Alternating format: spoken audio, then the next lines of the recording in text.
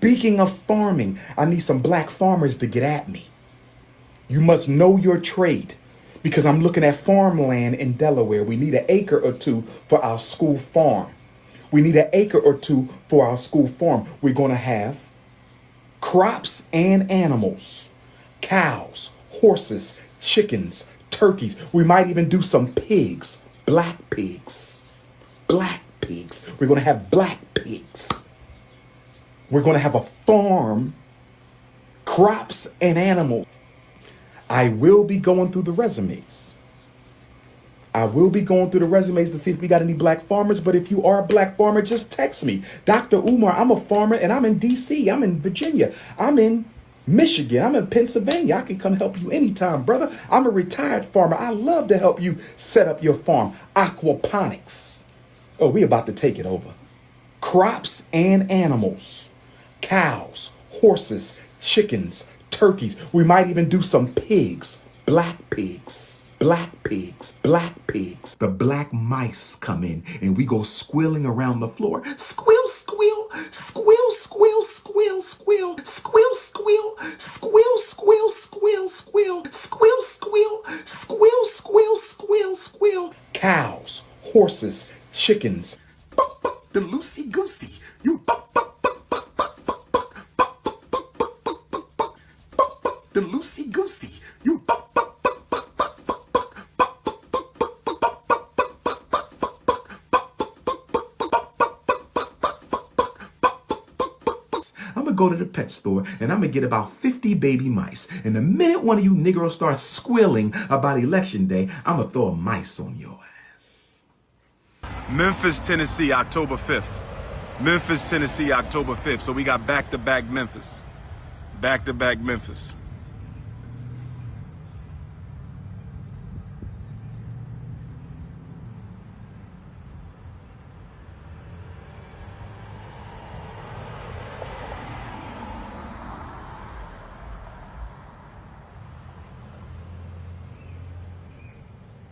Black pigs.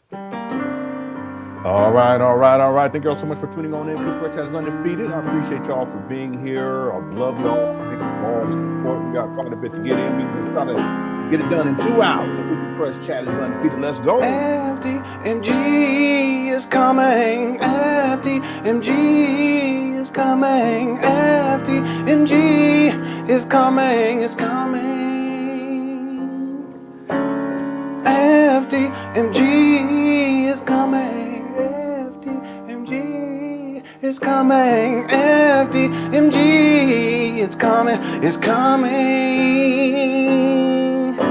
It's coming. It's coming. It's coming. It's coming. It's coming. It's coming. It's coming. Oh, it's coming. FDMG is coming. FDMG is coming. Thought his personality be twerking. It's twerking.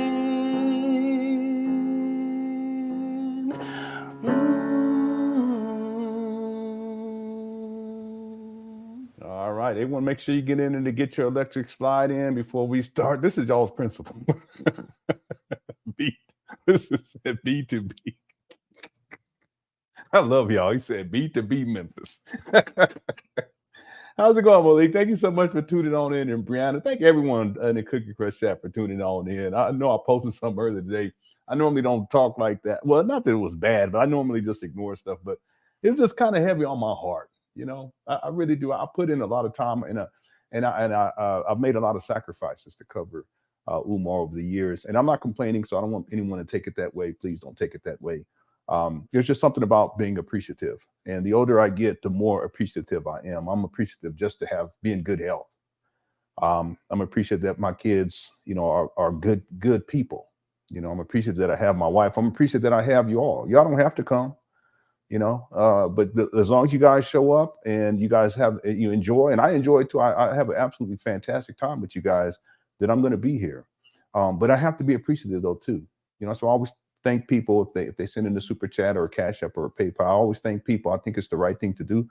And sometimes I just feel like there are people who view these videos and they just for whatever reason I really don't get it. It has to be about them, and what they want and what they feel they need, without thinking about anyone else. And when I say that, I'm talking about people who are newly exposed to Umar. They need to hear the information. And they need to learn about this school scam and the history of it. And that can't be summed up, in one video. And the other thing is that many of the people who would say that I rehash a lot of material, you wouldn't even know the material if I hadn't rehashed it in the first place. You see what I'm saying? So I had to put that out there today. I want to thank everyone who for their supportive words today, because sometimes I just get tired of it. I really do. I really think that we should be more, all of us, we should be more appreciative, even if we already are, be appreciative of the life that we have and our time together. We're getting, I know I'm getting older, so I have to count my blessings every single day. And you guys are definitely a blessing to me. And I want you guys to understand that and know that I do appreciate you all. I really do. I don't take any of you all for granted. I really appreciate you guys. Whether you're here live or you watch later, I want to thank you. Okay. So today I'm going to try to get this done within 2 hours. Okay, I'm going to try my best. And we have 2 videos to look at. And of course, the big issue right now with Umar is him going after these celebrities, in particular, D.L. Hughley. He's also gone after Kamala Harris. He's gone after Steve Harvey as well. But this is what Umar does. In the absence of really having anything tangible to offer to people, in the absence of actually building anything of consequence, in the absence of actually doing any real work, and I mean that figuratively and literally, okay, doesn't have a job, but he's not out there in the grassroots doing anything of consequence, in the absence of having a family, to take care of, in the absence of having a wife to take care of and to spend time with, in the absence of all the things that would really be significant and should be important in a man's life, and a woman's life for that matter. Umar has taken to social media to become a critic of everyone who is far more successful than he is in life. And the most recent target, of course, is D.L. Hughley. Now, we covered a little bit of this yesterday, but today I want to get to the most recent video, and it's from a couple of days, from 4 days ago. And there's 2 of them. I want to get to those during this live stream today. Okay, how's it going, Mika? Thank you for being here. And Marley Mars in the building, and Ayo Jojo, thank you so much for being here. It says he looked like Roscoe Martin.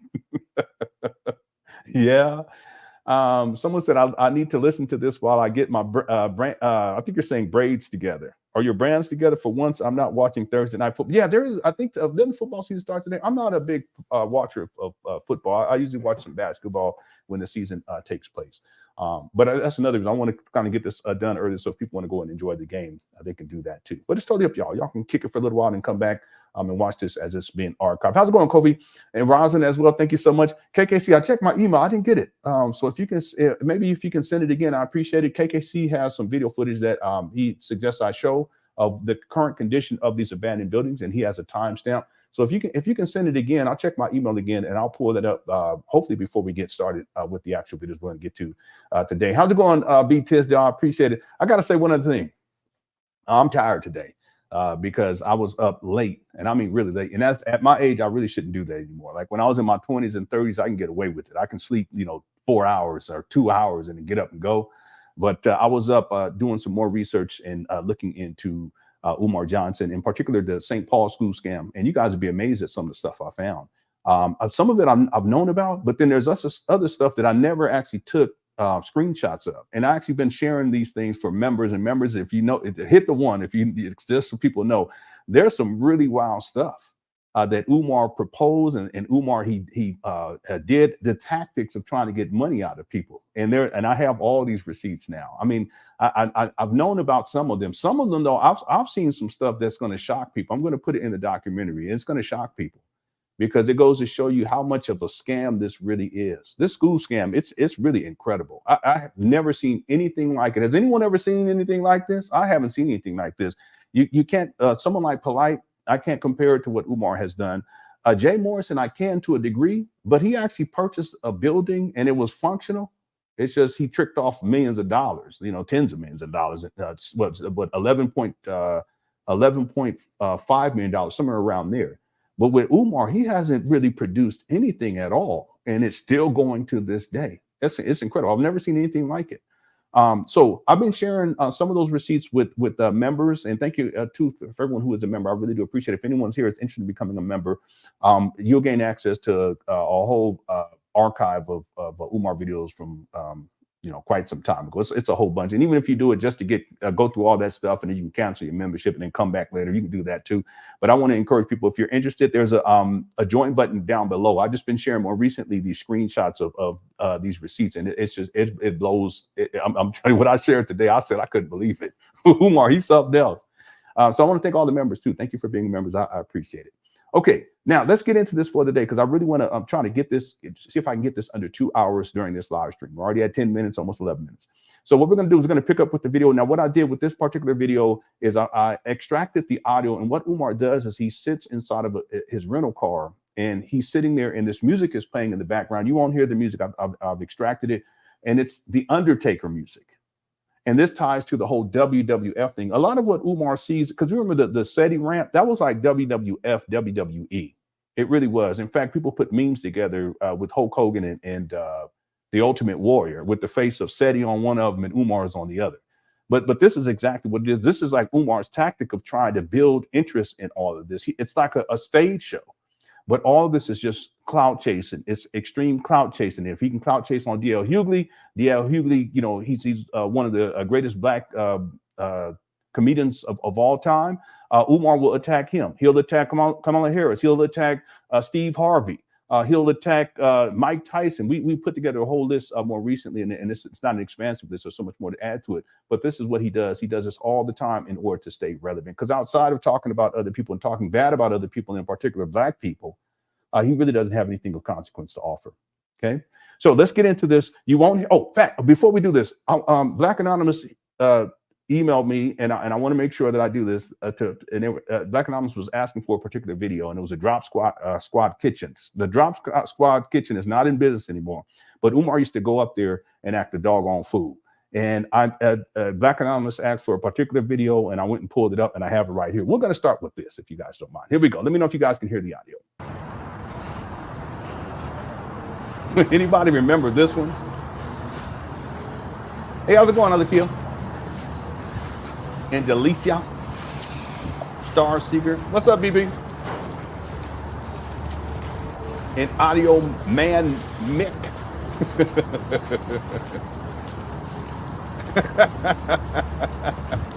Yeah, I know, Techie. Here we go. Peace and black power. It's the Prince of Pan Africanism, Delaware. Hey, Indigo.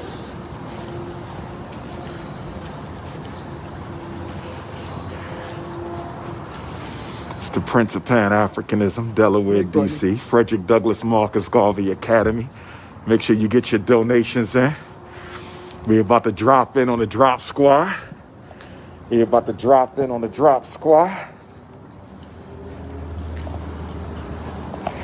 I'm just a kid from North Philly, doing what we trying to do to save our children. That's all I'm doing, brothers and sisters. We here. You going to eat? King Kong conscious. He talk about I'm trying to do stuff for the kids. He going to get something to eat. Who want fun? We here. Hey, Nicole. Fly guy. That's the Underground Railroad. Our ancestors came through this water. Yeah. Harriet Tubman came through this water. Hey, look who's here. Yeah, we've been blessed today. Thank you so much for being here, Carolyn Dukes. This is one of the old OGs right here. Everyone give a shout out to Carolyn Dukes. One time Carolyn Dukes was trolling Umar. Umar called her Carolyn Dookie. I said, Umar, that's not right.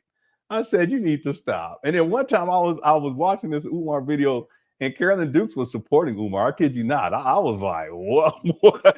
She done gone through the dark side, but she's back on the light side now. Thank you so much. Okay. This is one of the OGs right here. Okay, let's get back to it. Here we go. That's what we talking about. Yeah, Umar was mad. We're about to drop in on Drop Squad. We're about to drop in on Drop Squad one time.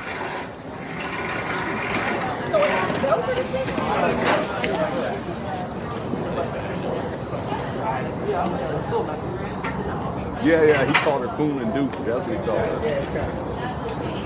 her. See if they still open.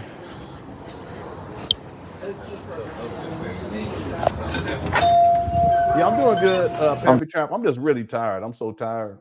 I have to admit it, but we're going to get through today. Here we go. Drop it in on Drop Squad. What's going on? Peace and power, family. You have reached your destination. Where your mommy at? She's not here. Here you go. Hi guys, welcome. I have everything that's on that menu today. Okay. Yeah. Sandwiches. You can get a mushroom pepper cheesesteak. Tell them what's on the menu today. You on Facebook. We advertising Drop Squad. How y'all doing? I was so impressed by this young lady. She's awesome. Well, check her out. Okay, so I have buffalo chicken sandwiches today. I have mushroom pepper cheesesteaks. You can get the curry gravy squad time wrap, the curry goat, or you can get a buffalo soldier. It's a buffalo chicken sandwich. Okay. All my specials. And I have everything up there too. I ain't got my glasses. What's on that? What's that? Now, you guys hear, I don't mean to pause it, but you guys hear how she says a buffalo soldier. So this is where Umar got the idea of the Black vegan sports bar, non-alcoholic, and it was going to be 3 levels: an entertainment level, a food area, and then like a study lounge or something like that. But then he started giving like a menu, and he was saying things like Malcolm X chocolate cheesecake, or Harriet Tubman apple pie, or Frederick Douglass chili cheese fries, and this was one of the craziest things. It's from February of 2019. It's one of the craziest things you guys will ever hear. But see, he got that idea from the Drop Squad kitchen because they name their whatever they're serving that has different names. Like the Obatala Shake is the classic one, the Obatala Shake. And that's one of Umar's favorite was the Obatala Shake. So they would give different names. And in this case, it was a Buffalo Soldier something. But I'm going to tell y'all something. I have this video where Umar is talking about the curriculum at FDMG, and I kid you not. He said something to the effect, and I could pull it up, but for time's sake, I ain't going to be able to do it today. He said something to the effect that he had a Buffalo Soldier who was going to be coming up to the school to teach a particular course, I guess in military science. I said, what are you talking about? I highly doubt any of you guys have ever heard this, but I do have the receipt. It will be in the documentary for sure. Or maybe in a future live stream, we have more time. I'll pull it up. I could not believe this guy said that. He just be throwing anything out there. Yeah. He said a Buffalo Soldier. Listen, I can pull. Let me not do it. Okay. Let me not do it because then we'll get caught up and we're going to be here for a month. Yeah. Tune Day sounded. Someone said nocturnal nachos. Someone said, transatlantic tater tots, and I lost it. It was one of the funniest things you guys ever hear. Yeah, something he said. It's a Buffalo Soldier breakfast sandwich, but he said that he knew. Yeah, I know. I don't know what he said. It was so ridiculous. I know a Buffalo Soldier that's going to be teaching a class on military science, and blah. I said, man, if you don't stop, okay, here we go. Harvey right there. I see that, Marcus. What's that, Garvey? I remember someone said. J. Coleslaw. I laughed so hard. Anyway, let's go. We only do that on Saturdays now. Okay, not today, right? Or you can get a buffalo chicken sandwich. Let me go with let me and y'all still got everything on here too. Let me go with what I know. Okay. Let me. Y'all know what y'all want. Go ahead, brother. I don't want to hold my brothers up. Go ahead. See what I'm gonna get. See what we gonna do. See what we gonna do. We do have chocolate smoothies of the dairy. They're amazing. And they're really good. It's only $2 more. It is. I'm gonna try it. You say you're trying? I'm gonna do the raw greens. Think I'm gonna do the raw greens. My boy, y'all. I'm gonna do. Yeah, hash brown.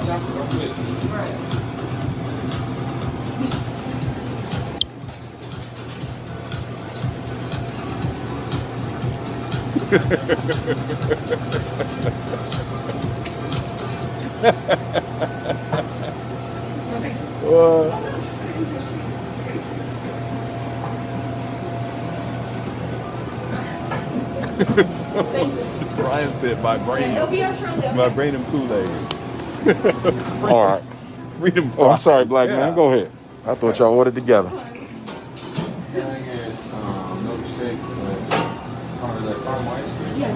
Oh yeah, definitely. Can I get the caramel ice cream and with strawberry sauce and You said a milk chocolate, right? yeah. Okay, let me skip through the part right here. Y'all crazy. Rainbow chocolate. Hold on. Here we go. He was so hungry. He was happy to get that food. Watch. Using that donation money. He go outside because he's waiting for the food to get prepared. Hey man, did I skip it? I must have skipped it. Hold on one second. I thought this was, maybe I pulled up the wrong video. Let me see.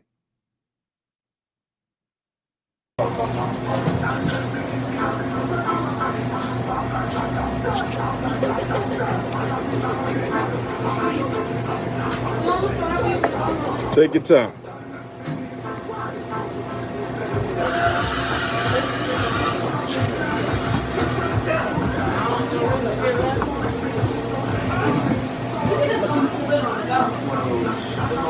You guys need a penny? You ready for me? Yes, I am. Okay. You mentioned some steaks earlier. Give them to me again. Mushroom pepper cheese steak, the beef steak, Let me do the mushroom pepper cheese steak. Let me also do the raw greens. And I need 2 Obatala shakes. we have mac and cheese, candy yams, cooked kale greens, and we have cheesy garlic fries and regular cheese and potatoes too. Just if you want. Dang.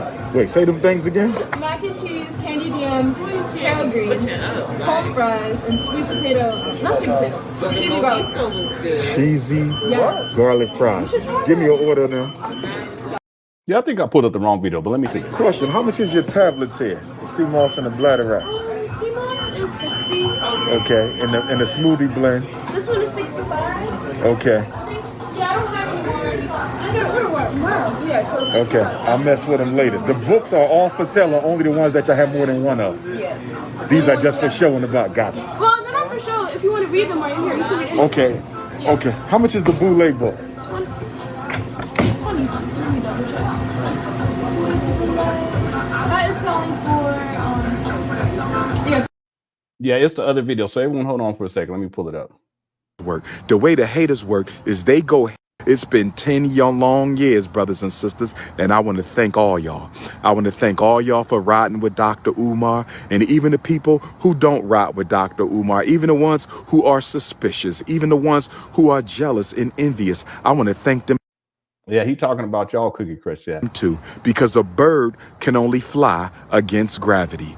The airplane needs resistance in order to float, brothers and sisters. So to my haters and detractors, I want to thank you too, because you guys are worth about $1 million of free publicity every year. Let me tell y'all how the haters work. The way the haters work is they go hate thinking they hurting me, and then they send somebody to go investigate me, and then the person they sent to go investigate me ends up investigating me, only to find out that I can help them save their children, only to find out that I can guide them through graduate school in psychology.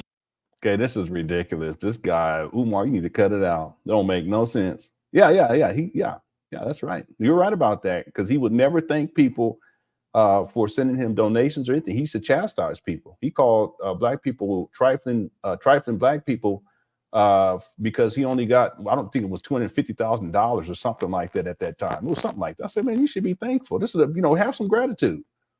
And yeah, we were calling him out, and he ended up doing this video because he was talking about us. That's really what it is. And I'll tell y'all right now, I haven't tried to get Umar canceled from anything. I haven't tried to, get authorities or any of that stuff. What I do is I meticulously go through his timeline, and I provide receipts, and then I do analysis of it. That's it. But I do know this is something that Umar he was unwilling to admit, that it has had an impact on his ability to scam and to get money. And Umar, if you happen to see this video, you just go back to the type of money. Think about the type of money that you were making prior to me covering you, and then look at how much money you're making these days. Now, we could say it's attrition. It's the result of people getting tired of you making all of these pronouncements of when the school's going to open and blah blah blah, and then you change it. Okay, that's a factor too. But one of the factors is the work that I've done dealing with Umar and sharing the receipts and exposing people to the truth that Umar is nothing more than a charlatan. He's a scam artist. And that has had an impact on Umar Johnson's pockets. And Umar, you know that. And that's one of the reasons why you got really upset at a certain point, because it's all about the money to you. It's not even about the school so much as it is about the money. I've talked about that recently. But it was about the money, because that money started getting tricky with you. And you was tricking it off too, by the way. Excuse the pun. That's why you got so upset. And Umar, that's when you started to issue physical threats of violence. You started doxing people's personal information and talking crazy about how you're going to have a pull-up team and all this stuff. That's why you did that.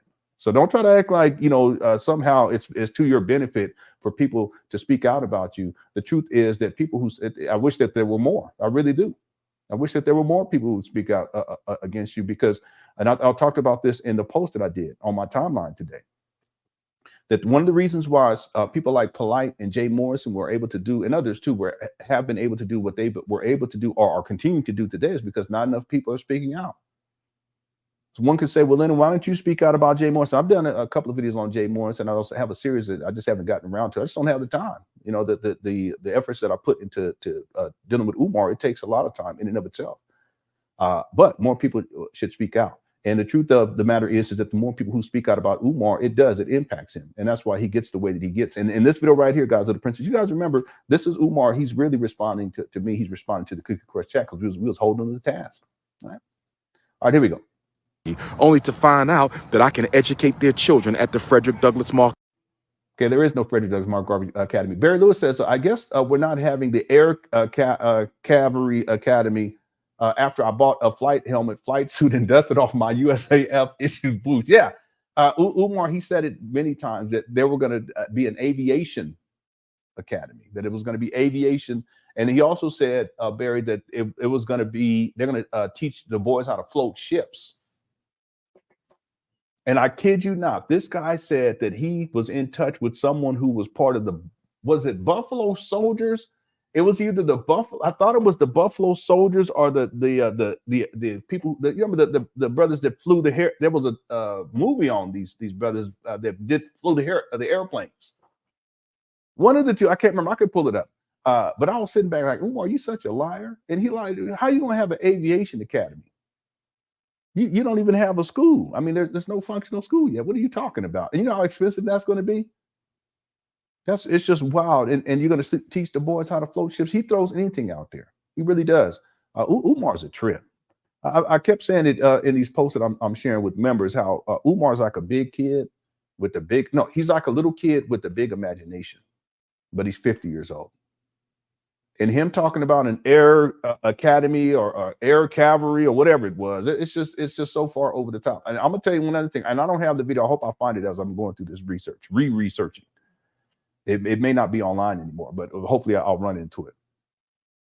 Barry, one time Umar said that he was talking to like parents as if their kids were enrolled, and he said, and I'm paraphrasing, when you come to visit your children, because it was supposed to be a boarding school, right? When you come to come see your children at FDMG, we're going to pick you up. Your child's going to pick you up in a helicopter at the airport. And then the child's going to fly you from the airport to the school and drop you off there. And I said, this guy is nuts. That right there is one of the craziest things that I've ever heard. I mean, I've heard a lot of crazy stuff. The vegan sports bar is crazy. The black pig is crazy. I mean, it just goes on and on and on. But he's proposing that these children, third grade, fourth grade. I said, what in the world? They're gonna learn how to fly a helicopter and pick the parents up at the airport and then bring them back to the school. This is Umar. And then people wonder why, people question Umar's intentions. No, it's because he's a charlatan. He's a scam artist. And Barry Lewis, please don't even worry about dusting off anything. It ain't gonna happen. He probably call you to try to get you to come down and do it for free. He probably make you donate first. Umar. you for the super chat. Also, Brian Tisdale sent in a super chat early. He says, whether you come on or not, because I wasn't sure if I was going to be able to do this live stream. He said, I have to give you your props on the thumbnail. It's epic. Great job, bro. Thank you so much, Brian. I appreciate that. Yeah, I take the time to get tune up my thumbnails, and I think it's apropos. Umar is a cloud chaser. He's the ultimate cloud chaser. You know, more than anyone else that I've seen who has a social media following on that level, Umar is the ultimate cloud chaser. You would think that someone who has that many supporters and subscribers and so forth and so on, that Umar wouldn't have to engage in these shenanigans. But see, that's because his content doesn't stand on its own. You guys ever wonder why Umar, you know, he will live stream, but it's really just a beg fest. That's all it is. That's the only reason why he gets online. Because if he put together content, it wouldn't stand on its own. What is he going to do? Sit up there inside a rental car, picking his nose and spitting all over the place? Don't nobody want to see that. So Umar, what does he do? He consistently attacks black people, and in particular, black celebrities. Okay. All right, thanks, Brian Tisdale for super chat, and thanks, Barry, for super chat as well. I appreciate it. Okay, so I have the other video now. Let me pull up the other video. I apologize. I don't know why I downloaded the wrong one. There's two of them. There's one where he goes in there to order his food, and then there's one where he actually gets his food, and you guys gonna see right now how this guy behaves. Let's see. Here we go right here, and this is from September 30th, 2020. Here we go.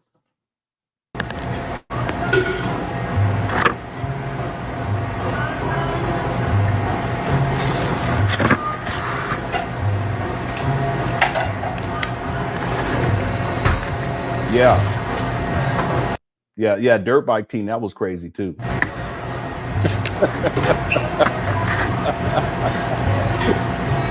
There you go.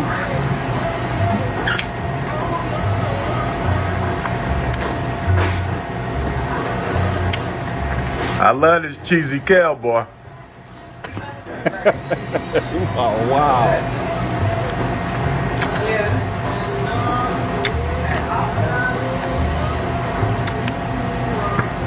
How's it going, Nike? Yeah, it is nice.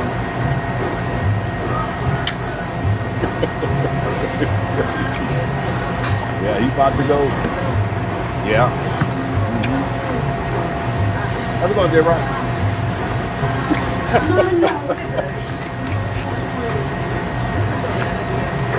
Umar, he be smacking. I'll be like, boy, if you don't stop. Iceman Bam says, I almost had 3 heart attacks teaching my daughter how to drive the other day, but yeah, let's try.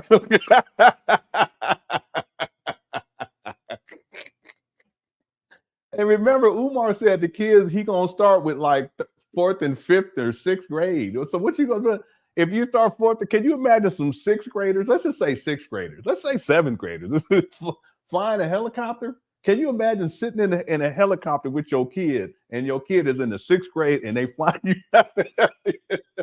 I wouldn't make it. That's crazy. But that's what Umar said. I can't, and I'm gonna tell you, I have not been able to find a receipt. If I run across it as I'm going through all these videos, researching, I will bring it up. Okay, I have a sense that it got deleted off the internet. That's what I'm saying. Yeah, that's wild right there. Yeah, and thanks, I think, for the super chat. Yeah, it's. I'm telling you, I'm trying to tell you, Shelly, he out there. Can you imagine in a helicopter? Well, I wish my kid would. I'll be like, okay, let's go. Thanks again, Iceman Bam. Here we go. He got his bridge here, so his glasses. That's real right here, Iceman Bam. Some girl was like, Y'all, here we go. some girl was like, some girls are putting piercings by Here we go. No, but she was like, I love my glasses. I was like, oh, you can't get a bridge piercing with glasses, I guess? Give me something to drink. See, that's why people be calling the police on this guy at the airport. Look how he be behaving. But he's so happy to be eating. He's so happy to have some food. Let me take the music out. Watch this.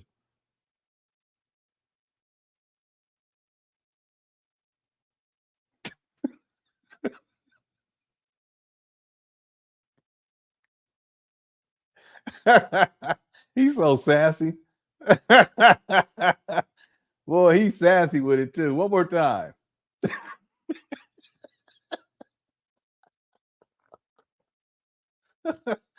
Boy, this is wild. This is y'all's principle. He got his hands like this. I said, what? He's like a big old kid. He's so happy. And it says a kid from North Philly on his shirt. Yeah, that's real right there. He is, though. That's sassy to me. Hey, listen, ain't nothing wrong with that. I'm just saying. I'm calling it like I said. If you don't like it, we can handle that outside. All right? Here you go.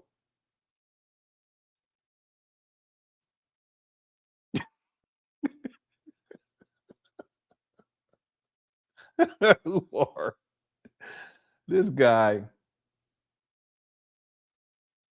There you go. There you go.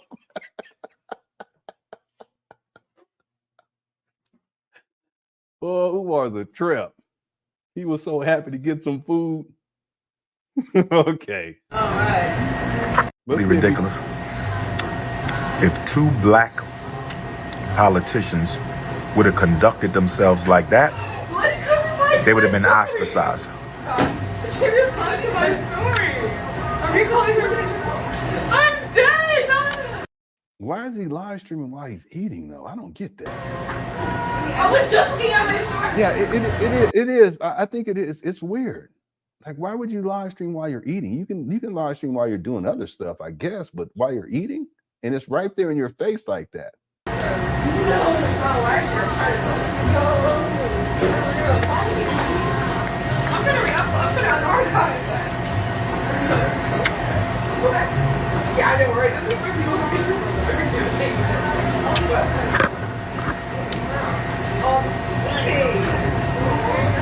Can Latinos come to my event?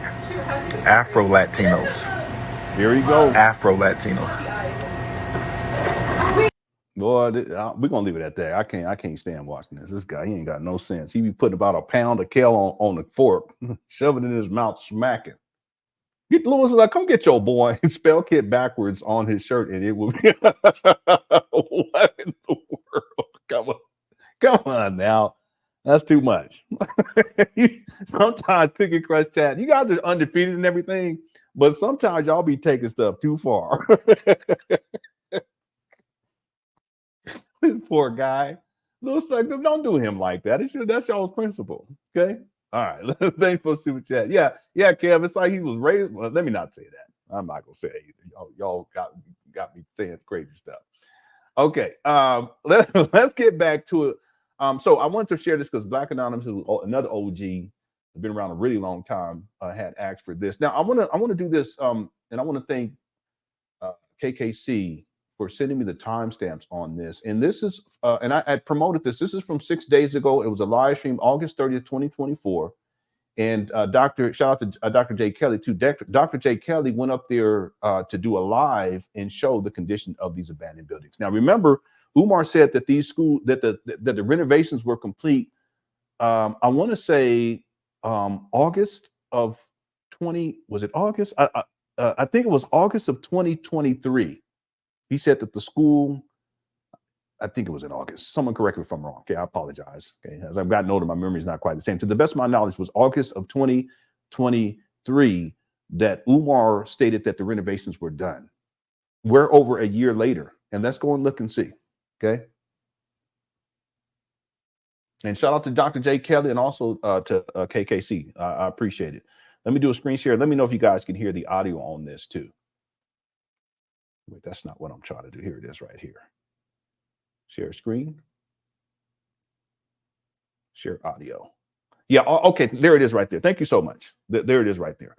August of 2023. Okay, so thank you, James Dean. You know, and again, when we do these live streams, if I'm ever incorrect, you guys know that I'm incorrect, just correct me in the chat. If I don't see it, then I'll see it when I rewatch it. But if I see it, I will correct myself. Okay. There's Dr. J. Kelly's in the building. Thank you so much, bro. And KKC's here too. Okay, so let me pull this up right quick. Let's check this out. Watch this. This is from a couple of days ago. Here we go. She went pop too. She ain't leave. Okay, so she finna get down with you up there. Yeah, yup. So Yeah, this one, she coming right now. I'm going to put the link in the chat. I'm gonna Yeah, pin it. it's a family affair. It's a family affair. I saw some move back there though. Watch this. Let me see. Shout out to them. I swear to God, somebody just pulled up talking about pull-ups.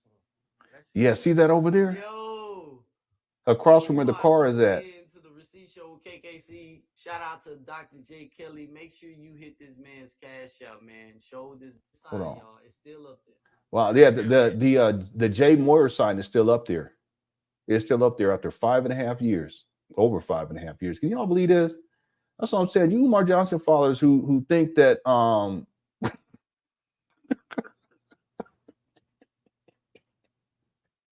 if you don't stop, come on now, that's not even funny. All right, that's John Coltrane. That's not Umar.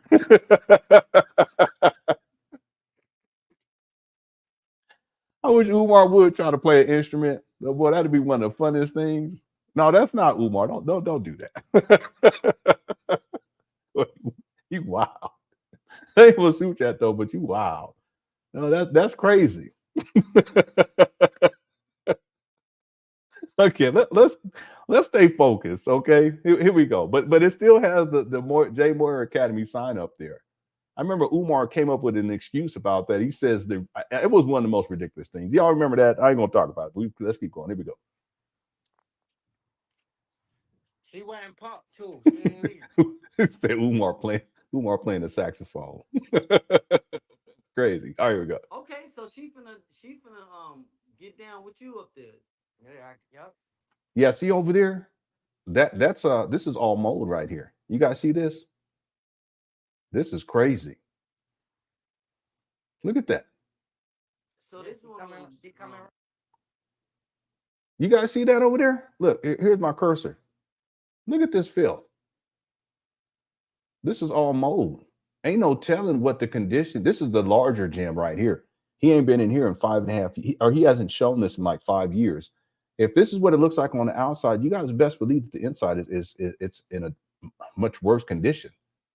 This is crazy. Right now. I'm gonna put the link in the There's some more right there. Look, you guys see that? Hold on. That's more right here. All the way up the wall. He said renovations were done over a year ago. In the chat. That's that good mold. It really is, and it's unhealthy too. That's the one thing I can say. Yeah, he ain't got no sidewalk fixed. No, he ain't done nothing up there.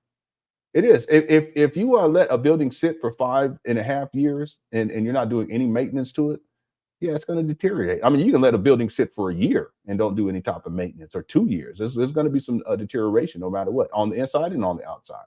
That's why you have to maintain things. He really needs a groundskeeper. That's what he needs. He needs a maintenance team. But Umar doesn't have any of that.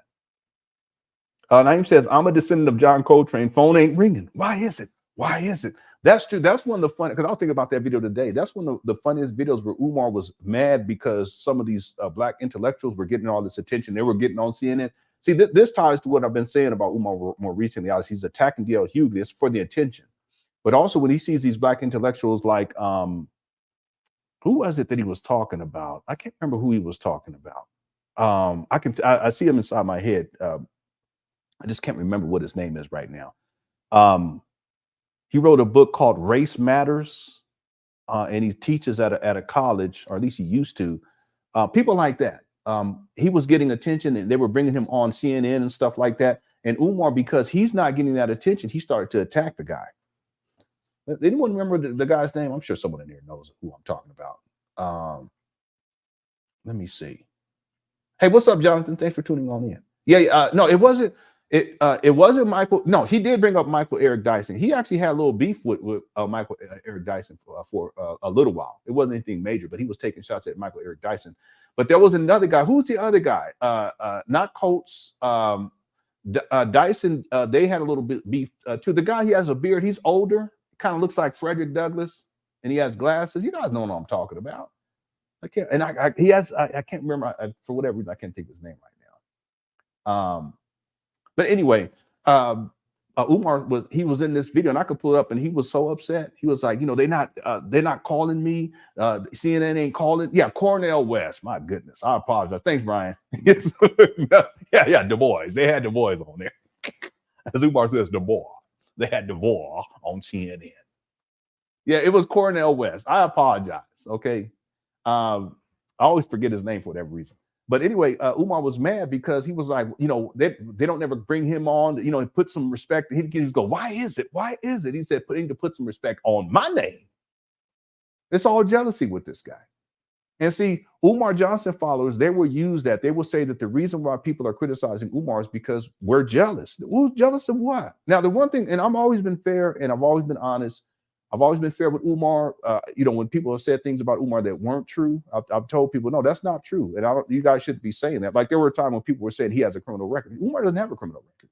And I saw that information prior to anyone else trying to report on it. Someone sent it to me. They says, can you look into this? This is before people were talking about it. And I looked into it. No, that's not Umar. It's someone who's named Umar, but that's not Umar. That's not Umar Abdullah Johnson that we know. But there were people who were reporting on it and they were running with the story. I didn't appreciate that because there's people who've lied on me over the years. Umar's lied on me over the years. I didn't appreciate that. So when I'm going to do that to Umar, when someone's lying on Umar, I'm just going to validate and say, oh, no, that's cool. I don't believe in that. See, it's about integrity. With Umar, it's always about getting attention. And the thing is, I'm not jealous of Umar. The thing I will say, though, and with all honesty, dude is funny. He's hilarious. And I wish I was that funny. I mean, I wish I was that hilarious. And he doesn't even mean to be, really. He doesn't mean to be. These days, it's just, he's so lost. It's like a little child, a little boy lost in the world. And you see him doing things and saying things it's like, this guy's hilarious. It's tragic too, but it's funny. Okay? Now, back in the days, you go to his older videos, you can tell he's trying to be a comedian too. That's why, in my opinion, I think he takes so many shots at these comedians because he's jealous of these comedians. He's jealous that Steve Harvey is dealing with Kamala Harris. He's jealous that D.L. Hughley is at the DNC. Umar was talking about how we need to go to the DNC and we need to organize. And he didn't even go up there or anything. And they ain't inviting him nothing. He just comes up with this fake story about how Kamala Harris team contacted him on the phone, talking about they want to do an interview. Well, Umar, if they want to do the interview, where's the interview? If they were going to do a sit-down discussion, a debate, where's the debate then, bro? Umar said they offered him 5,000 or 10,000, whatever it was, 15,000. Okay, and Umar said, I really didn't want. I don't want the money. Yeah, okay, whatever. You ain't got no job. You don't want the money. But that's besides the point. If you don't want the money, then that would be like, okay, well, for sure we'll do it. Now, if you're going to do it for free, well, if that's the case, Umar, where is it at? You agreed to do it. Basically, in essence, Umar agreed to do it. He just said, I wouldn't take the money, but this is the rules. Like he's the big papa, right? He's going to the vice president, because he's Umar, living inside of Mama closet not too long ago, homeless. But if, in fact, this really popped off and they really contacted you, then wouldn't you do it? Because you said you would do it. Okay, well, then why didn't you do it? Now he want to go at D.L. Hughley, talk about D.L. Hughley is a coward and all this kind of stuff because he backed out and blah, blah, blah. But Umar, where is this debate or this sit down with Kamala Harris? Where's that at? See, he just makes things up. Why? Because he's jealous. In his own mind, he creates these fictitious events, these fictitious, scenarios, so that it makes him appear as if he's on these people's level. And that's why he'll say things like he's a descendant of Frederick Douglass, which he's not. His daddy admitted it. I can pull up the video right now. He reneged on it, but he admitted it at first. DNA don't lie, but he does that for relevancy. And then he gets mad when CNN and Don Lemon's not contacted me. He was so upset. Why is it? Why put some? He says something like, "I'm a black professional." I said, "Man, if you don't stop, he was lying to him in his mama closet at that time. Why is it they don't contact me? Because you a doggone fool. What they gonna contact you for? And because they will contact D.L. Hughley, they'll contact all these other people. You get jealous. That's Umar. He's one of the most jealous people I've seen online. It's crazy." All right, thanks, Diane. I don't mean to go off. I'm still tripping off of this right here. That's crazy. Next thing you're gonna say Stevie Wonder is Umar's cousin. Okay, let's get back to it. Here we go. I'm gonna Yeah, pin it. it's a family affair. It's a family affair. Yeah, was it 20? I thought it was 15. Maybe it was 10,000. That's what he said. How you doing? Yeah, I try to tell him nothing don't really be changing. Don't nothing be changing. Over there one day, parking on that corner. Who, Umar? Yeah, I seen him up here park before a couple times. Umar be parked. Oh, okay. Yeah, I be telling them. That's a Grand Theft Auto. For him in this neighborhood. They've been saying it's gonna come out for like 15 years. Nobody don't even know who he is. He hasn't talked to anybody from the city. Nope. But he's getting ready for it. He sent out an Instagram for Hughley talking about someone up to the school. Where you gonna have him at? In the gym. He wants to host DL in the gym. He better hope it ain't flooded. Yeah, I know. That's real right there. Don't it still be flooding? I want to say yeah, man. I don't think they got. Oh, here, I'm sorry. Nappy can y'all hear Yankee, better now? this is live. This is going on right now in real time. Yeah, that's Nappy Yankee right there. Yeah, that's Let me what take I'm my saying. picture. The ceiling is messed up in there, man. I still don't like All right, Nappy you Yankee be because safe. one time I was listening to Nappy Yankee, and my wife heard me listening to him, and she's from the island, so she can pick it up. Like she can tell, the people from the islands, they could tell, even if someone's accent isn't as pronounced, they could just tell. I couldn't really tell, but she could tell. And then she said something like, "Who you listening to?" I said, "Oh, this is Nappy Yankee." She said, "Oh, he has a nice voice." And I said, "What?" I said, "Excuse me, ma'am." I said, I've been live streaming. You put some respect on my name. Why is it? I said, I've been live streaming on YouTube. I'm putting on double glasses until I'm upset. Doggone Nappy Yankee. Anyway, I said, you ain't never said that about my voice. He said, well, I hear you all the time. I said, oh, that ain't right. So to this day, I don't like Nappy Yankee. I don't like none of the men from the islands. I don't like none of y'all. All right, let's get back to it. That's a true story, though. That's a true story. Have a good evening, all right? Shout out to Nita McCrae, man. Yeah, I had to double up. Shout out to Nita coming up and pulling up on Dr. J. Kelly. Yeah, actually, KKC, the video in the background looks pretty bad too, though. The condition of the building. You see, she got up out of here, but don't nobody want to be out here but me, bro. Don't nobody want to be out here but me, bro. Renee, I didn't like it. I was. You can still hear me? Yeah, we can still hear you. We can hear you loud and clear. Okay, let me go to the other timestamp. Hold on, everybody. See what's going on. Let me see if I can find it. 3517. Okay. But yeah, because we know he take care of that side. I just don't get why you had the windows open on the front, but behind the gate you got the shutters down. That means that means you just telling people that that's where you be staying at on that side of the building. Yeah, pretty probably. much. That's the only thing you can say. He be over there. He don't want people to be able to see him because maybe those windows are not blacked out. Yeah, maybe those windows are not blacked out. That makes sense. But if the buildings are still on the vacant property list, he's supposed to have those windows covered. Oh, I don't know, man. It's a lot of things that's going on up there. Those trees are so overgrown too. Yeah, he canceled paint day. Remember, so the last time we went live, we talked about the fact that he canceled paint. Yeah, this real quick. This is the other side. He doesn't really show this area all that much, but you see it's still boarded up over here, mold and all that stuff. And then they did cut the grass, so we give them credit for that. But the trees and the shrubbery is still way overgrown. Shout out to Antonio Barnes too. I ain't seen him in a minute. Paint day, and I wonder if it has anything to do with the fact that the Newcastle County website reflects that there's a change in the ownership information. Yeah, I don't think that's the issue. You know what I think? Because Umar, he hasn't been up there in a long time, And the last time he was up there for the paint day, he was supposed to have the paint day this weekend, but he canceled it. Or he just didn't mention it, didn't have it. But the last time he was up there, he had security with him. So I think that the reason why Umar's not going up there, because there's people who are looking for him. And I'm talking about, I mean, it could be government agency stuff, but also, listen, I guarantee you guys, with Umar, he owes people money. I guarantee you, he owes people money. He's been living like this for such a long time. Same thing with Jay Morrison, ever since he owes a lot of people a lot of money, you know? And so that's why they're always scrambling to get money. Nothing's ever really enough. And that's why Umar, I believe the reason why he ain't up there is because there's people looking for him. He's always been shook anyway.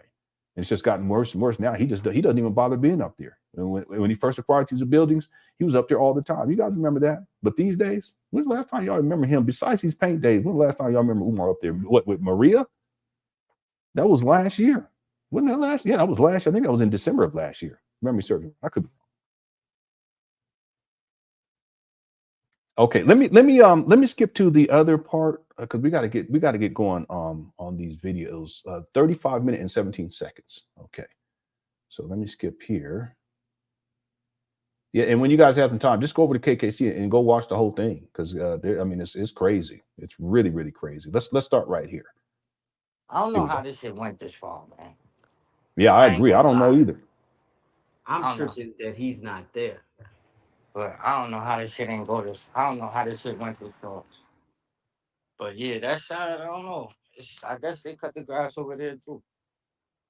But look, it looks like he couldn't have been up here that long ago because there's a You're right about that. on the floor right there. Oh, my somebody God. shitted on these steps again. Here we go. Boy, this is crazy.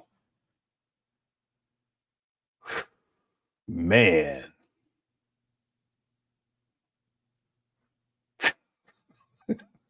Five and a half years later, Man, same thing. golly, boy. That is craziness. Well, so What's up, Holly B? and look, this school is this one right here on this side is all molded. But if he decides to keep this scam going, man, he'll rank in another $5 million alone for this building. That building is crazy. Because at this point, though, it needs to be good, man. Look at this ramp. It's even lopsided. Y'all see this? I think I mentioned this yesterday. This is the access ramp, you know, for people who have disabilities, if you're in a wheelchair or what have you. And it's dilapidated, meaning that it's not even straight. It's tilted over on the side. It has a massive crack there too. Mold, obviously, and rust. This is crazy. The foundation is jacked up. You can see it's got foundation issues. Yeah, it's all the way down too. It's all the way across. You see that crack, everyone? This is crazy. Here, let me put my cursor on it. It goes all the way down. See, and that's a foundation issue. It's cracked all the way down. Yeah, it is. Look at the cracks and shit.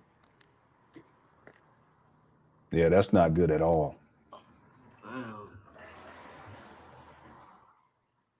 Yeah, it is. The cameras work. He sees us. It's filthy. Or he sees you walking around, bro. Nah, he probably do. I wouldn't be surprised if he didn't.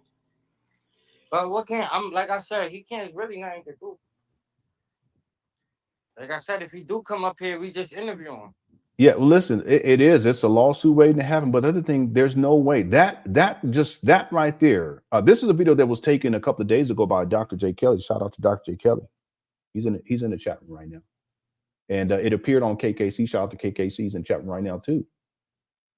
But what I was going to say is that there's no way that these buildings, just that alone, it would disqualify these buildings from passing the inspections.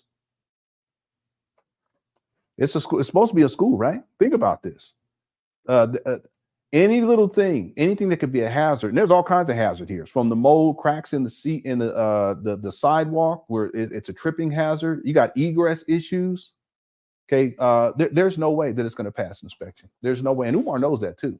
But if you have fundamental foundation, I should say, foundation issues that it's clearly apparent just on the ramp alone. What do you think was going on inside the building under there? And what about the small gym that has the sewage issue where the water was coming back up and it was settling up at the top, and it's like a pool of water that impact the foundation to where there's these ridges and rivets inside of the gym floor. That's a foundation issue too. There's no way. See, what I'm saying is that the gym's not going to just that alone. The gym's not going to pass inspection, and just the outside right here, just looking at the ramp area, it's not going to pass inspection either. I'm talking about to where it's up to code. He may be able to pass on certain things, but that right there, no, that's not going to happen. It's a school too. If children are going to be there, I mean, that's even more incentive for things. They have to be security and safety is a must. Egress has to be of prime importance. Any type of tripping hazard, got mold growing all over the place. Umar don't even care. He don't care. He don't even be up there. So the wheelchair ramp got stairs. Yeah, basically. I mean, you can climb up the ramp from the side and just climb over the. What's crazy? And Umar don't even care. He don't care. To be honest with you, I don't even think that it registers in Umar's mind. I don't think he realizes how much work needs to be done up there. I don't think it registers how bad it looks, because if it looks, the thing is, you would think that if a person's trying to raise money for a school, you're going to make sure that it looks in optimal shape, even if it's for a video or two. He doesn't even bother to do that, which proves that he just doesn't care. And see, listen, Iceman Vamp, or any of you men up there, what would we do if we got all of this mold growing on the wall and everything's all dirty and dingy looking and dirt all over the place on the steps and even poop over here? What would we do? We would clean up the poop, then we just get it done.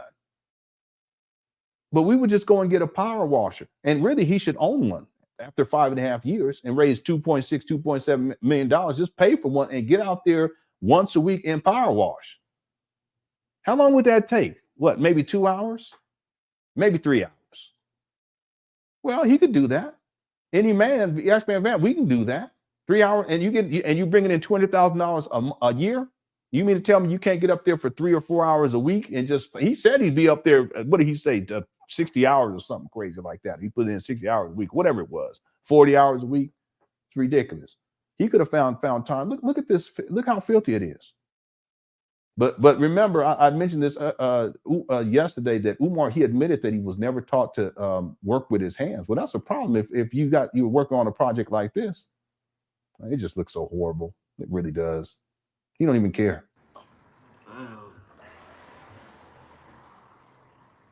If the cameras work, he sees us, or he sees you walking around, bro. Nah, he probably do. I wouldn't be surprised. Thanks for super chat too, Iceman Vamp. But what like I said, he can't really nothing to do.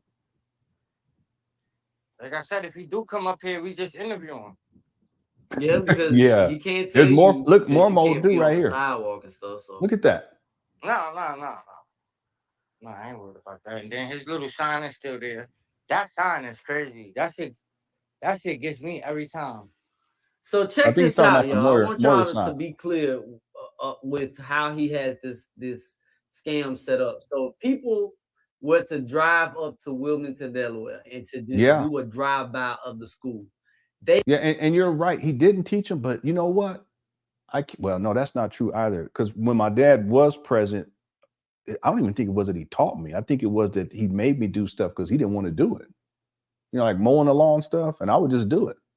I felt like it needed to be done. I think that's why I'm kind of the way that I am now. It's like I just want to get stuff done. I don't want to think about nothing. I say, okay, this needs to get done. Okay, it needs to get done, and I don't question it. But I learned how to use my hands. I would say that one of the reasons why I learned how to use my hands because my dad wasn't around.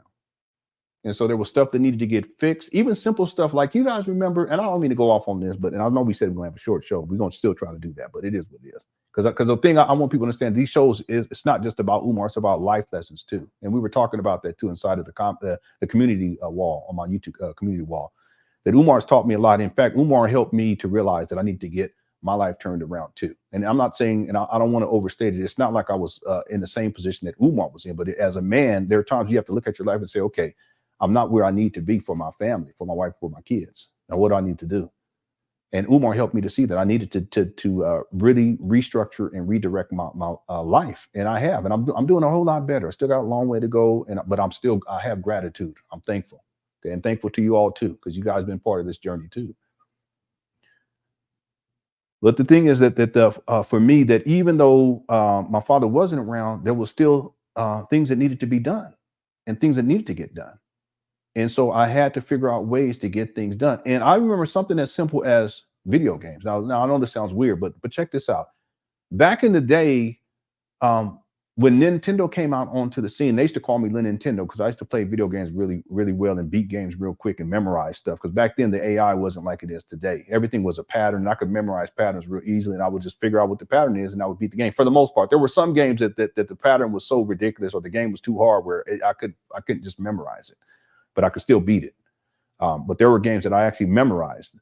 The thing is that I remember Nintendo. Back then, the way that you would connect it to the television is quite different than how you use an HDMI cable today. Let's say we have an Xbox X. It's quite different. And there were different wires that need to go here. And then sometimes you have to get an adapter to connect to a particular TV. And then there was a UV thing with these two prongs, and you put them in there and you would screw it in. Even simple stuff like that, I had to figure that stuff out too, depending on what TV we're playing the Nintendo on. We go over to a cousin's house, you have a different type of TV, so we have to figure out, okay, well, how are we going to get this done? And we would sit there and figure it out, you know?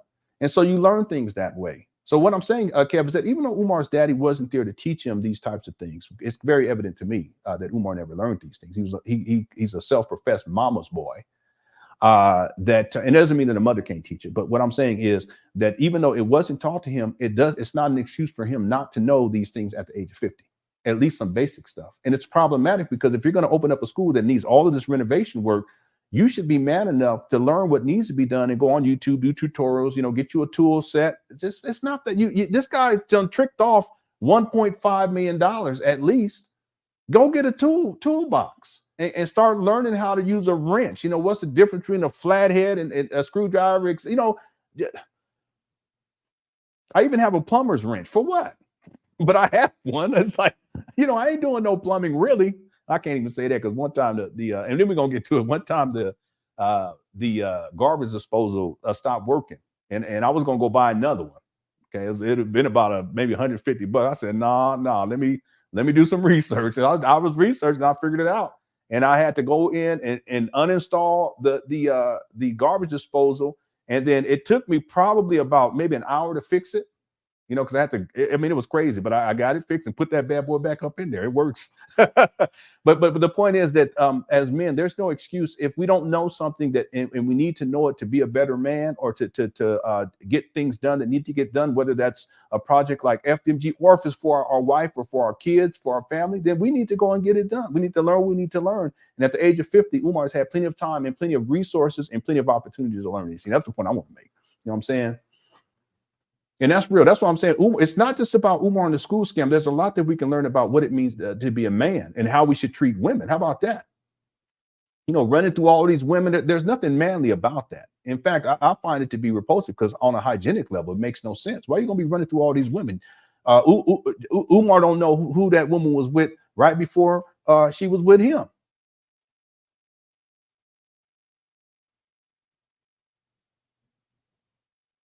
She don't know who Umar was with before he was with her. Don't know what kind of thing they was doing and none of that. You get my drift? Nope. I told my son a long time ago, I said, listen, get you one woman, make a commitment and just work it out and go from there. See, there's a lot of lessons that Umar has taught me about how not to be. And the same thing applies to this. Umar, there are things that you should know by now at the age of 50 that you could learn, and so that this quote unquote FDMG school project could get off the ground. Okay? But he's not interested in that because he's lazy. That's the thing. A man, you can't be lazy. You can't be a lazy man. It's mutually exclusive. Men aren't lazy. In Umar's mind, these buildings are. That's what he said. And you know what's crazy? He said that. What was that in 2000? That was in what, 2022? On the Lord Jamar show. I think that was 2022. I think it was 2022. He was on the Lord Jamar show, and I can pull it up. And he told Lord Jamar that these buildings are state of the art.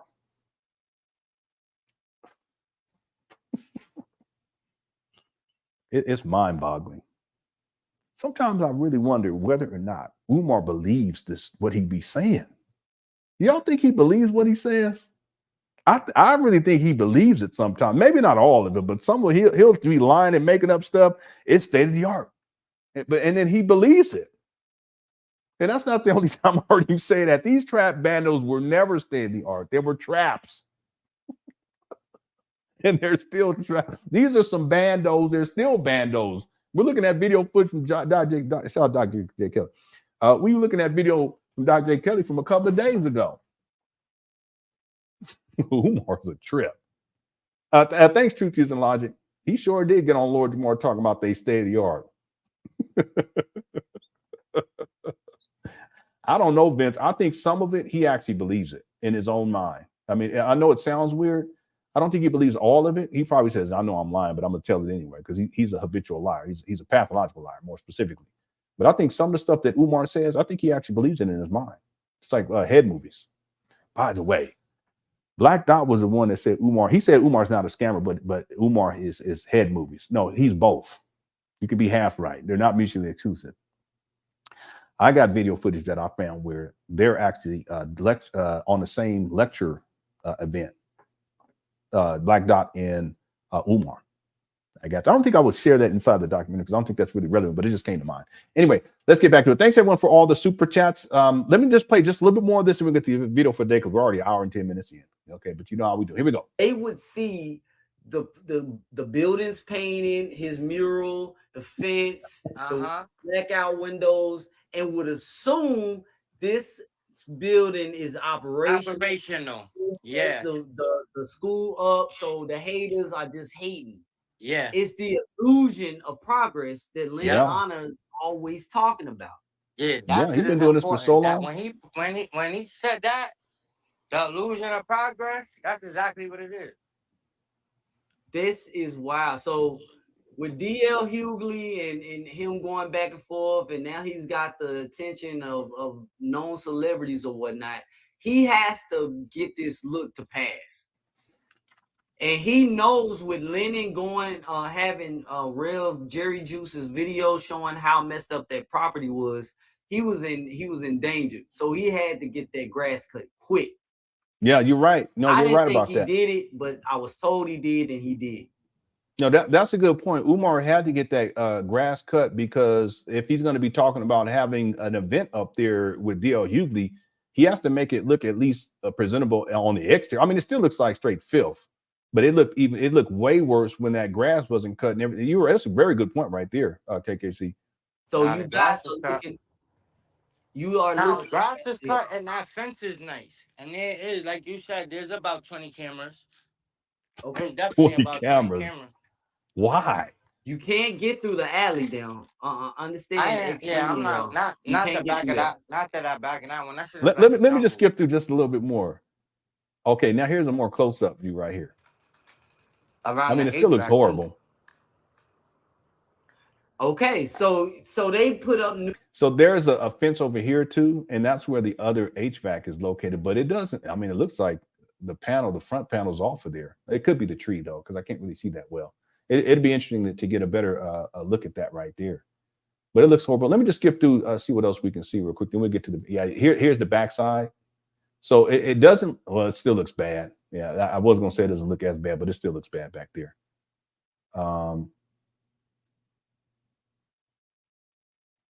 Yeah, it looks like he took the boards off of the windows on this side, and they're tinted. Okay. And thanks to KKC for sending me timestamps and stuff. But if you guys, when you have some time, you want to see the whole video, because it's worth taking a look. There you go again. It's worth taking a look at. This is on KKC's YouTube page. And shout out to KKC. Shout out to Dr. J. Kelly for going up there and taking this video footage. This is from a couple of days ago. It looks horrible. Yeah, Umar's he on the other side of the planet right now, over in Europe somewhere. Look at this. I mean, look at the black stripe. Even that's filthy. Y'all see that? I don't see how Umar can keep this up. I would be so embarrassed. I would be so embarrassed. See, and I've been embarrassed in my life. And the thing is, I said, okay, I need to make some changes. But Umar, it just don't even register. I would be so embarrassed after 5.5 years, collected $2.7 million, and it looks like this. Okay, now let's get to the video for today. Here we go. Thanks y'all so much for tuning on in. Thanks everyone inside the Cookie Crush chat. Okay, I'm gonna try to limit my commentary so we can get to these 2 videos and we can get up out of here a little bit earlier today. My wife, she's working on the PowerPoint, so I want to help her with that too tonight. And we order groceries, so we can get the groceries come in. We can also just sit down and get some things done with the kids too. I need to paint this wall over here. I was meant to do it today, but anyway. Yeah, no pressure washing, nothing like that. That's crazy. And Bradley, look. As men, if we have a project that needs to be managed and taken care of, and if something like this needs to be done, like get a power wash and get and handle it, what do? We do it. See, Umar doesn't even, and this is gonna be my last point. Then we get to the video. Umar doesn't even realize he's so lazy. Okay, follow me on this. He's so lazy that it doesn't even allow him to realize that if he did simple things like power wash and live stream that people would be like, yeah. You know how these Umar Johnson followers is? This guy can buy trap banners and they be ready to jump out the window. But can you imagine if he was out there, but he's so lazy. Or like I said before, he should have gotten a sit-in lawnmower and painted red, black, green, put the logo on the side. And once a week, or even twice, once every 2 weeks even. And run through there, just roll through there and live stream it. People would go nuts and they would be sending him money, just crazy. But see, he's so lazy, he can't even do that. And y'all think this guy's gonna open up a school. That's not manly behavior. I'm sorry. Women, if you're dealing with a man or you thinking about dealing with a man who's lazy like that, run.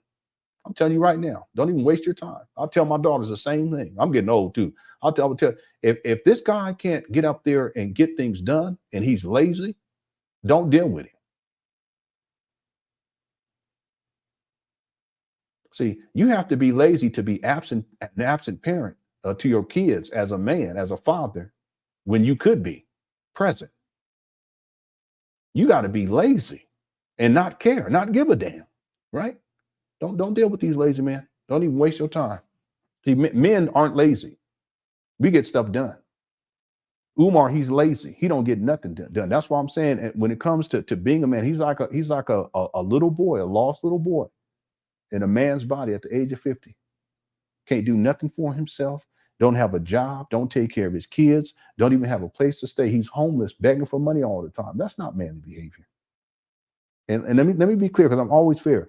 I can understand if at a point in our lives we are down and out or we need help. I've been there myself. But you get the help, you get that baton, and you run your ass off. That's what I've done. And if I can do it with 5 kids, Umar, you have no excuse, bro. None. And for none of you men, you ain't got no excuse. As backward as I was and as lost as I was, and just there's no excuse. See, men we recognize what needs to get done, we recognize what our faults are, and then we get to work. Okay, that's enough for today. Let's get to the video here now. We're going to start with the first one, and I'm going to let it play. I'm going to try to limit my commentary. I'm going to give me something to drink. I'll be right back. I extracted the audio too. You may hear a little bit. He starts off burping. This guy, Umar, come on, man. And it starts sooner. I started right here, but he sits on this camera. He don't even say nothing up here burping, listening to music. Boy, I tell you, this is y'all's principle.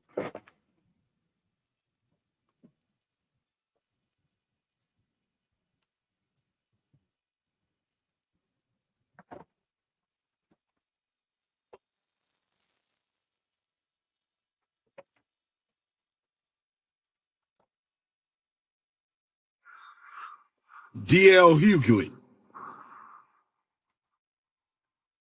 D.L. Hughley. D.L. Hughley. You accepted my challenge, brother. You accepted my challenge, sir.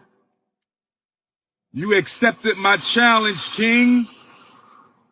You said you will debate me on condition that it takes place at the most honorable Frederick Douglass and most honorable Marcus Garvey Academy.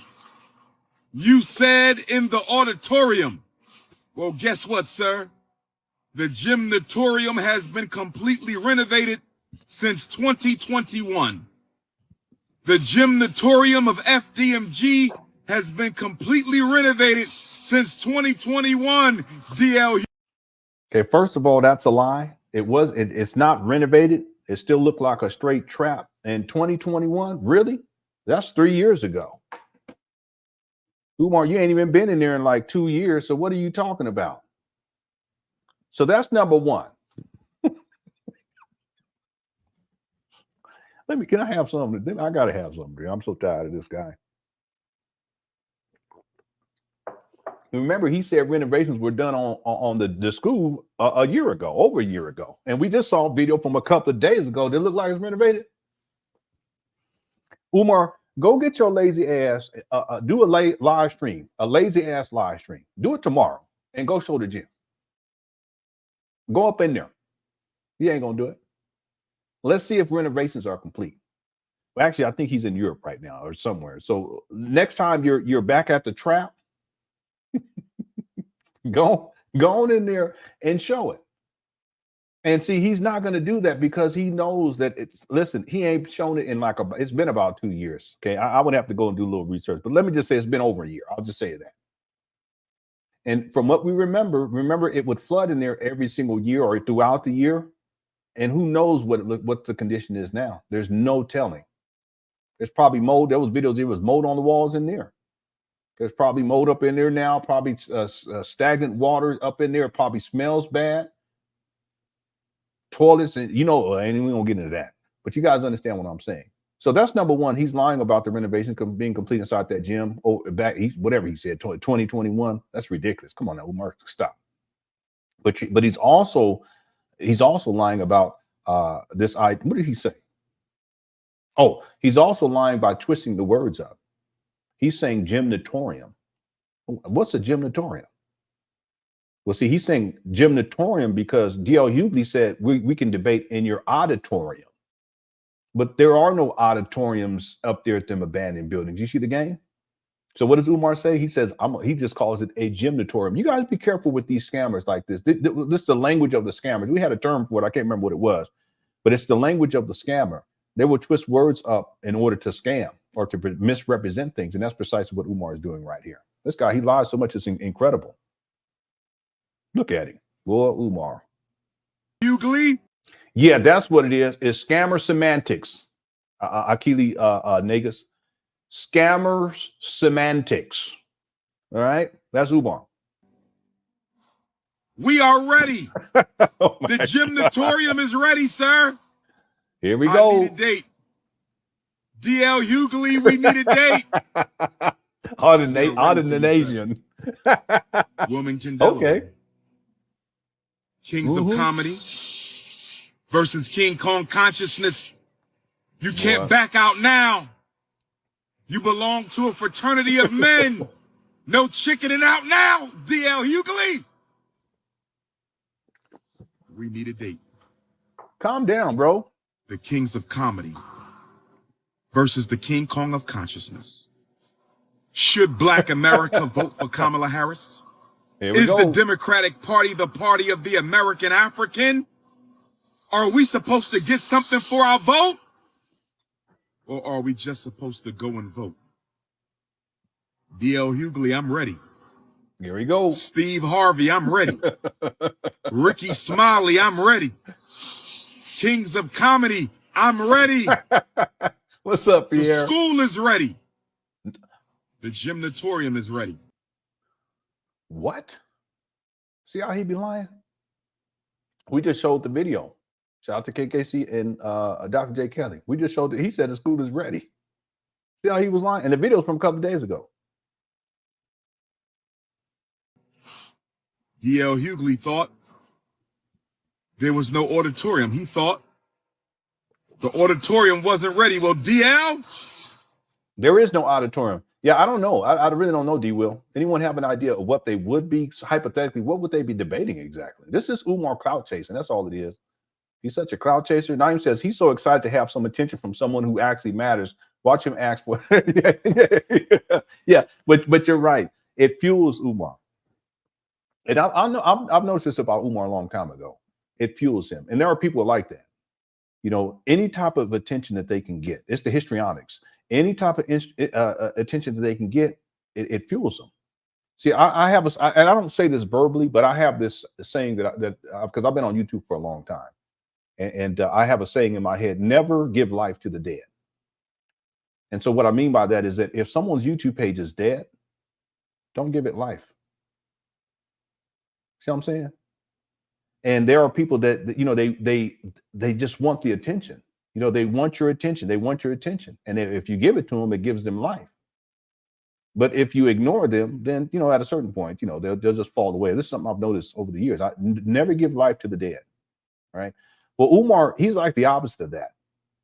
He's the person who wants the attention. And when people give it to him, like D.L. Hughley, he gets so excited.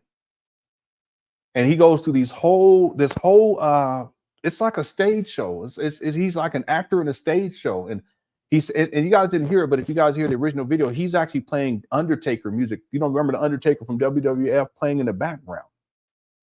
So he's sitting up there with the WWF Undertaker music in the background, and he's talking like this. And it's all this big theatrical show.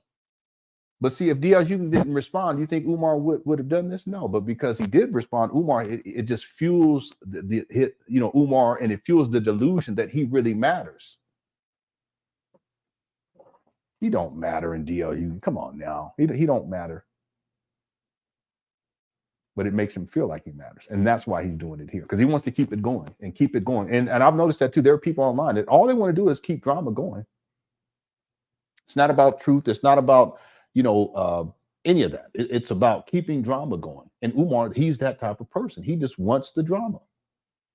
Good point, Naeem. This is so true. And then he probably going to ask more autograph after. I'll get your autograph. Wayne says, number 2, what the hell is a gymnatorium? I don't know. I ain't never, maybe there is such thing as a gymnatorium. I thought I looked it up the other day. Gymnatorium. No, there is a gymnatorium. So I'll stand corrected. Umar.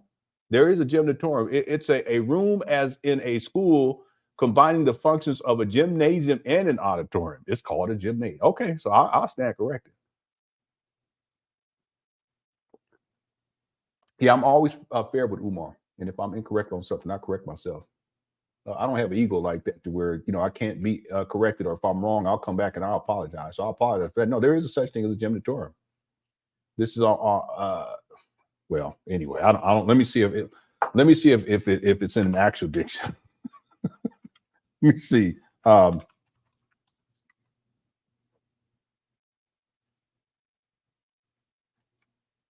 Yeah, no, because it's on the Merriam-Webster. It's a gymnasium. It's a large room used for various indoor sports, such as a basketball or boxing, and usually equipped with gymnastic apparatus.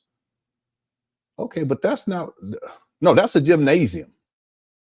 Hold on one second. I don't think it is. I think I'm going to look on Webster. Let me see. Gymnatorium. No, there's no such thing.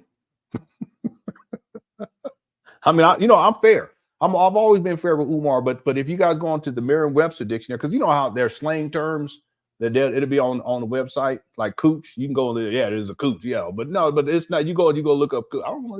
They have it on. Let me see. Cooch. No, they ain't got on here. I'm just playing. It's the Merriam-Webster dictionary. No, there is no gymnatorium, whatever he said. Gymnatorium. I'm gonna look it up again. No, it's not coming up.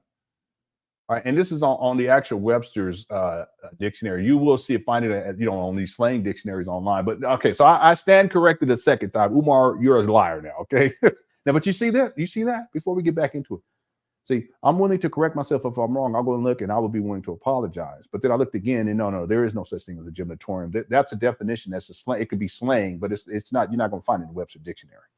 All right. Anyway, listen, this isn't the first time where Umar's made up stuff. He claims that ADHD means ain't no daddy at home disorder.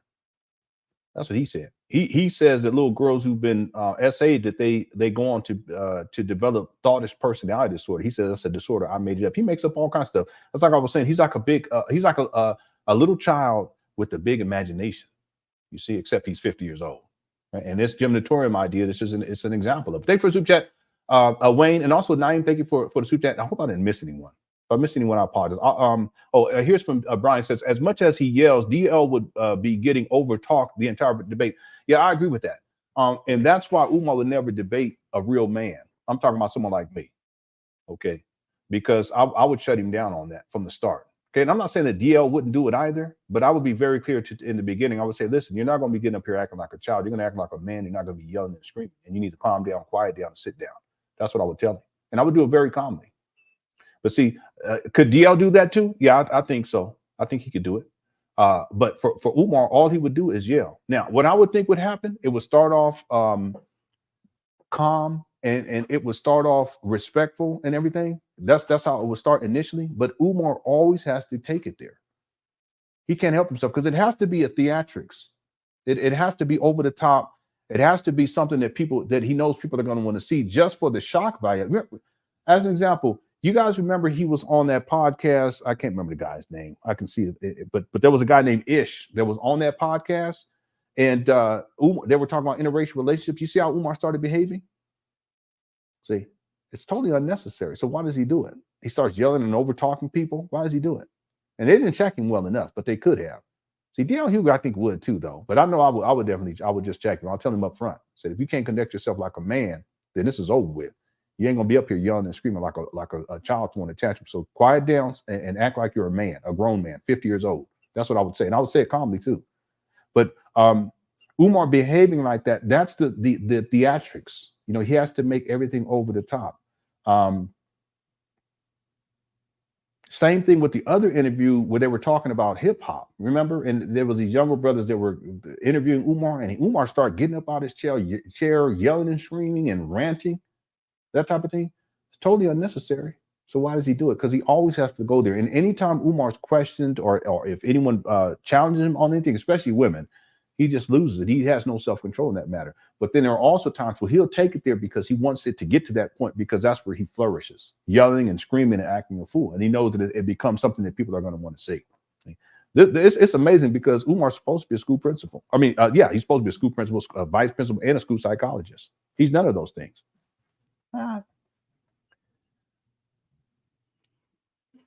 Yeah, we got groceries delivered, so they going to get it. I would help them.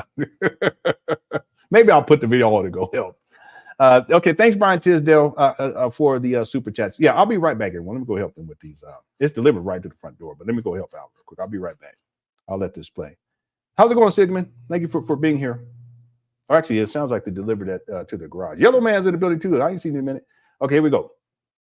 I'll be right back. The gymnatorium is a separate building. The gymnatorium is a second building. The gymnatorium is a second building, Brother D.L. Hughley. It's been ready for more than 3 years, sir. We haven't used it because our goal is to open a school, not just a gymnatorium. But for you, sir, for D.L. Hughley, for the great actor, comedian, radio personality, we will open it. You can run, but you cannot hide. King Kong consciousness will find you. Intercontinental Ifa Tunde will find you. The notorious RBG will find you. You can't run now. You can't run, sir. This is all in respect. We ain't beefing, we brothers. This is all in respect. We ain't beefing, we brothers. But there's a war for the black vote. There's a war for the black vote. Election 2024. D.L. Hughley accepted the challenge, and I am ready to face D.L. Hughley and Steve Harvey and Ricky Smiley and anybody else y'all want to bring. Let's bring it on. The one-man gang, the one-man army, the Garvey grenade, King Kong consciousness himself. DL, we need a date. We have the place. We need a date. Do you want to do it in September? Do you want to do it in October? Do you want to do it tomorrow on the final day of Black August? Do you want to do it November before the election? I'm ready for you, sir. You can run, but you can't hide. You accepted the debate, DL Hughley. You have no choice but to show up now. We have the place. We just need the time. Peace in Pan Africanism. I'm very worried. Yeah, can you guys hear me? What did it say? I'm very worried. What was that? Hold on a second. FDMG will find you. You can't run now. You can't run, sir. This is all in respect. We ain't beefing, we brothers. This is all in respect. We ain't beefing, we brothers. But there's a war for the black vote. Yeah, can you guys There's hear me? a war for the black vote. Election 2024. DL Hughley accepted the challenge, and I am ready to face DL Hughley and Steve Harvey. Oh, okay, cool. And Ricky Smiley. And anybody else y'all want to bring. Let's bring it on. The one-man gang. The one-man army. The Garvey grenade. King Kong consciousness himself. DL, What's we up, need a Peter? date. We have the A date? place. We need a date. Yeah. Do you want to do it in September? Do you want to do it in October? Do you want to do it tomorrow on the final day of Black August? Do you want to do it November before the election? I'm ready for you, sir. You can run, but you can't hide. You accepted the debate, DL Hughley. You have no choice but to show up now. We have the place. We just need the time. Peace in Pan Africanism. I'm very worried. What was that at the end? It's always something. What was that at the end? Did y'all hear that? It's always something. Let me see. Time. Peace in Pan Africanism. I'm very worried. What in the world? It fits though. It really fits.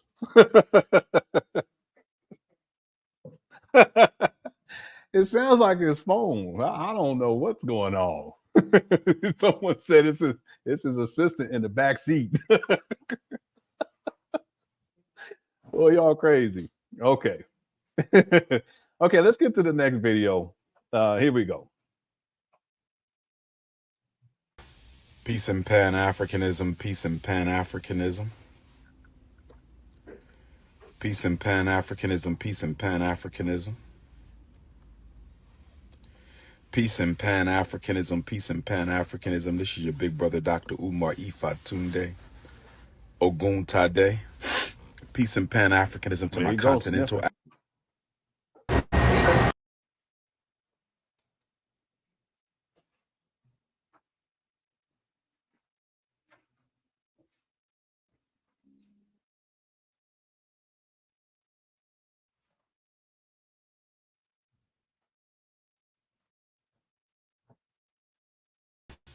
Peace in Pan Africanism. Peace in Pan Africanism. Peace in Pan Africanism. Peace in Pan Africanism. Peace in Pan Africanism. Peace in Pan Africanism. This is your big brother, Dr. Umar Ifatunde Oguntade. Peace in Pan Africanism to my continental Africans. Peace in Pan Africanism to my European Africans. Peace and Pan Africanism to my Africans in Asia, Australia, the South Pacific. Peace and Pan Africanism to my Canadian Africans, Central American Africans, South American Africans, Caribbean Africans. Peace and Pan Africanism to my Carolina Africans, my Florida Africans, my Texas and Alabama Africans, my Arizona and California Africans, my Oregon and Washington State Africans. Peace and Pan Africanism to my Nebraska Africans, my Minnesota Africans, my Illinois Africans, my Michigan Africans, my Ohio Africans, my Kentucky Africans, my Missouri Africans, my Delaware Africans, my Jersey and New York Africans, my Connecticut, Rhode Island, Massachusetts, Maine, and Vermont Africans, peace and Pan Africanism. To my Georgia and Carolina Africans, my Baltimore, my Maryland, my DC, my Virginia Africans, brothers and sisters. I got some good news.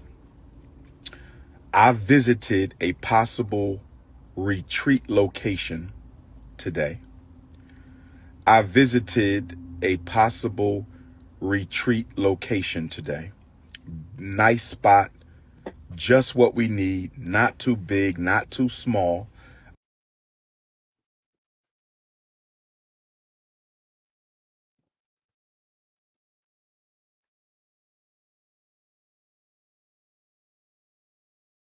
Here we go.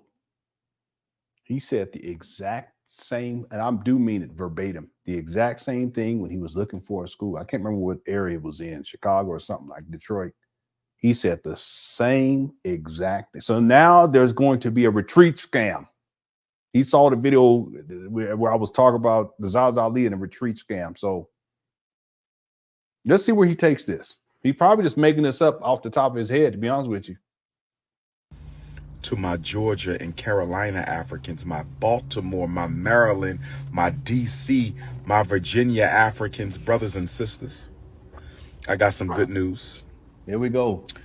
I visited a possible retreat location, today.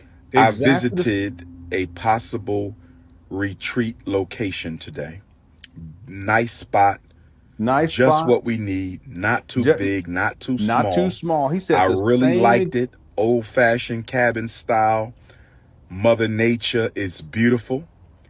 So I'm going to schedule the first retreat. I think the first retreat is going to be a non-therapeutic retreat. We're going to go political.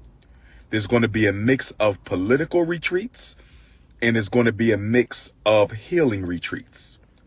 We need the political retreats so that we can build, and we need the spiritual retreats so we can heal. So I'm going to be doing some political retreats. For example, I'm going to be doing a Black Book Club retreat, a Black Book Club retreat where you read part of the book at home, and then you come to the book club and you read the other half while you are at the retreat location, and we talk about it.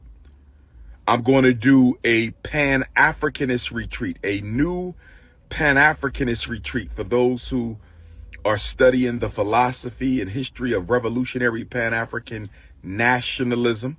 I'm going to do a Pan Africanism retreat, one for the adults, and then a young Pan Africanist retreat.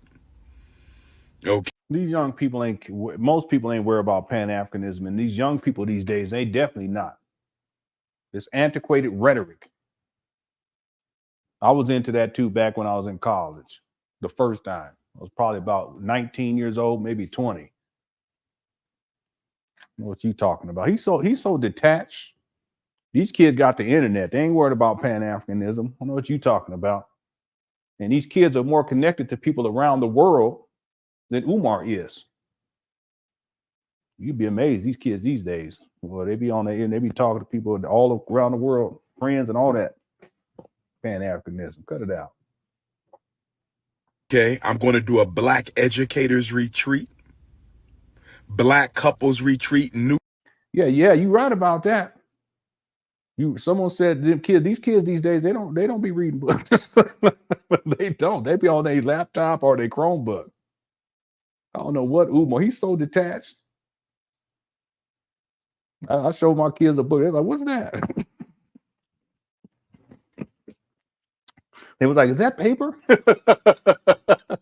I have it on my computer. I have it on my Chromebook. Anyway, Newlywed retreat, couples having problems retreat. A think tank. We're going to have different think tank retreats on economics, think tank retreats on Black children, think tank retreats on the Black family. It's going to be nice. That's a lot of retreats. How many retreats is that already? 5? Is that 5 retreats already? We gonna have to. The cook girl said, how many retreats is that? I think that's 5. It's gotta just be making up stuff. And we're only going to do 30 people per retreat. Okay. 30 people per retreat. Yeah, Some retreats might be a little larger. No, but I we're think looking at it's 30. 6. 15 queens and 15 kings. But when I do 15 the and for 15. brothers only retreat, that's all men. And when I do the for That's sisters another only one. That's retreat, 7. that's going to be That's all 8. sisters. Okay. I'm looking to do my first retreat before the year is out. I'm looking to do my first retreat before the year is out. And nobody will be allowed to go on every retreat because we have to give people time. We have to give people opportunity to come on the retreats. Okay. So the retreat will be in Delaware. What we will probably do. He just said it's going to be at the Delaware. The retreats are going to be at the trap. Boy, that'd be wild. But you know what, Mixers Monica? He did say that. He said that in the school announcement video from February of 2019. You remember?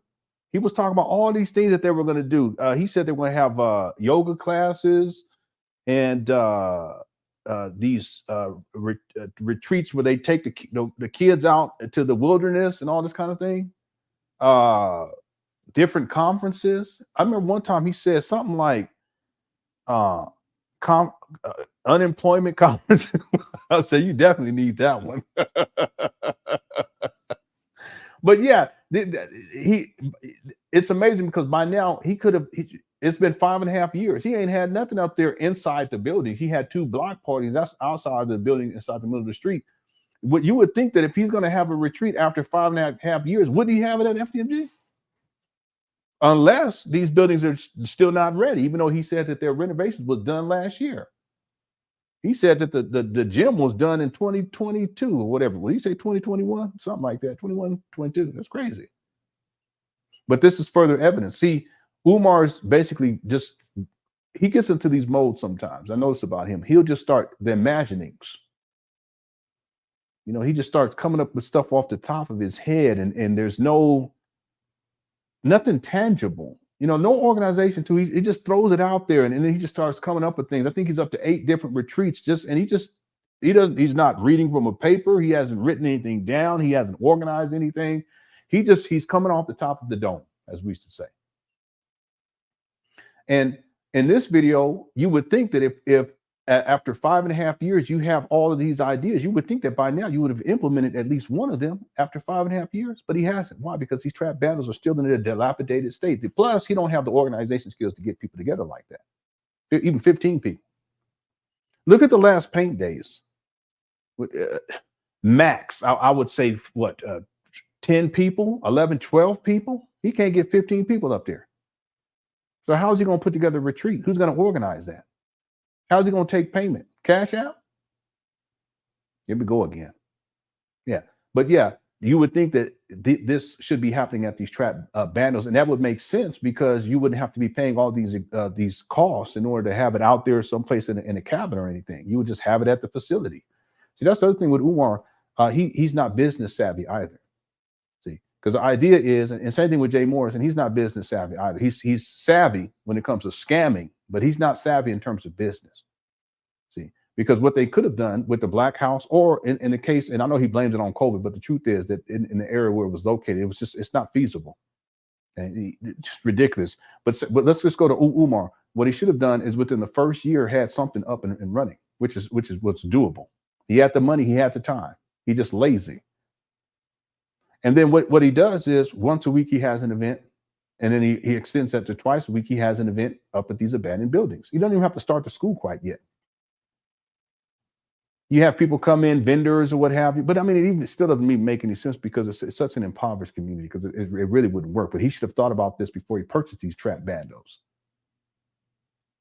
But the idea is that you have some way of generating income to offset expenses. You know what I'm saying? To pay the electric bill, to pay the water bill, to pay, to get the properties off all the fees, the back fees, the back taxes that used to be due. And from my research, he's paid the taxes. Yes, we give him credit for that. It's with other people's money, and it shouldn't have been taxed in the first place. But it is what it is. He wastes over $100 $20,000 on taxes because he didn't have his paperwork in order. That's other people's money. You're gonna just trick off $120,000. But even still, if you have an events there consistently, you have speaking engagements there, people come out, they buy your book, you're going to be generating income, and that can go back into the operating expense or the renovation expenses for these trap bandos. But that's not what he did. He's been sitting on them for 5.5 years and hasn't done anything. So this right here, Mixed with Models, this is another example. It goes to show that Umar does not know what he's doing. And that if he's going to start coming up with all of these different new schemes and scams and retreats, et cetera, sound like Zaza Ali to me, that he would at least have been in a position after 5.5 years to simply have these retreats at these abandoned buildings, but not Umar. See, I wonder how much longer this can go on. It's like a money pit, and it's other people's money. He reported that he received $200,000 last year. That's crazy to me. That's so crazy. Where's this money going? Now he's talking about retreats. Anyway, thanks for super chat, Mr. Monica. The fact that he don't even have he ain't even gonna mention this. Let's see. He may say he's gonna have it at FDMG. Let's see what he say. Do is have a bus meet us at the FDMG Academy in Wilmington. We will have a bus meet us at the FDMG Academy. Why would you have a bus meet you at the FDMG Academy? That are not academies, they're abandoned buildings after 5.5 years. You should have a spot there to have these retreats. You see what I'm saying? This is crazy. In Wilmington. We will have a bus meet us at the FDMG Academy in Wilmington. He just making this up. And the bus will drive us down to the retreat location and drive us back that way. No. Where is the retreat location, Umar? He don't have no location. He just coming. He just talking. We used to say talking out the side of his neck. Nobody has to worry about their own transportation. So you can get from the Philadelphia airport to the school in 15 minutes. You can get from the Philadelphia, Pennsylvania airport. Where are they going to leave their cars?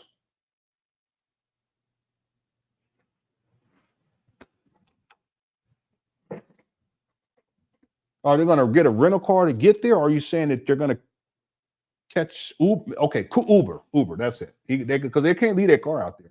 Dr. Kelly tell you, you're going to leave it out. You're going to go on a retreat for the weekend. Your car out there. So you guys got to get Uber. That's really what it is. He don't say that, but that's what it is. To FDMG Academy in 15 minutes. You could take a Lyft or a Uber or a cab. There we go. Okay. Get there in 15 minutes. And then we're going to do the retreat. It's going to be fun. The fireplace sessions. Oh, we're going to have some fireplace sessions. Don't bring up the fireside chats. I'm not going to pull it up, but Umar said in this video where the same type of scenario said it was going to be at the school and that they were going to have a fireside chat and they were going to dress the boys, these little boys in suits, and they're going to come back to the school at night and they're going to feed them and then they're going to cuddle by the fire. What kind of man? And here we go. I remember we saw that. I could not believe. I said we're gonna have to listen to that again because I don't think I heard what I thought I heard. Y'all remember that? Hit the one. It's one of the worst things I've heard Umar say, and that's saying a lot. The warm marshmallows. You will have a roommate because it's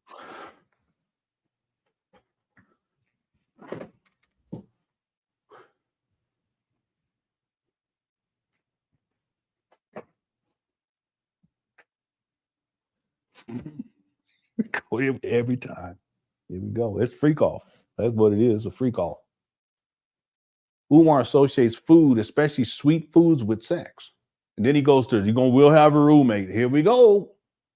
Fireside. Here we go.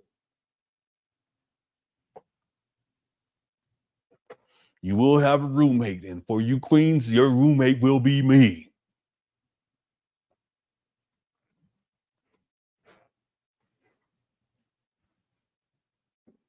He start talking about warm marshmallow. Oh, I said, here you go. It's freak off time. In 15 minutes, you could take a Lyft or a Uber or a cab. No, it is. That's what it is. 15 minutes, and then we're going to do the retreat. It's going to be fun. The fireplace sessions.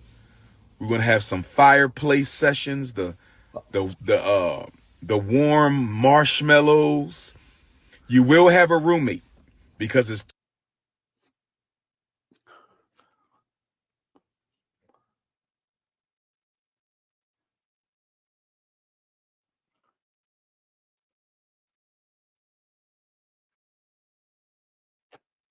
I'm not even gonna go there. I ain't gonna go there. Let me let it go. Oh, I'm not gonna hold y'all. Let's go. 2 beds in each cottage. You will have a roommate. If you coming with somebody, y'all can room together. Husband and wife, y'all can room together. We not doing the rainbow thing at my. Here we go every time. Every time he got to do this. Umar, why you got to do this? It's so first of all, none of this is real. That's number one. None of this is real. None of this is gonna happen. Why do you do this to us? You've been doing this for years. It's the same thing over and over again. The black vegan sports bar. You're gonna turn that little. Then one time you said you're gonna turn the gym into a nightclub. Why do you do this to us? And you don't stop. It's like you can't help yourself. I think you know it drives us crazy. Let me calm down. I think you know it drives us crazy. That's why you do it.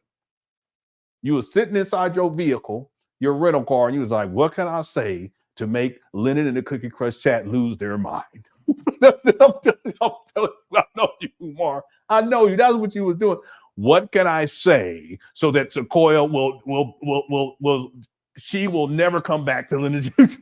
This is what I'm gonna say. And then he always have to go here every single time. Watch. Retreats. We not doing the rainbow thing. I'm just letting y'all know, no disrespect to the rainbow gang, but we not doing that. But if you got a husband and a wife or 2 brothers, 2 sisters, cousins, but you will have a roommate. You will. What? Yeah. He's talking about the fires. Listen, Umar, you should never, ever, ever, ever, ever, for the rest of your days, sir, bring up firesides. Don't do that. Don't even bring it up. Because what you said in the audio, the Big Papa podcast, sir, it was so over the top ridiculous. Even to this day, I don't like listening to that because it's extremely concerning. So don't bring up no fireside, none of that. Thanks, Crazy Horse. He really should. He should never bring that. That's going to be in the documentary too. That's going to make people lose their mind because most people ain't heard that. Anyone know? If you don't know what I'm talking about, hit the 1. I don't want to pull it up though, because that's the one audio. I'm like, I can't stand listening to that. Let's keep going. Here we go. You'll have a roommate. And if you have any ideas for retreat topics, please text me. If you have any ideas for retreat topics, please text me. If you have any ideas for retreat topics, my mixed race Africans, I'm doing a retreat just for the mixed race Africans who have been traumatized by Africans and Caucasians being mixed race. So I want to help my mixed race Africans heal. I think that's definitely got to do that. Definitely got to do that. Abused black women, young sisters, we're going to have a bunch of them by age group. Abused black women, we're going to have a bunch of them by age group. By age group. Now, the way you're going to find out about the retreat is you need to sign up for the email list. If you haven't signed up for my email list, you ain't going to know what's going on. If you haven't signed up for the email list, you ain't going to know what's going on. This guy talking about email lists. If you haven't signed up for the email list. This is so ridiculous. Yeah, I know, right? Yeah. Umar, he's a trip. It's just so ridiculous. Some of y'all don't know what I'm talking. Well, that's one person. Naeem, because I'm sure you heard it before, right? I'm sure you've heard it. Yeah, some of you guys, Boston, man, you ain't never heard what I'm talking about. Yeah, that's hard to believe. I've played it several times, but let me, I'll pull it up. Let me let this play a little bit more. I'll be right back. You're not going to know what's going on. So make sure you go into my bio on Instagram, Twitter, Facebook, and TikTok. Make sure you go on my bio, Instagram, Twitter, Facebook.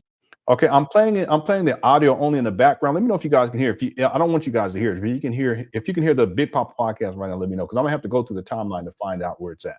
Facebook and TikTok, and click on my link tree. Click on my link tree and sign up for the email blast.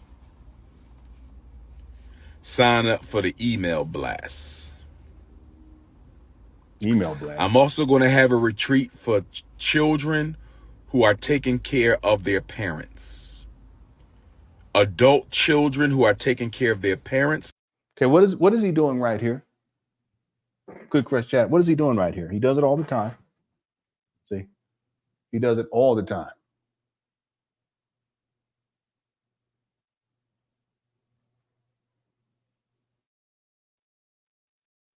G2 cuddle.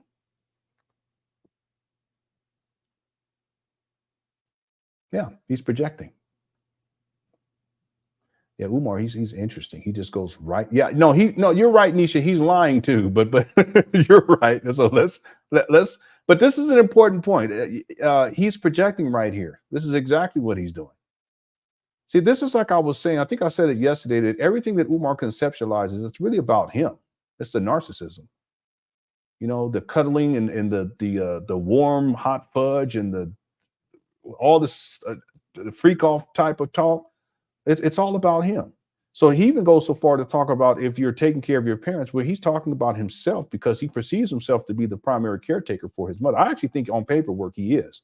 He's probably using one of his aliases and getting paid for it. And I have the video where the caseworker comes out and they're doing a wellness check on the mother. And Umar says that she's not there. She's actually there. She's actually there because you hear him talking to her at the end.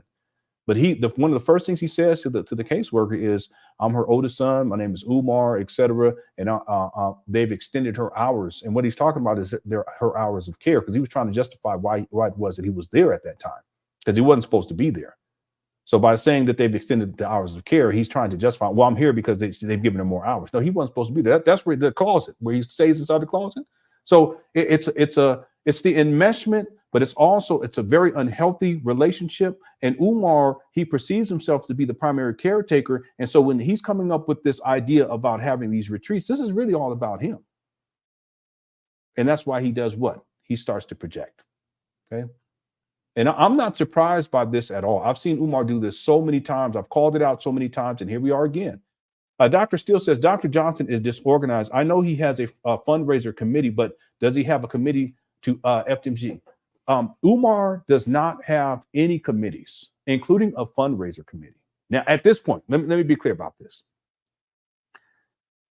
Earlier on, he had people who were campaigning on his behalf. One of the individuals was Ann McMillan.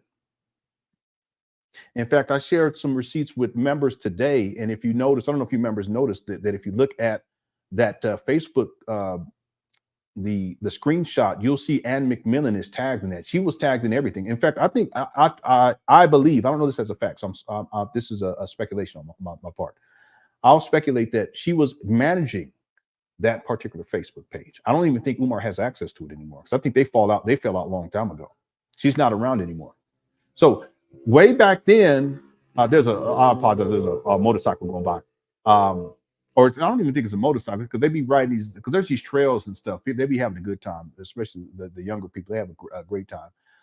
Nature scenes and all this stuff. But anyway, and earlier on in the fundraiser, she was part of all of that. She promoted it, and she was managing. And I will speculate that she was managing his Facebook page, and that was a primary at that time. That was his primary. Well, he didn't have Instagram at the time.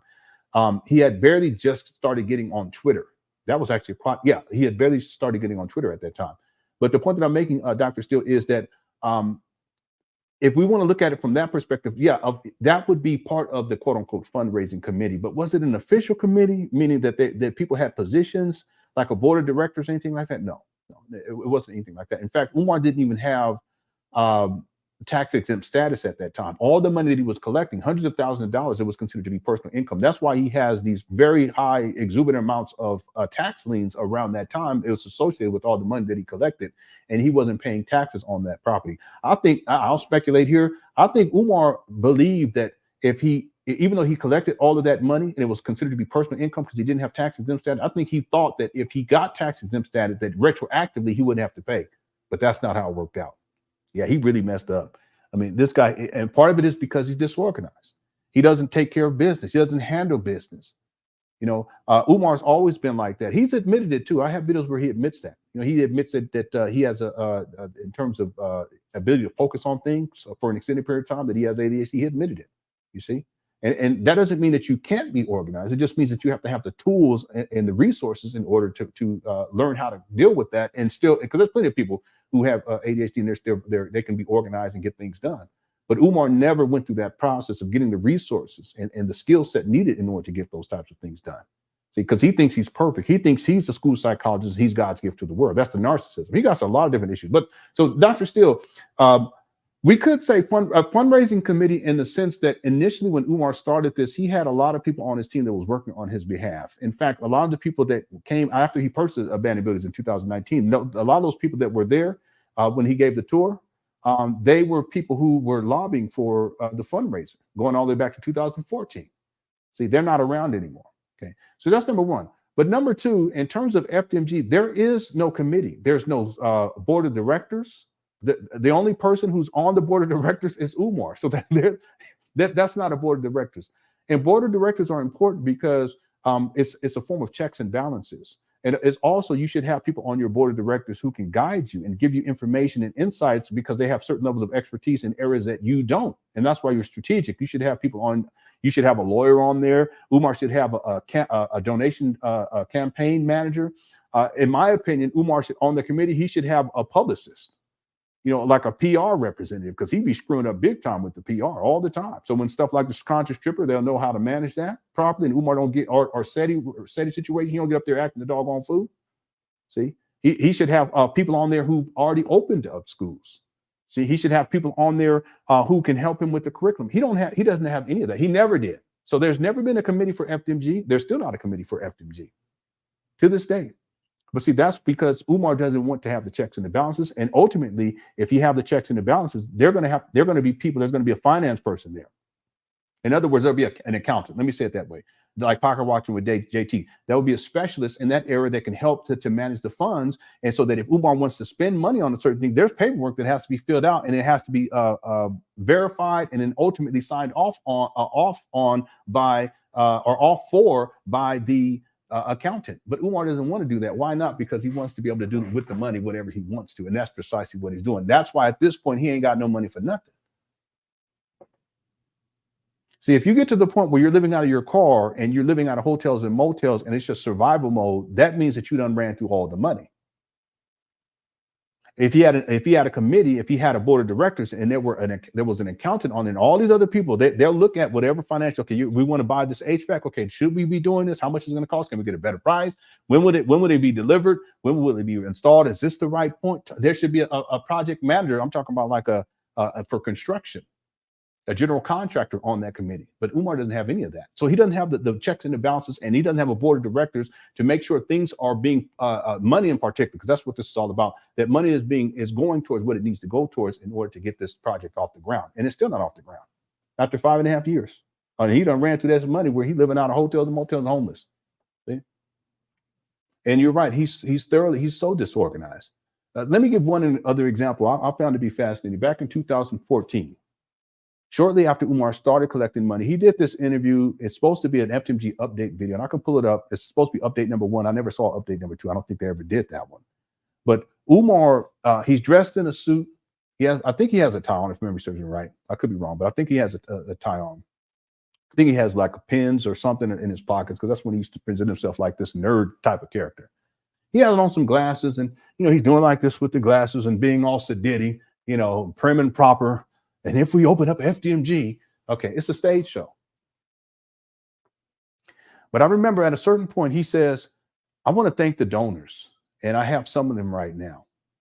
And I kid you not, this guy pulls out some notebooks like this. And I think it's a couple of them. I don't even think it's just one. And he starts going through and reading off names and how much they donated. And I'm saying to myself, The lack of organization, because all of that information should be digitized from the beginning to where you just print it out. You know, you can do it on Microsoft Word, and you just print it out and you would read from that. And also you can keep track of how much people, instead of trying to figure it out in paper form. See, simple stuff like that. He doesn't have organization skills. Now, if you want to write things down, okay, fine. But ultimately, everything has to be digitized.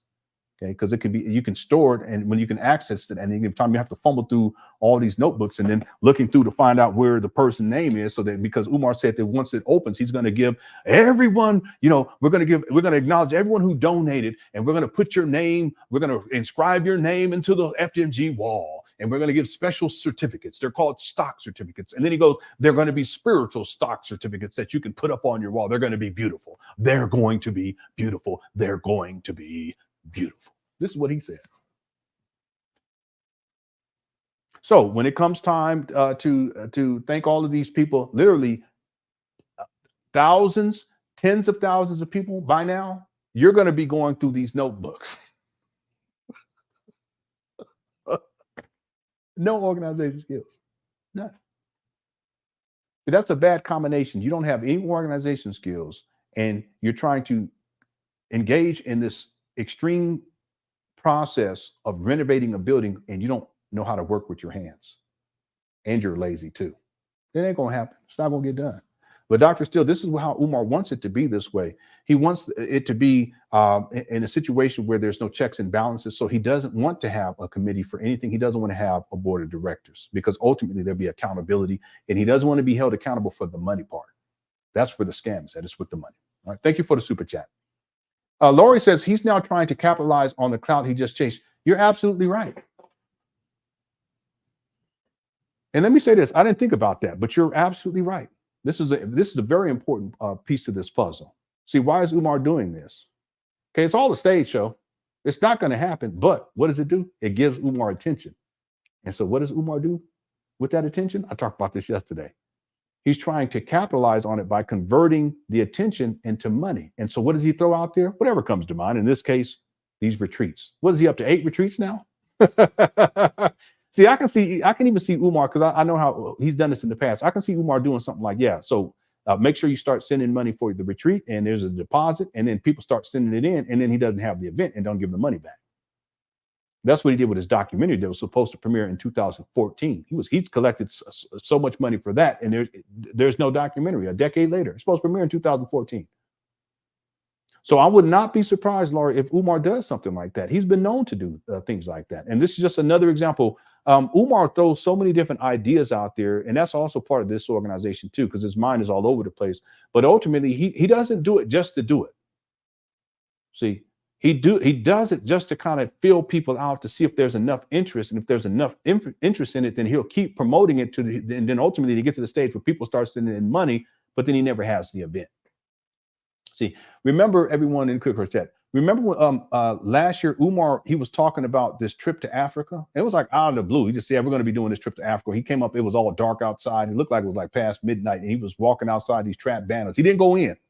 He don't be going in, going in the buildings like he used to. He's walking in the middle of the street talking about, yeah, we do this trip to Africa. You know, this how much it's going to cost, blah, blah, blah. That's just a filler.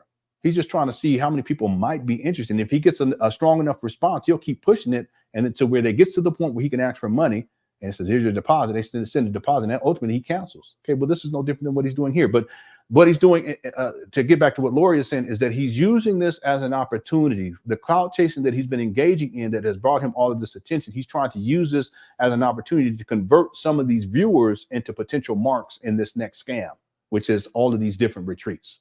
Okay, does he intend on having these retreats? No. But he'll throw it out there. If it has the potential to bring money, even if it's illegitimately, because he's going to end up canceling anyway, he will do it. See, people like this, and everyone please understand this, people like Umar and Jay Morrison and Polite, people like this, their need for money is insatiable. And it's not like they have an ultimate goal in mind in terms of why they're getting the money. They just want to get the money. See, they may have ideas about what they want to do with it or thoughts about how they're going to use it, but no amount of money is ever going to be enough. So they're always spinning their wheels. They're always trying to find a new scam, a new angle. They're trying to find a new mark to try to get money out of. And that's precisely what Umar is doing right here. Thanks for the super chat, Laura. This is such an important point. Y'all the best. I stay showing up to the meetings late, like Umar child support payments. Hello, Little the Kicker chat. But bitty bitty bobbity bobbity bob and Shasha Love. Let me say this: that Umar has been more current on his child support lately. Okay, so I just wanted to say that. But he did say that he pays his child support in bulk, family. I could pull it up. One of the craziest things that I've ever heard Umar say. He let these babies go without and let it accumulate, and then they call him in. And then once they call him in into court, he will pay. And where does he get the money to pay? From the donors, from the funds of FDMG, because he ain't got no job, Tommy. Umar's a trip. All right. And don't worry about being late, because I'll be late all the time. Okay. I said we're gonna have a short show. We already had 2 hours, but we don't got too much longer in this other video. But thanks for the super chat, Sasha Love and Lori and Dr. Steele and everyone else. I appreciate it. Okay, let's get back to it. Yeah, Polite. He's a piece of work. He in jail right now. Yeah, that was a great observation. Yeah, I'll tell you, the Quick Chat is awesome. It's just awesome. You do a fantastic job. Okay, let's get back to it. Here we go.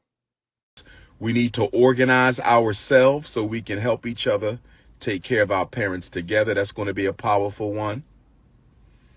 Okay. Talking about itself. I'm going to have a retreat for disabled Africans. Here we go.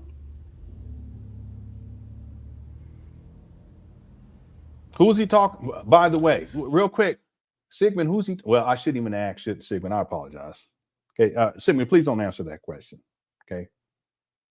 No, because I've stated in the past, so I'll go ahead. I stated in the past, so it's okay. I already opened up that can of worms. Who is Umar talking about?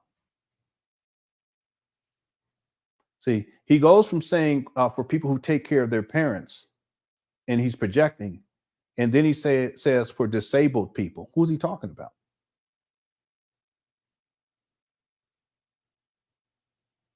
I'll wait. Umar, boy, the projection is strong in this guy. I mean, this guy projects so much, it's actually phenomenal. Yeah, he's talking about his mama. See, none of this is about boys. None of this is about, he don't even deal with boys. None of this is about opening up a school. This is Umar resolving his childhood issues. And I've been talking about that recently, right? That's because I've been doing all this other research. You guys be amazed at the type of stuff I've found. And I know Umar well enough that when I go back into the deep archive and go revisit a lot of this stuff, some of the stuff I've never watched, I can put everything in context because I've already studied the guy up until 2024. But then I can go back and I know enough about Umar, like offline stuff, to where I can go back and I can, wait a minute, he's talking about himself right there. And now he's talking about his mama. See what I'm saying? None of this is about saving black boys. This is about Umar dealing with the boy in him. It's about him saving himself. It's about him resolving all of these childhood issues and childhood traumas of being shipped off in the 9th grade to a boarding school, military boarding school, private school. And he was shipped away from his family by his father, who was absent most of the time.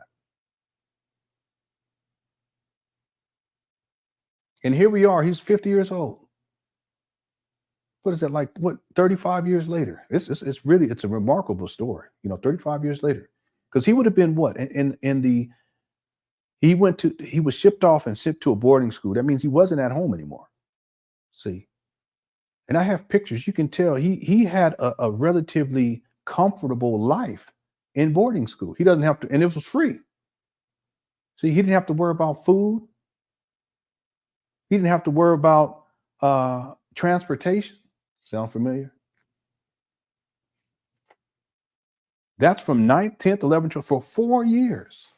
He lives this life of privilege. Now, I'm not saying that it was easy being away. No, that's not what I'm saying. But I'm saying that relatively speaking, everything was provided for him. And he never grew out of that. That's why these days he still feels entitled, like everything has to be provided for him. But this is all him simply attempting to resolve all of these issues. It has nothing to do with opening up a school for black boys. And so he will project. He will say that, if you're taking care of your parents, well, he's talking about him taking care of his mama, which is incredible. I don't see how you can do that when she's disabled and you had her living in filth. But the other thing is that he's traveling all over the world. Right now, I think he's over in Europe right now. So how are you the primary caretaker? But then he says we're going to have a retreat for disabled people. Now, okay, he's projecting. He's talking about his mom. Sigma knew about this too. Sigma knew about, because there's certain things but now, because I already opened up the can of worms like in past live streams, so I feel comfortable saying it.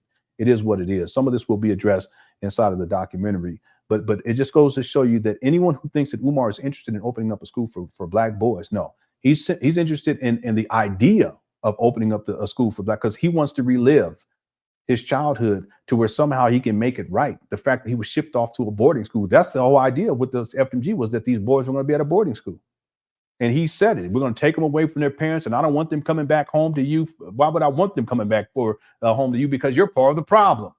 That's projecting.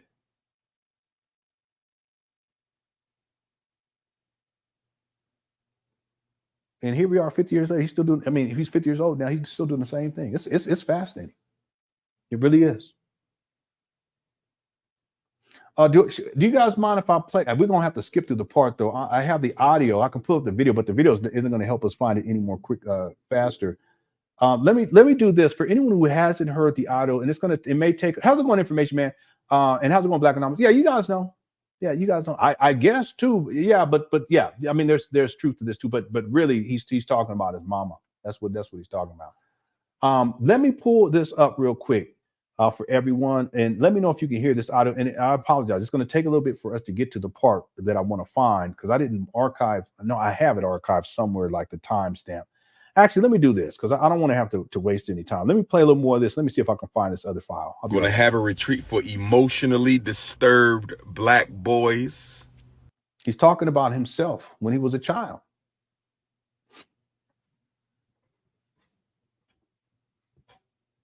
So remember, I said that there was more things going on, and I truly believe that there were more things going on with Umar as to why his father decided to, out of all the children, to ship him off.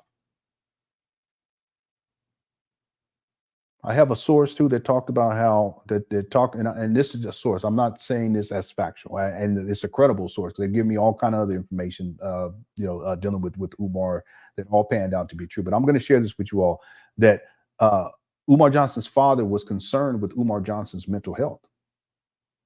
And that's one of the reasons why they shipped him off.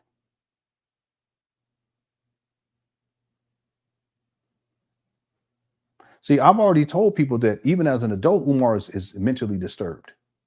Right? I've said that several times. And it's clear. I mean, we've seen him behave like he behaves. You guys think that somehow that happened when he turned 50 or when he turned 40 or when he turned 30? No, look at the set he ran. See? No, this has been an issue for a very long time. See, Umar he's a disturbed and mentally disturbed individual. He's projecting right here. He said that, he's wanted to have a retreat for disabled people. He's talking about his mama. And prior to that, what is he talking about? He's talking about taking care of your mama. That was part of the issue too, because Umar felt obligated to take care of his mama. It's enmeshment. It's an unhealthy relationship because his daddy was gone and he was the oldest son. See, this is why individuals who say things like you shouldn't rehash things. Listen, most of the stuff that you know about Umar, you only know it because I rehashed it. I've yet to find anyone who knows more about Umar than I do. I mean, I'm talking about outside of Umar and maybe some of his close relatives, but I'm talking about researchers and people who have investigated. I've yet to meet anyone. I'm not saying to be boastful or to be arrogant. And I apologize if it sounds that way. I apologize. I'm just making a point. See, this is the stuff that people need to know about Umar, because if you really think about it, if this guy is mentally disturbed, which in my opinion he is, based on his behavior, and I have a sense that he was even when he was a child, and that's part of the reason why they shipped him off. Well, then why would you want to send your child to be in his care at this boot camp like high stress, physically demanding FDMG schools? I don't know what to call it. Black Rambo creation facility. Why would you even think to do that? That's why it's relevant. See, I apologize. I don't want to sound arrogant. Let me let this play because I want to find this other file. Give me 1 second. I'll be right back. If you have any retreat ideas, text my phone. Snow Bunny Rehab. We definitely going to have the Snow Bunny Rehab. Here we go. I think this is number 9. We definitely, black men who can't stay away from the Caucasian flesh. Oh my goodness. We're going to have a salsa bunny rehab, salsa bunny, a ice bunny rehab, a rice bunny rehab, and a sand bunny rehab. This guy, sand, it would be people from, I guess, from the Middle East. Rice would be, I guess, Asian people, even though people eat rice all over the world. My goodness, this guy. And then salsa would be, I guess, Latinas or Latinos. This guy. Now, if a white person said this type of thing, they would be called a racist, right? But Umar says he gets a pass. Anyway, let's go. We're going to have rehabs. Don't worry about it, Yeah, brothers. yeah, it is. Yeah, We're going to have rehabs for all the different snow bunny categories. Did he say ice? Ice would be white people. Okay. Salsa would be Mexicans or Latinos. Yeah. He says sand. Ice, yeah. Ice would be the white people. Because Umar used to do these lectures called the Sun people versus the ice people. And the Sun people were the Africans and the ice people were the Europeans. It reminds me of this book I read a long time ago when I was in my Black conscious days. It was called The Iceman Inheritance. This type of stuff. She's still stuck on this stuff, but he's had a lecture about that. And Umar's a trip. He's so racist. Anyway, I don't mean to laugh, but boy, he crazy. Yeah, I'm sure he does. Listen, I'm married. Me and my wife have been together now for 20. I don't know. I was 25. It's been 23, 24 years or something like that. I'm good. Okay. Ain't no other woman gonna get these cookies. You could try, but you ain't getting these cookies. So I can say this with utmost respect for my wife and sincerity. It doesn't matter. If you're a single man and you're heterosexual, assuming that you're heterosexual or even bisexual, because it's 2024, it is what it is, or you're bisexual, and you see a woman and it's a white woman and she look good, she gonna look good. Men, let's be honest about this. You gonna, she's, you know what? No, she's white, so no, they don't work that way. It just don't work like that. You know, if it's an African American woman, and she look good, she gonna look good. If it's an Asian and she look good, she gonna look good. Now, does that mean you're gonna be in a relationship and raise a family? No, that's not what I'm saying. I'm just talking just the optics level. That's how we are as men. It's like, our minds start short circuiting and shit. It's sad too, because God made it. That's unfair. It's so unfair. I mean, women can do simple stuff and we lose our mind. Especially, I don't know what it is when y'all be reaching for shit. I said, because y'all be, y'all just be like, and we be sitting there minding our business. You guys go like this. It's just actually makes that sad. I don't know why. It don't make no sense. But if it's a white woman, it ain't gonna happen. No, cut it out, Umar. Umar wants some of that ice. Ice, baby. All right, let's go. Now, I wish he would just admit it. You know what I'm saying? He'll feel so much better if he just admitted it. He really would. The stress levels would go away and he wouldn't have to be playing these little games. All right, let's go back. I'm going off. Here we go. We're going to tap into your low self-esteem. We're going to tap into your deep thoughts about Black women. He's talking about himself. This is amazing. To tap into your relationship with your mother. We're going to tap into past traumas in your relationships. Oh, yes. He's talking. All of this is Umar. This is there's another video that we covered that's similar to this where I was like, this is I can't remember what it was so long ago, but he was just telling he was talking about himself.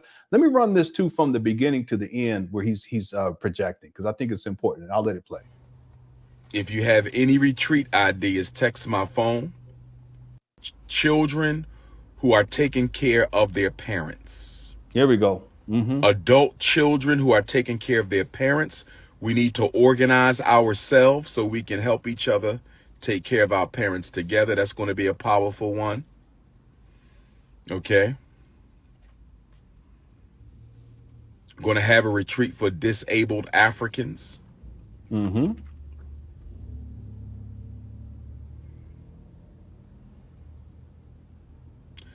to have a retreat for emotionally disturbed Black boys.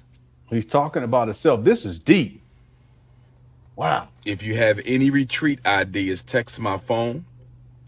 Snow Bunny Rehab. We definitely going to have the Snow Bunny Rehab. We definitely, black men who can't stay away from the Caucasian flesh. Oh man, see, and here's the thing: and I could be wrong on this, but the fact that all of this is projecting in sequence, it's like a timeline. I'm big on timelines. It's almost as if Umar is saying that he was dealing with white people, white women at a certain point, because it's all projecting, right? And so the next phase of this is him kind of dealing with him going after the white flesh. I should pull up this picture for you all.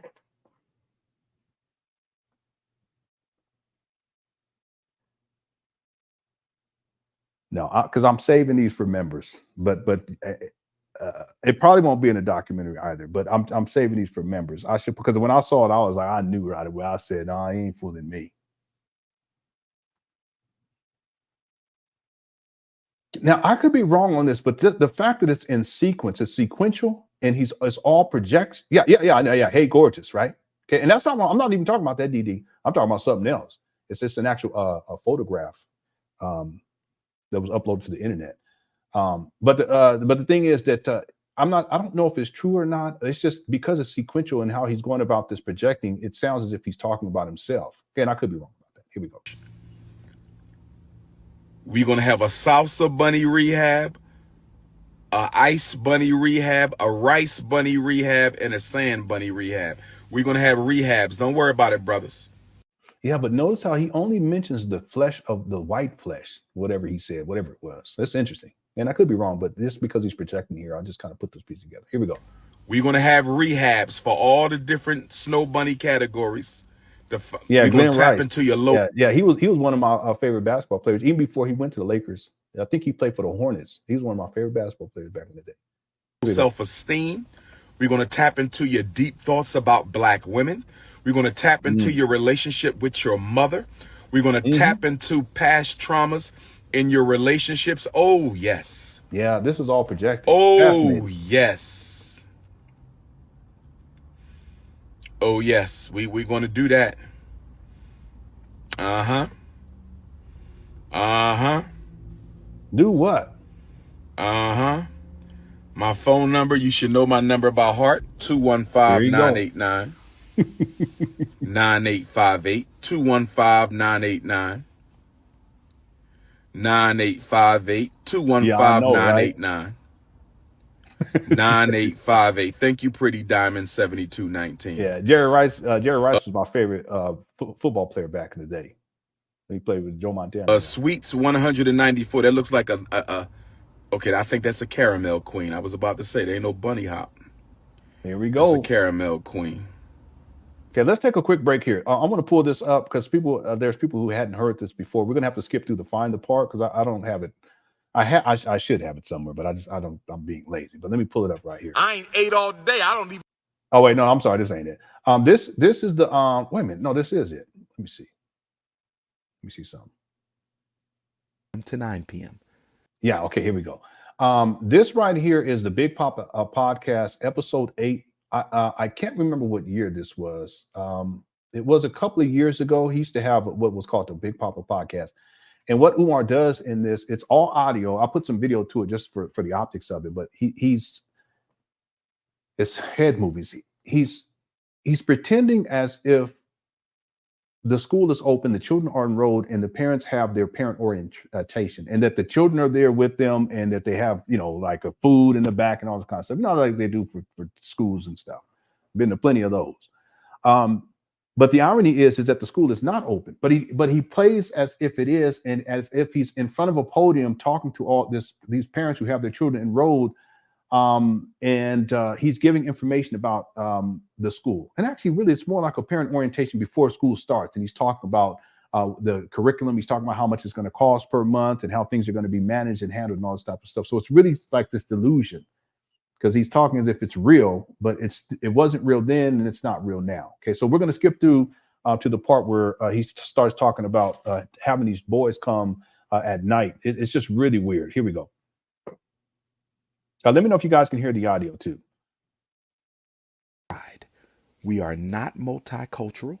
We are the political economic state. Welcome to the first orientation for the First much orientation. anticipated Frederick Douglass and Marcus Garvey Yes, RBG it's weird, Brianna. International Leadership Academy for Black Boys. This school is the most anticipated independent black school in American history. It is the only school in world history to have World been history. purchased with funds donated from every single African community in the world. Umar, it's funny how he can act these different characters. He's so sedity in this one. There you go with them jeans. But let's get to the part. Hold on 1 second. And Marcus Garvey Academy. I want to be absolutely clear with you all that we have a very strong African spiritual foundation. Also here on campus is a prayer room. Once a week, your son will be led in prayer by yours truly, the founder, the CEO, and the principal Just like a cult of the FDMG Academy, Dr. Umar Johnson. I will lead them in prayer to the Most High God. We will also engage in meditation. Your son will be taught how to meditate. We will also use chanting as a form of psychological reconditioning. This is mind control. Umar knows. I know what he's talking about too. This is mind control. It's like a cult. Y'all see this? Prayer that they will use will be a very special, confidential FDMG student prayer that your sons will take with them for the rest of their lives, long after they graduate from the walls of this school. In addition to that, there will be an FDMG class. This school is named after whom I consider why the light sockets upside down, Umar? to be the two greatest black leaders or of am the I past tripping? 2 I don't know. Maybe it's centuries in backwards. this country. The first being my 4 times great grand cousin and uncle, the Honorable Frederick Augustus Washington Billy. So now he's an uncle. Okay, he was an ancestor. Now he's an uncle. Anyway. Oh, it's not upside down. I'm just tripping. Wait, it is upside down, wasn't it? Yeah, it was. Anyway, it don't matter. Hold on 1 second. Shocked. Yeah, I think it's like your right son here.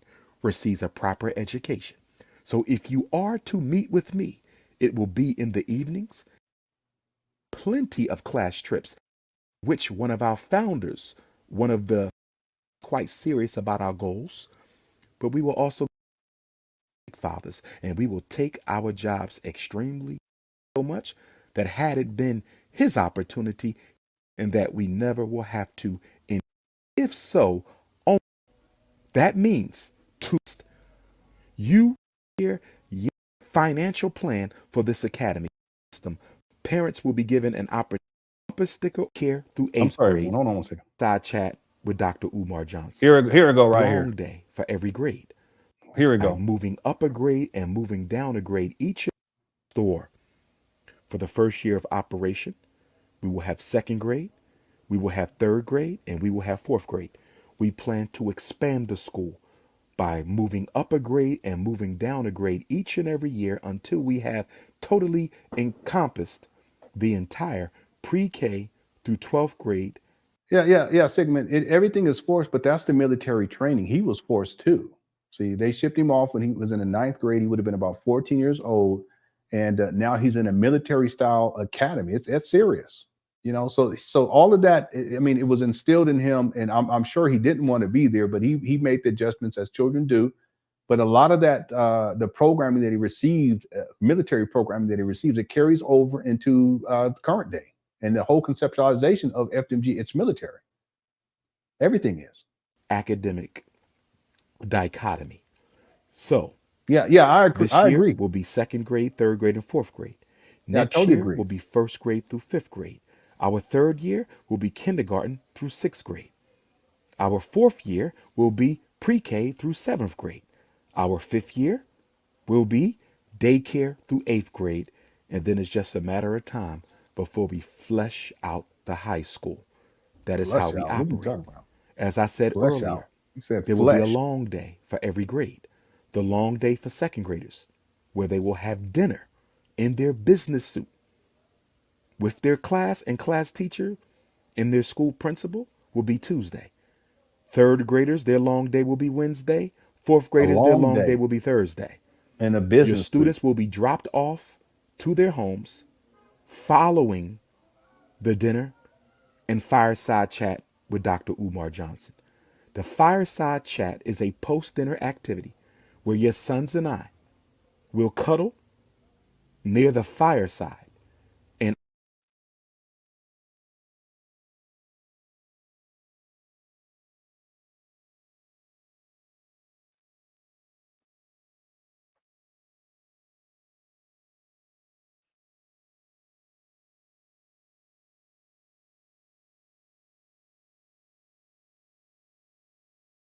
This is at the 44-minute mark too, by the way. So if in the future I pull this up, people just kind of remind me 43, 44-minute mark. Probably should be 43.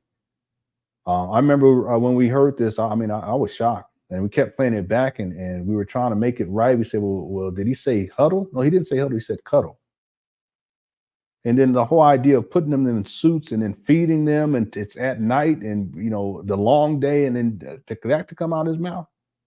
I even thought that even if he didn't mean to say that, why don't you edit that out before you put that out there for the world to see? That just goes to show you where his mind is at. That's crazy. And there's no justification for it, period. That's why I used to tell people to keep that that Umar shouldn't be around children anyway. And this was before I even heard this, because there's so many other examples of him, even when he was taking video of these little girls. I'm gonna say little babies, because they were young teenagers taking video of their body parts, like he on the cell phone, taking video of it like he was when he was on that plane, taking a video of these women on there and their body parts. So if he's going to do that to the women, and then he does it to the women, what you got, or to the little girls, and then he up here talk about cuddling at the fireplace, and it's at night. That's crazy. There's no way.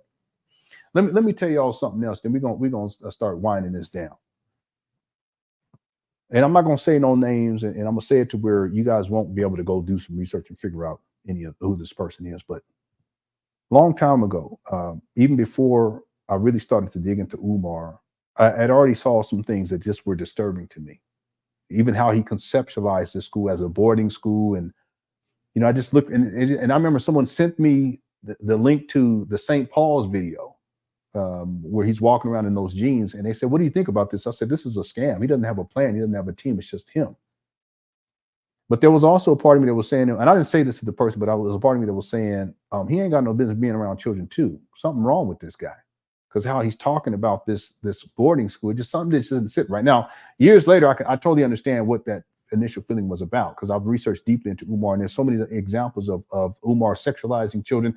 In his older lectures, he used to have a habit of sexualizing little girls, because he would say things like, you know, they're fast, or they're hot, or they'll be twerking inside these hotel rooms. This is the stuff he was saying. I can pull up the receipts and back all this up, but it'd be in a documentary. But there's someone who's close to Umar, and they had reached out to me on Facebook, and they were talking about Umar and how great what he's doing and what he was planning was great and all this stuff. And I said, well, listen, if you like the idea and you like what his talking points, that's fine. You know, if you want to support him and donate to all that, you know, there's and this is early on. I said there's nothing wrong with that, but I said at no point should you have your child alone with Umar. This is years ago, because even back then I knew something wasn't quite right. So when I hear things like this years later, it was like it fits into, it kind of validates, and so many other examples too that I can bring up where Umar is sexualizing children. He's making these. There's a video that I saw recently where there's a little girl, and it's on one of these college tours, and this is one of the little girls that he targets, and he tends to put his camera in the video and focuses on her buttocks and her breasts, and he'll follow her around. It is very clear. In fact, on one of the videos, there's people who are commenting and said he's lusting after this little girl, and he was. But there's another video that I saw recently, and I have all of them downloaded. I just don't feel comfortable showing it, but the little girl, she starts dancing, and there's a little boy that dances, but Umar tends to keep it on the little girl and on her lower body, but then she ends up sitting down, and she has on these shorts, and Umar says something to the effect, after she sits down, she says something like, I'm paraphrasing. The police are going to come and get you for having on those for them shorts to be so short or something like that. And right before he said that, he had the camera panned down where she was sitting and focused on her shorts and her legs. It made no sense to me. And I said, what? And in my mind, I said, what kind of grown man puts the camera on this little girl and on her short shorts after she does this dance, and he's been following her around, and then she sits down and puts it down into her area down here. And then when he pulls it away, he makes a comment about how her shorts are really short.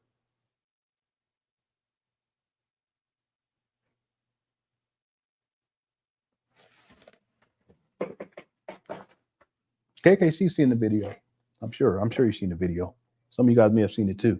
But it's those things. You put it all together, especially when you guys see this undeniable when he's on that flight and he's recording women like a pervert, and he's recording their private parts or their body parts. He's focusing on their buttocks and their breasts. You know that this guy is a pervert.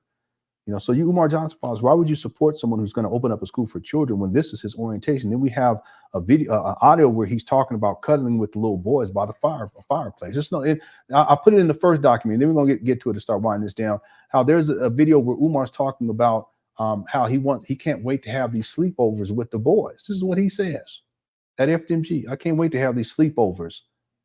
I'm gonna lock them in and talking about lock them in the building. Turn off the lights and play capture the flag. I said, what in the world is this guy talking about? So it's all there. And I warned that person a long time ago. I said, listen, if you want to be, that's fine. You want to send him money, you want to promote him, that's your business. But never, ever put your child in his care alone. Don't do it. And I stand on that even to this day. That was so long ago. I stand on that. That's before I really started looking deeply into Umar. All right, let's start winding this down. Thank you. I hope you all enjoying the show. If you haven't hit the like button, if you can hit it, I would really appreciate it. And also, we do have a poll. I haven't looked at the poll yet, so let me go in there and I'll update people on the poll because I want to close that out before we close out the live stream. Okay, here we go. Oh no, this is the wrong one. I'm thinking about doing the conscious singles convention at the retreat location. I'm thinking about doing the conscious singles convention at the retreat location. I'm thinking about doing the conscious singles convention at the retreat location. I'm thinking about it. I'm thinking about doing the conscious singles convention at the retreat location, but I don't want it to become a freak off. See, that's the only thing about the retreat.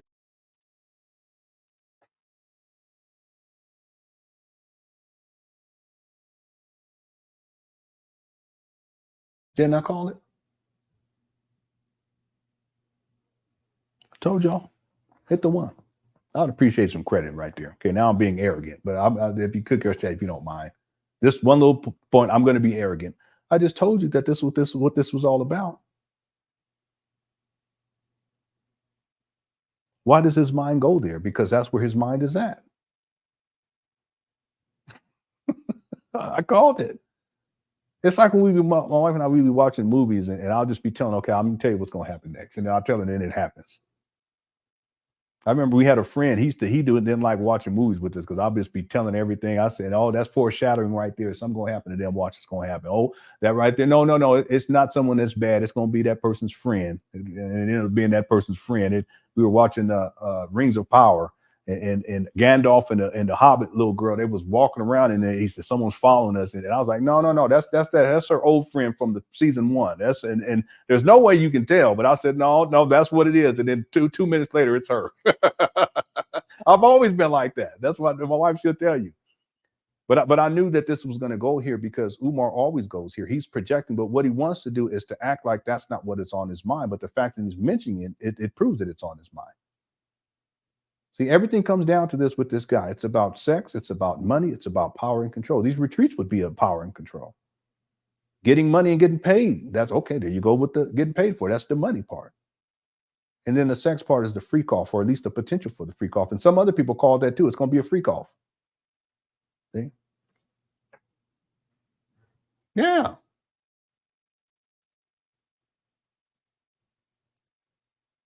Yeah. No, Umar watches these videos. Yeah. There was a person that was close to Umar. I tried to get her on as an interview guest, but she hadn't responded. So either that email account. I actually tried a couple of emails. Either the email accounts they're not active anymore, or she's just simply not interested. But she was someone who hosted Umar when he was in China. And she was telling, it was some very interesting things that she was saying that I was like, wow, that's really, really interesting. One of the things that was clear to me, because she was talking about how it was clear to me, she was talking about how Umar spends a great deal of time on social media. And it's not just, watching stuff that's Black conscious. He's looking at what other people are saying about him. And she said he would just sit on his phone for hours, just like watching people's videos about him, whether it's positive or negative. But I'm sure the critics, he's watching all of that. I'm sure. And there's times when we said things about Umar and we said he needs to do this, and then the following week or within the next 2 weeks he does it. You guys remember that? And it used to happen all the time, Or we'll say he needs to paint. Why did he have? Then a week later he starts painting. So he watches these videos. I'm sure of it. Sometimes he posts stuff like the day before we're talking about a specific thing, and then he posts on his Instagram the following day. It's almost like a response, but just like in a passive aggressive way. Umar is very passive aggressive in that way. Yeah, it was like clockwork, and he used to do this all the time. Yeah, I reached out to her, but she didn't respond. And the thing is that there's quite a few people that I reached out to, and I get it because there's a lot of that you have to deal with when you criticize Umar, especially from his followers. I've dealt with my fair share. I mean, it's incredible, So I get it. If maybe the email accounts aren't active anymore, or maybe she got the emails, but she was like, no, I don't want to do that. And that's perfectly understandable. But there's quite a few people that I've reached out to. They just didn't get back, and for whatever reason, it's okay, But she worked closely with Umar. She knows the ins and outs when he was out there in China. And she said, and the other thing she said was that Umar, he carried so much luggage, and stuff that, that you just wouldn't need, but he did it anyway. But I was thinking to myself, yeah, well, he does that because he doesn't really have a home. So he's always living out of his suitcases. So you're going to have all kinds of stuff in there that under normal circumstances you wouldn't have. Like if you go on a 2-day trip, there's a certain amount of things you would need to bring. But if you're going on a month-long trip because you ain't got a home, you're going to bring you're going to have more luggage because there's so much more you're going to have to carry around. And that's Umar, Yeah.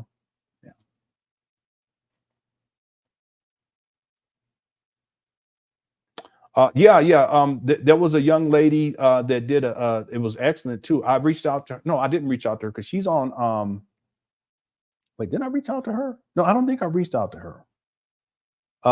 Because she's on TikTok. I don't have a TikTok account. I mean, I could have set up one, but I just don't like setting up accounts for no good reason. It's more of a cybersecurity issue. I mean, I could set it up and then delete it, but I would much rather not.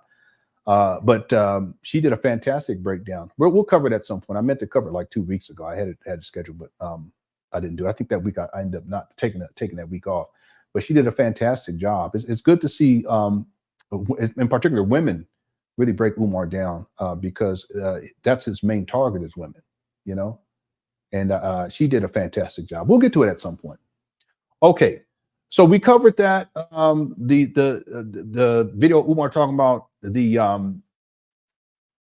cuddling with the boys, and then now we're here with the freak off stuff. Let's start winding this down because we're already almost at 3 hours. Man, goodness, it goes by so quickly. Here we go.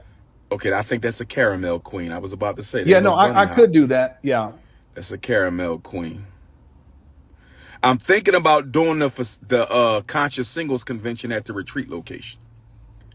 See, his mind is now on conscious singles. It's singles, single women, single ladies, all your single ladies. I'm thinking about doing the conscious singles convention at the retreat location. I'm thinking about doing the conscious singles convention at the retreat location. I'm thinking about it. I'm thinking about doing the conscious singles convention at the retreat location, but I don't want it to become a freak off. See, that's the only thing about the retreat location. I don't want the conscious singles convention to become a freak off. He's going to go further. Watch. I have, and I could be wrong, but I have a sense he's going to say something crazy. Watch. He's already saying something crazy. Watch. I don't want the conscious singles convention to become a freak off, so we might got to keep it. The retreat location, you can easily dip off. We don't want it to become a freak off, no Diddy. See, I knew it. I knew it. I just told y'all. So you can dip off. But you know what? This is no different. And I have the video, I have the clip where Umar's talking about how he's going to have these college tours for boys. And he says, now I know you guys probably wonder why I don't have them for the girls. And he says, well, I'm not ready to deal with their energy right now. I said, what are you talking about? And then he goes on to explain how, you remember when we used to go on as soon as the chaperone fall asleep, then the girls lay in the side of the hotel room twerking and stuff. I said, what are you talking about? Why are you putting this on these little girls? And then he says something like, you know how some of y'all raise them to be nasty. I said, what? I have all of this. Okay, I'm not making it up. I have it in my notes. I can actually type in nasty and you'll get all these examples of him sexualizing children, these little girls. So this is no different right here. Y'all think I'm bullshit, and I can pull that up right now. I was so disturbed when he said that. Anyway, let's go. We don't want it to become a freak off, no Diddy. So, you know, I got to meditate on that a little bit. Yeah, I got to he's meditate a on that.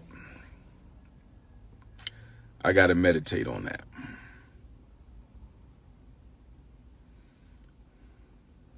Yeah, but see, that's what Umar does. He's known for this now. He stays on social media looking at black male celebrities and interracial relationships. He needs his talking points so he can talk down on those same black men. But that's all he does is talk disparagingly about black people, and he targets successful black men mostly.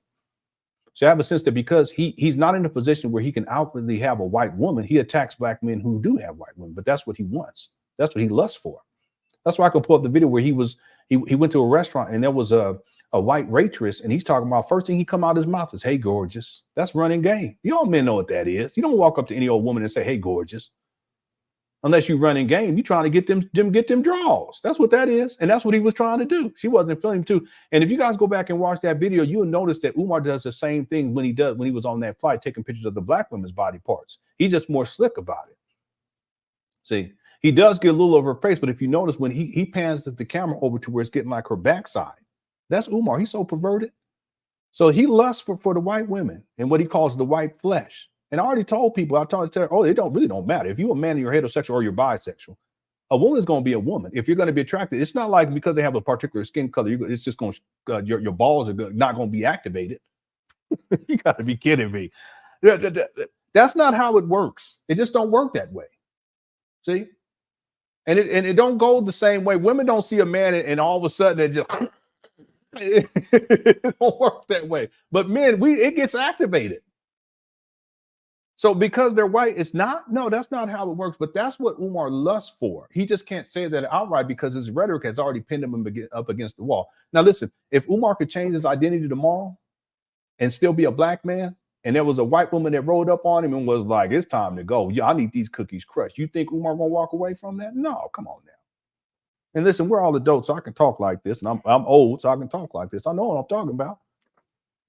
He'd be up in there things without hesitation. Eyes be rolling back in his head and shit. He'd be so happy. He would be so happy. That's probably why he always bad, because he can't get the ice cookie. Anyway, let's go. Umar, funny. Here we go. 18 and over. Now we're going to go older than that. I will have retreats for the 18 to 25ers. I will have retreats for the 18 to 25ers, but I think we're going to do 25 and up for most of the retreats. Mature people. I will have retreats. Someone said he wants to. Oh my God. Y'all crazy. Yeah, it don't work like that. You know what I'm saying? I mean, I wish it did. Right, it's for the young people, though. Yeah, he 50. I will have retreats for the young people, though. Umar 50 talking like this. I'm going to have a retreat for sisters who've been getting BBLs and they just not happy with themselves. What? We're going to have a body rejection retreat for black women who can't stop cutting their body up and getting titties and breasts and all that. We're going to have a retreat to find. What in the world did we get? What happened?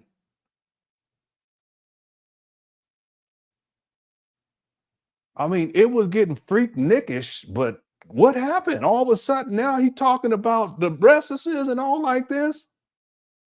Did he say titties? Wait a minute, he said breast. He didn't say that. I know he didn't say. I'm sorry, I should have said it myself. I'm going to have a retreat for sisters who've been getting BBLs and they just not happy with themselves. We're going to have a body rejection retreat for black women who can't stop cutting their body up and getting titties and breasts and all that.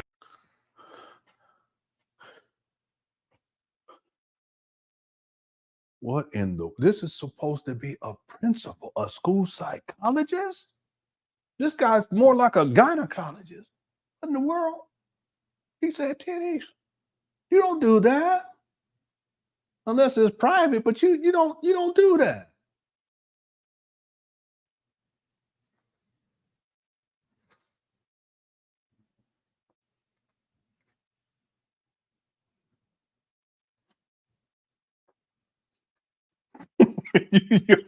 Listen, y'all need to stop. Y'all need to stop this chat. You guys, if y'all don't stop in this chat room, come on now, stop it. I'm trying not to look. What in the world? Yeah, he's just making up retreats. Yeah. He has to be up over 10 of them now, right? Somebody keep track, maybe watch it again and keep track. Let us know next live stream. This guy, he said the T word, y'all. Said, Umar, you nuts. No, that's y'all's principle. Okay, don't put me in it. Y'all don't put me in it, period. All right, don't do it. This guy's nuts. I will have retreats for the young people, though. What in the world are we watching? I'm going to have a retreat for sisters who've been getting BBLs and they just not happy with themselves. We're going to have a body rejection retreat for black women who can't stop cutting their body up and getting titties and breasts and all that. We're going to have a retreat to find out why you can accept yourself as you are. What in the world? Retreat for black men who were sexually abused as children. Retreat for black men who were sexually abused as children. Oh, no, Umar. Oh, man.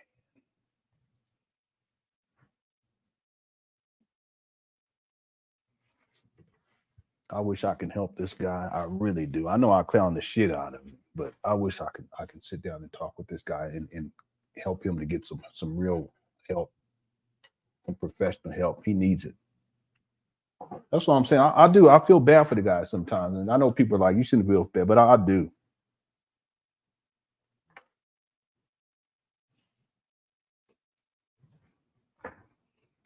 Oh, man. Let's see what else he's saying.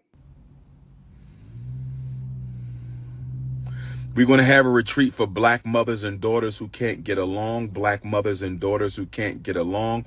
Y'all going to stay in the same cottage together. Daughter and mother is going to stay in the cottage together. We're going to have a retreat for black fathers and sons who can't get along. Black fathers and sons who can't get along. We're going to heal the people, brothers and sisters. Yeah, he needs We healing. are going to heal the people, brothers and sisters. Yeah, Umar needs healing. Don't worry. Yeah, he doing that coat y'all thing too. Y'all know what I'm talking about? He keep doing it. Stack them by age group. Don't worry about that. 18, under 18, then you got your 18 to 25, your 25 to 35, your 35 to 50. He's spitting all over the place. Under 18, 18 to 25, 25 to 35, 35 to 50. 35 to 50. And then we got over 50. What? Older than 50? Or we might do 50 to 60 and then 60 up. What? 60? 60 up? Senior citizens? What are you talking about? Why is he doing this? I don't. Did he say under 18? Jimmy Jamboree, I'm not even listening to this guy. I'm kind of zoning out because it's crazy. Yeah, y'all hit the like button. I appreciate it. Let me go check to see how we doing on the what's called on the poll. Man, what are we watching? I had no idea that this was gonna be like this. He gonna have the senior citizens. That's no Keep the kids and the senior citizens. You got to keep them safe from this guy. Don't worry, I'm going to keep them all within the age group. Boy, this is crazy. I'm going to keep them all within the age group. We're going to have a natural hair retreat for black women who want to go natural. We're going to have the sisters there. We're going to have the sisters who do natural hair. They're going to do your hair right there at the retreat out in the woods, and you're going to be born again right there amongst the ancestors and the spirit. My son, I think my son had a shirt that said MILF on it. Like, I love, I said, what is that? I said, what are you talking about? I think that's what he had on it. I said, well, these kids these days, I said, what in the world? Anyway. Nature spirits. We're going to shave all the weave. Oh, here we go. And he grown too, so I can't say nothing. I mean, I can say something, but kids don't listen at a certain point. I said, all right, go and do you then. Whatever. This guy, he tripping. Let's see what he says. And the spirit, the nature spirits. Uh-oh. He talking nature spirits now. We're going to have a natural hair retreat for black women who want to go natural. What? We're going to have the sisters there. We're going to have the sisters who do natural hair. They're going to do your hair right there at the retreat out in the woods, and you're going to be born again right there amongst the ancestors and the spirit, the nature. What are you talking about, born again? This is why I said it's a cult. And spirits and the trees and the spirit ghosts and the ghosts in the trees and the dragons and unicorns. Watch.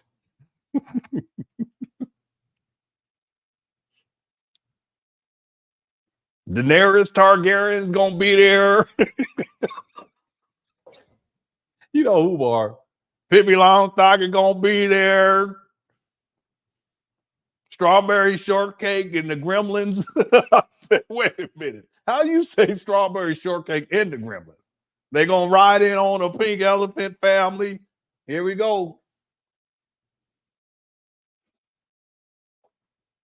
And then he just be naming all kind of crazy shit. You know, he said there's gonna be pink bats and a black pig that got 3 legs. I said, Umar, if you don't stop. Spirits. We're going to shave all the weave and perm off you. We're going to rebirth you. We're going to rebirth you.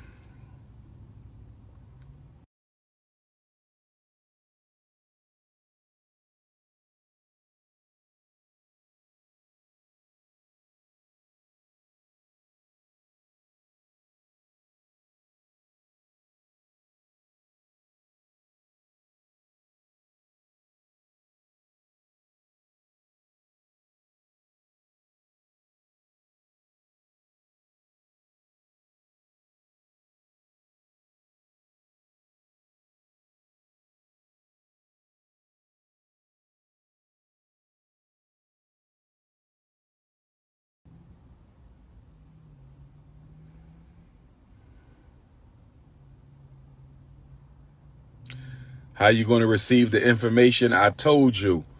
You got to sign up for the mailing list. If you're not on my mailing list, that's your fault. Click on my bio on Instagram, join the mailing list. Click on my bio on Facebook, join the mailing list. Click on my bio on TikTok, join the mailing list. Click on my bio in Twitter, join the mailing list. We're not doing 25 to 50 Asia Storm. Stop being thirsty. 25 ain't got no been now. 25, they need to be 25 to 35. Here you go. 25 to 35. Because she's trying to get with him because he's 50, right? We're not doing no multiculturalism retreat. Nope. We're not doing that. We're not doing that. No, I change them sometimes. I just didn't change that one today because I don't want to be wasting no batteries, family. I got them batteries from Amazon. Okay, I don't be wasting. I the kids. That's what I'm saying. My kids be wasting too much food. I don't be wasting stuff. I said, let me eat that. Don't waste it. I don't be wanting to waste batteries. I'm so frugal, it's ridiculous. Okay, I hope you guys can hear me now. Here we go. Some retreats will be for the weekend. Some retreats will be extended weekend. Extended weekends too? When you gonna have a school? Some retreats will be for the whole week. For the whole week? That sounds like a vacation. What about this school you've been supposed to be opening up, Umar? I can't believe this guy talking like this. Yeah, he is. Okay, cool, thank you. What's up, Wendell? Yeah, he out there. Not 25 to 50 Asia store. Not 25 to 50 Asia store. The 25-year-old queens, they should be able to find them a nice 30, 35-year-old king. Huh? No more than 10 years.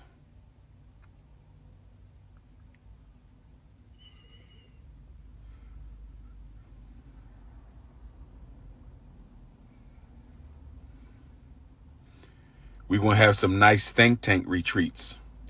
We're going to let the ladies, they got a kitchen there. The ladies could go and make the food. The brothers will make the fire. Here we go. The ladies could go and make the food in the kitchen. The brothers is going to stoke up the fire. Then we all sit around the fire. I'm going to do a rebellious slave retreat where we... What in the world? This guy had to have been turning the heat down. There's no way that he could just be doing this. He had to have been turning the heat down. And he going like this, there's no way. He turned that heat down and he starts, imagination goes crazy. B.A. Williams says, who the F is we? And he always say that. He always say we. Is he talking about him and his other Tunde personalities? It is possible that he is, actually. It is quite possible. This is something that's always fascinated me about Umar. He says we all the time, but it's just him. He'll even say we working, and it's just him, and he ain't even working. So it could very much be multiple personalities for someone he's always alone. He sure says we a lot. You're absolutely right about that.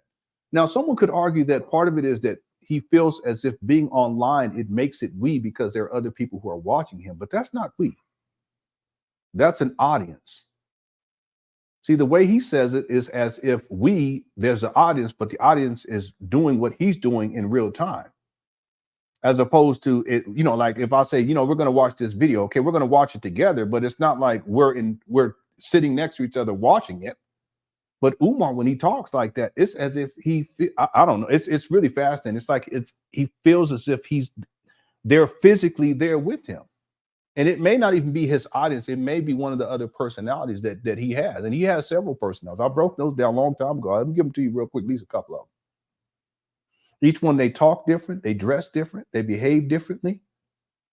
The one that curses the most is the King Kong consciousness. That's the setting rant personality of Umar Johnson. That's the belligerent one. That one comes out when Umar feels threatened. When little baby Jermaine feels threatened. Jermaine is I can pull up the video where you can see an excellent example of that particular, and that's when he's talking about where he was raised. You guys remember it, and he's talking about how his mother and grandmother used to give him $1 or $2 or whatever it was to go to the movies, and he turns into this whole little child. Okay, but that's the base level Umar. He's like a little child. It's the 14-year-old that was shipped off to military school, and he's still in the state of arrested development, and that's his core personality. And so whenever that child feels threatened, that's when the King Kong consciousness comes out. I've even heard Umar say, don't make me King Kong conscious, your ass. I've heard him say that. Okay, that's more the thug archetype in Umar. That's the Seti Rant is a preeminent example of that. Another character, Umar, is Umar the psychologist. And that's when he used to dress in suit and tie, sometimes 3-piece suit and ties. There's also this nerd deviation, it's not a deviation. It's a more nerdier iteration of Umar the psychologist. It's not quite Umar the psychologist. It's more like the nerd, because the Umar Johnson, the psychologist, dresses in a suit and stuff, and has his hair cut nice and the fade and stuff. That person is more refined, and more flamboyant, I should say, refined and more flamboyant. Whereas this other character, if you go back to the real old Umar Johnson videos, he looks like a nerd. He'll have these glasses on. He'll have a pen protector. You guys go back and take a look and see. And he's real prim and proper. You know, it's almost like someone who has very low self-esteem, but they're trying to sound intelligent. And then they basically look like a nerd. Okay, that's another one. I don't even know what that name would be for that one. But there's Umar, the school psychologist. There's King Kong Consciousness. There's Big Papa. That's the womanizer. Because that's, you know, I love it when you call me Big Papa. That's he gets all the Biggie Smalls kind of thing, you know, and overcompensating for his physical appearance by sexually exploiting and sexually dominating Black women. Okay, Big Papa is the pimp player type of character in Umar Johnson. Very unique too. Okay, that's when he's out on the prowl trying to crush the cookies. See, there's other examples too of Umar in these different personality types within him. And they come out at different times. I've noticed them. I've studied them, Umar long enough to be able to recognize when he's in that mode. And, you know, I'll throw this out there. There's also Umar when he's very somber and sad, and that's the depressed Umar. I don't know what that would be called per se. There's also the Prince of Pan Africanism. Okay, that's the dashikis, and he's always talking about Pan Africanism and Africa this, Africa that. You see, that's another one of the Umar Johnson characters or personality types. So he has quite a few. Now, I'm not saying that he has multiple personalities. I can't give that diagnosis, so I want people to be clear about that. But I do recognize that he has some very distinct personality types that come out given in certain situations, and it's quite disturbing. It's fascinating, but it's disturbing too. There's also the predator Umar that's actually quite closely associated with Big Papa. Okay, that's the pervert guy that be on airplanes and be filming women's body parts or little girls and up in this area down here with his phone down here, filming her with these short shorts on. And then when he moves the camera away, he makes a comment about how her shorts are so short. No man should be talking like that, period. It's not his kid. See, if it was my daughter, I said, no, you can't wear that. Okay, that's one thing. But if you're out here and you're filming her body parts and it's not your child and you're talking about how her shorts are too short, that's crazy. And he's not even saying that they're too short. He's even for him, because it shows that he's looking and he's filming it too. I said, man, you out your mind. See, if it's anybody else that does that, if you go and you have a teacher do that to a child, or a counselor do that to a child, or a principal do that to the child in the real world, you guys know what's going to happen. But Umar gets a pass. And all that's out there. You guys go look it up for yourself. It's all out there. So what I'm saying, BA, is all of this we talk. I actually think that it is Umar feeling as if he has all these people around him, which is really just these different personalities that come out at different periods of time. And they connect to each other too. It's fascinating. But his core personality, and I can pull up the receipt, is Lil Jermaine. I played it a couple of weeks ago, and that's when he's kind of giving his life story, and he's back in Philadelphia, and you should see how he behaves just like a little child, even from his hand gestures and how he's holding him and positioning himself, and how it's fascinating. It's fascinating. Okay, thanks for the super chat, B.A. Williams. I appreciate it. Okay, let's finish this up now. Here we go. I'm just going to teach you about the different slave rebellions from across the diaspora. Who coming to the rebellious slave retreat? We're going to get around the fire at night, midnight, and I'm going to tell you the story of Nat Turner. Tell you the story of Madison Washington. Tell you the story of the Haitian Revolution. Tell you the story of the Curacao Revolution. Tell you the story of the Sam Sharp and the Paul Bogle Revolution. Tell you the story of the Gabriel Prosser. We're going to have a rebellious slave for the whole weekend. We just going to study and discuss slave rebellions. Oh, yeah, yes. It is. Yeah, Naeem. It really is something to watch. Oh, yes. No, you got to be African to come on my retreats. I'm not dealing with no pretendians. The healing, I don't care about the healing. I don't care what you are with the healing. You know, you could be any kind of black person for the healing. But the political retreats, no bunny hoppers, you know. You got to be African identity. Pretendians can't come to the political retreats because they don't identify as African. But the healing retreats, I don't care what you are, Nation of Islam, Gods and Earths, it don't matter. I want to heal all African people. So the healing retreats, anybody can come. But the political retreats, you got to be an African. Then I'm going to have an elder retreat so we can get this council of elders together. Where my elders at? Here we Where go. my 65 and older? I got any 65 and older on here, kings and queens?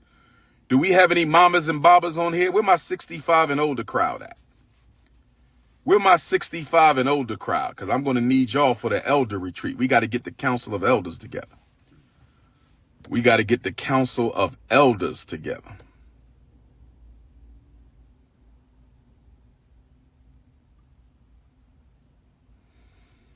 You African, but your wife is Italian. Can't help you, king. No, please. Yeah, 65 and older. We got to do the elders retreat. Bring the elders out there. We're going to talk about how to create the elders. We need council of elders in every community. We bringing back the elders, brothers and sisters.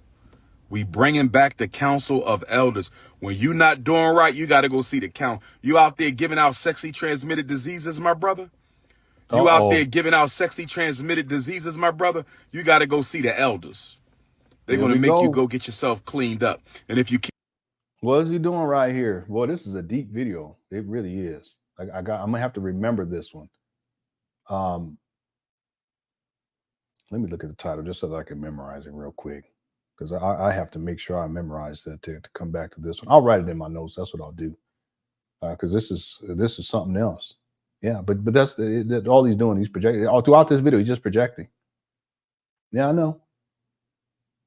Yeah, it's incredible. Keep on doing it. The elders is going to have their own website and newsletter.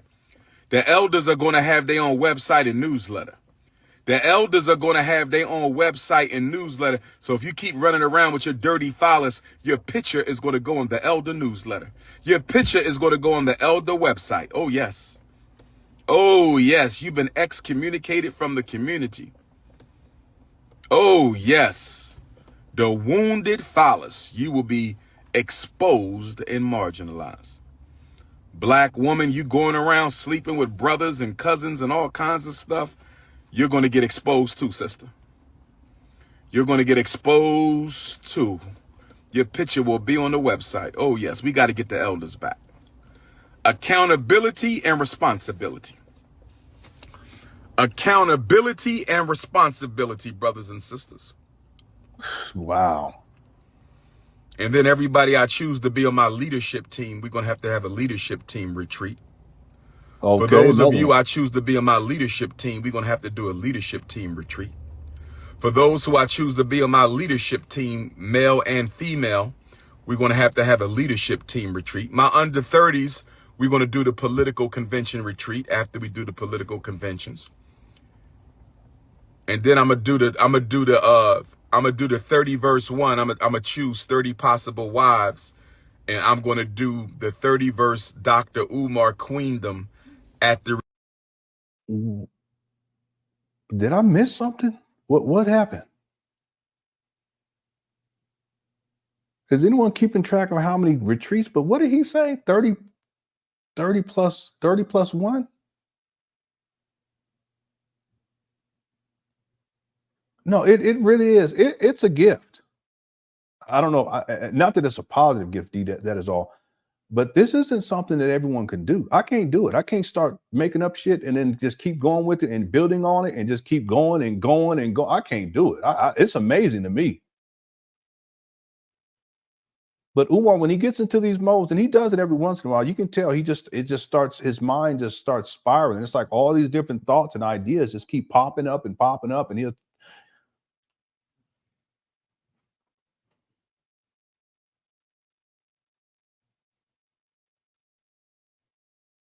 I'm going to have to put a post under this video for people who watch it and pin it and say, if you can keep track of how many retreats Umar talks about in this video and post it, we would appreciate it. It's got to be close to 20 now, right? 25 or something like that.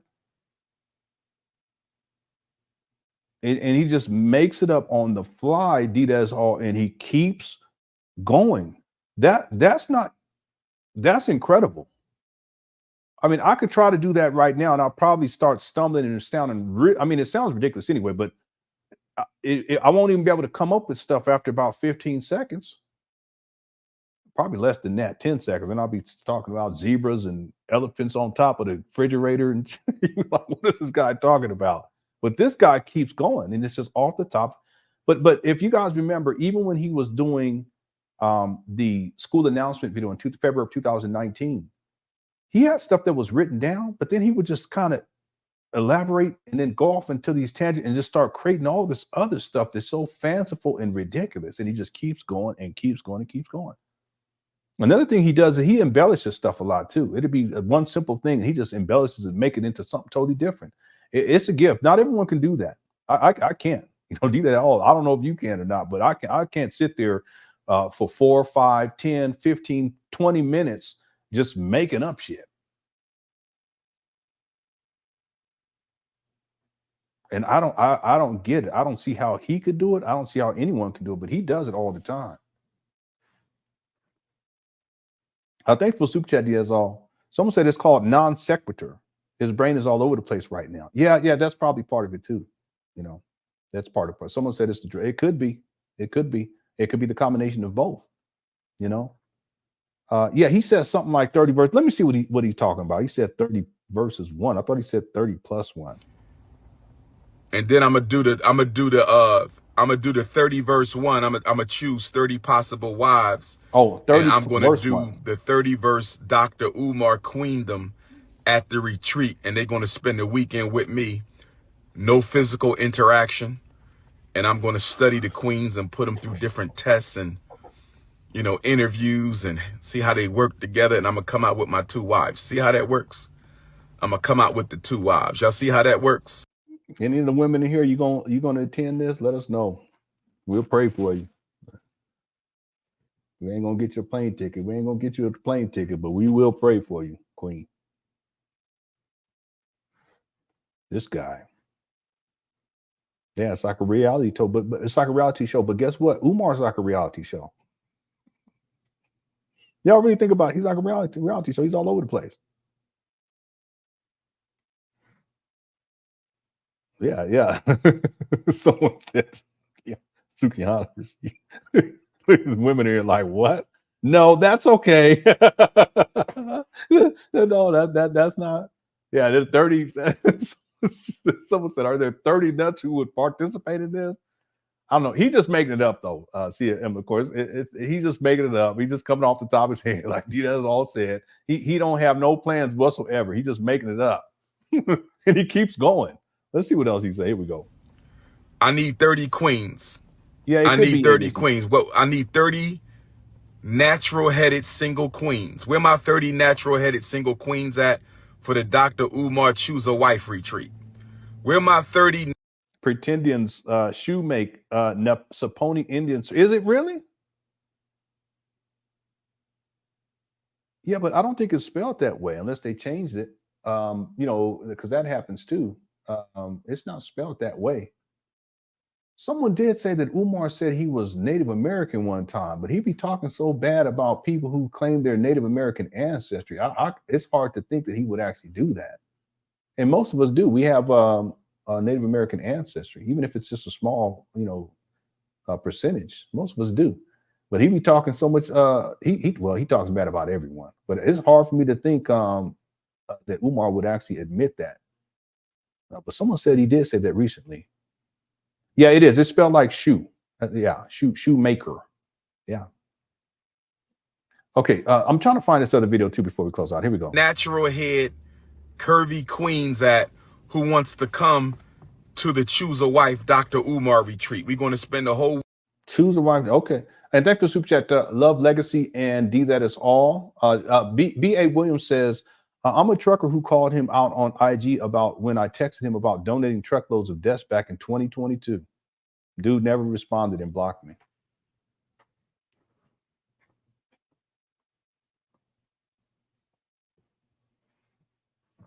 See, even before 2022, I told people that Umar is not interested in stuff like tangible stuff. He's not interested in that level of help because that moves him closer to an opening date.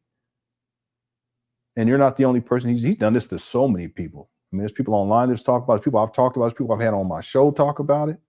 He doesn't even have a website. And there's a brother Marion, rest in peace, that was going to do it all for free. And he had the skill set to do it too, because he helped me to get going in cybersecurity. But Umar rejected that too.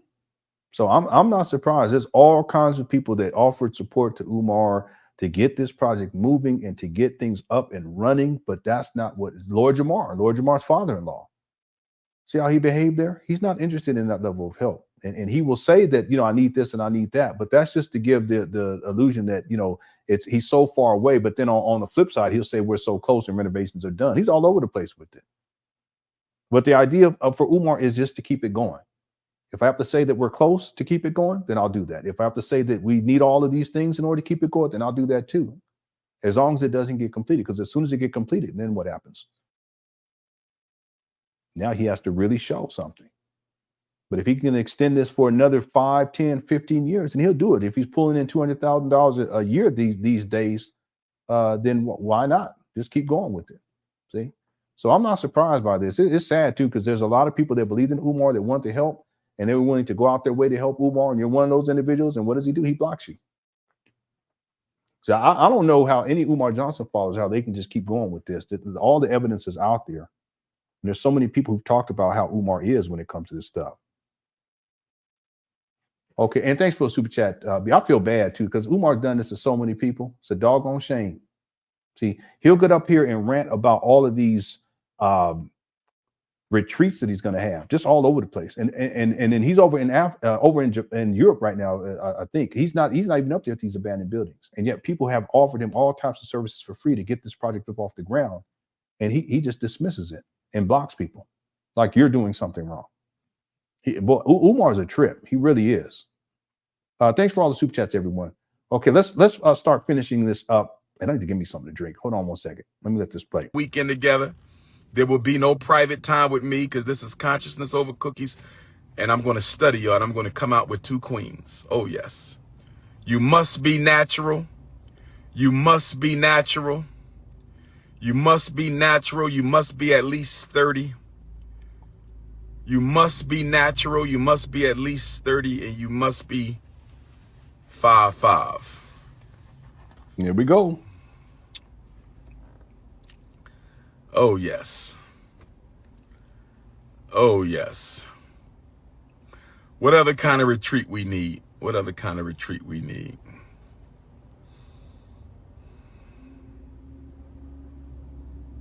He just,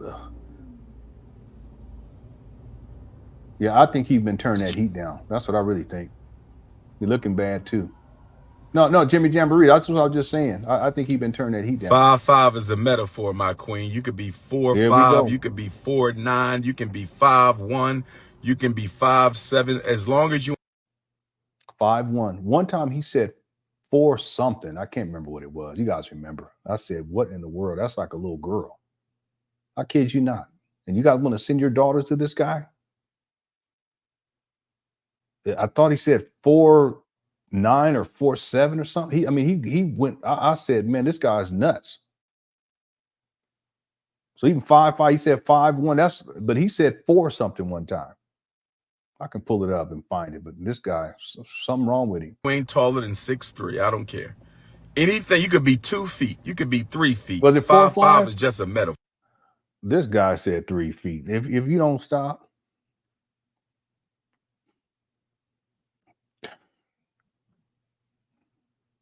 I was going to say it. I was going to say, Jesus Christ, let me not do it.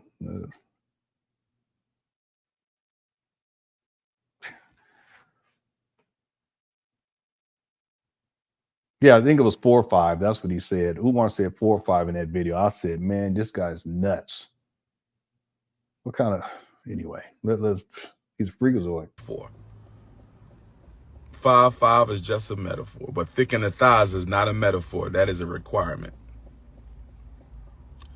Orisha, that's a good one too. Traditional African spiritualist retreat, because we got to get some law and order in the traditional African spiritual community.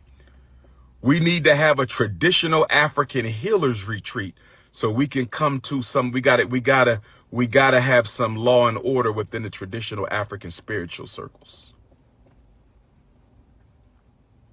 That's a very good idea, my sister. Traditional African spiritualists, those who want to get involved in traditional African spirituality, That could be another retreat.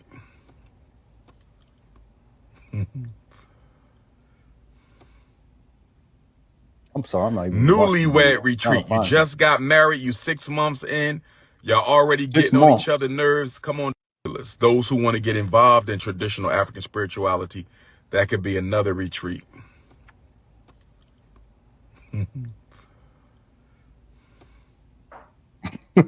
Yeah. Newlywed retreat. You just got married, you 6 months in, y'all already getting on each other's nerves. Come on to the retreat. Let me fix this up. Newlywed retreat.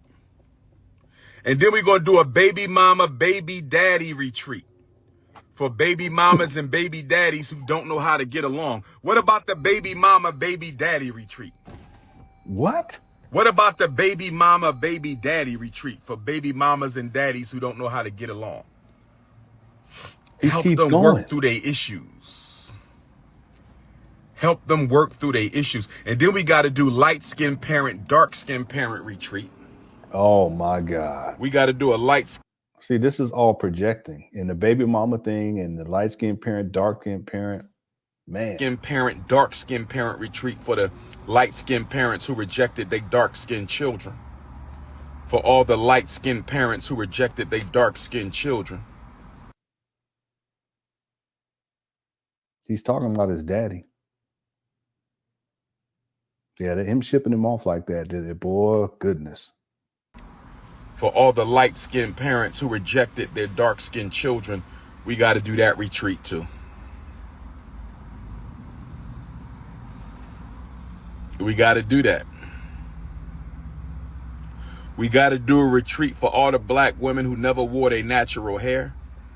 We got to do a retreat for all the black women who never wore their natural hair. We got to do a retreat for all the black women who never wore their natural hair. What's up, big sis Candace? That's right. You need a retreat for non-payment of child support retreat. That's what he needs. Don't Call Me White Girl podcast. Tell her to reach out. If she wants to interview me on the Don't Call Me White Girl podcast, she needs to reach out. I don't interview for free, so let her know she need to have that money ready. That money, that's right. I'm the most requested black scholar in the world. I don't do free. Free is over. I did free for 10 years. No more free. You don't do nothing.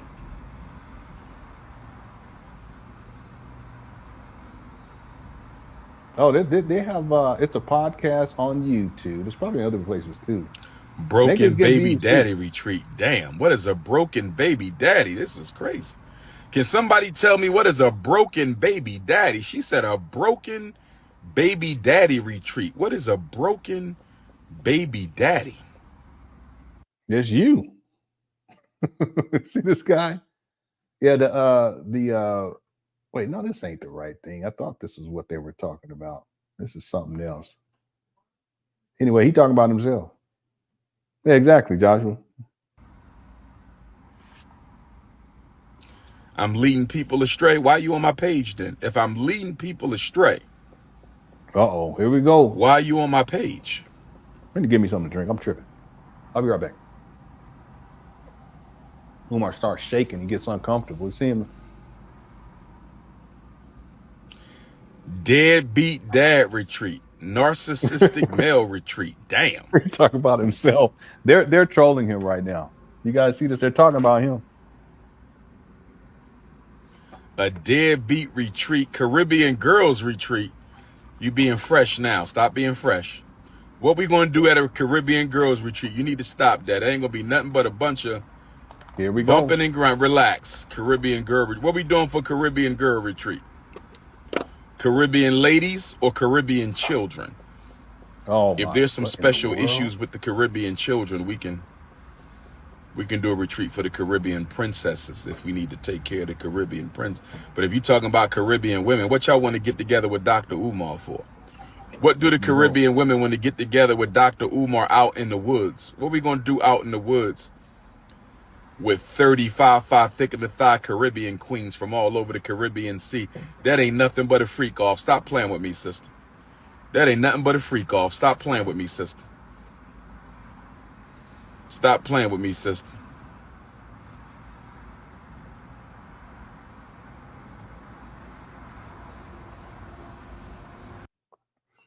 I don't know if this is true or not, but I have a sense that Umar has a disdain for women from the Caribbean for some reason.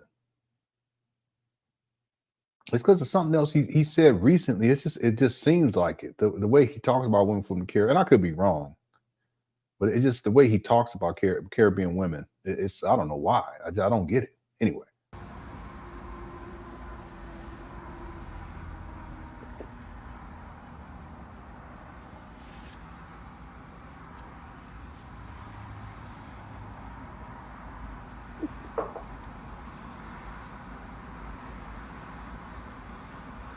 White mamas with black kids retreat. That's a possible. I could see that. There we go. I could definitely see white mothers raising black kids retreat. I could definitely see that. I would have to have a black female assistant with me for the whole weekend so I don't get accused of no bunny hopping. We could do a white mothers of black child retreat. I like that idea. White mothers of black children. I could see that. They need that. They need that. But I'm going to need a couple sisters for the weekend because I don't want to get accused of being alone with no snow bunny. That might be a setup. The YouTubian struggle streamers have set me up. The YouTubian struggle streamers have set me up. So I'm going to need a couple queens. So there's a sister who can say Dr. Umar was never alone with any of the snow bunnies. He was only there teaching.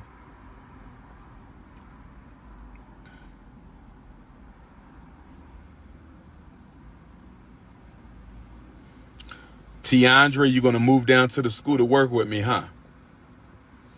Okay. I don't have a Wilmington, Delaware wifey yet. I don't have a Wilmington, Delaware wifey yet. You be the assistant?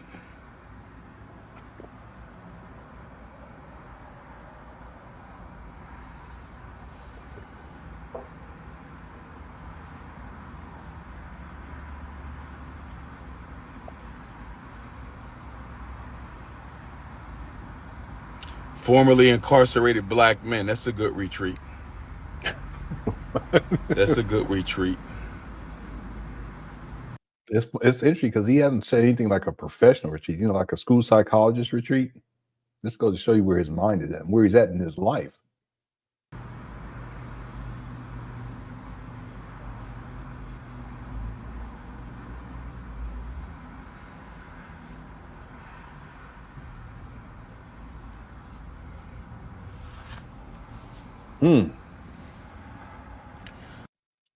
It's possible. Well, I'm not going to say anything about that, though. I'm just thinking in terms of the maiden name, but we'll leave it at that.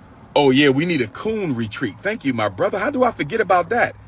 A raccoon recovery retreat, my brother. Thank you, my brother. Thank you. We need a raccoon recovery retreat. I'm gonna be there. I know he gonna invite me to cut out. All the coons. How did we forget that? I'm so mad at y'all. Thank you, my brother. Thank you, my brother. That's what I'm talking about. I love brothers and sisters who know how to think. We left out the damn coons. How are we going to have a retreat movement? How are we going to have a retreat movement and we didn't have a raccoon recovery retreat? We got to have a coon retreat to try to heal all the coons and find out why they keep working against the people. We got to have a raccoon recovery retreat. We got to have a raccoon recovery retreat, brothers and sisters. We got to have a raccoon recovery retreat. We got to do that.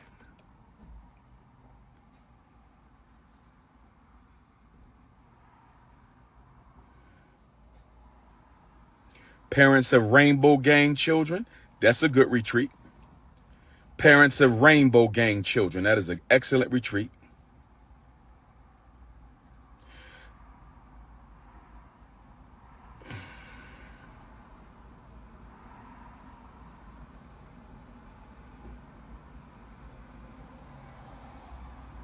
I love you too, Earthy Virgo.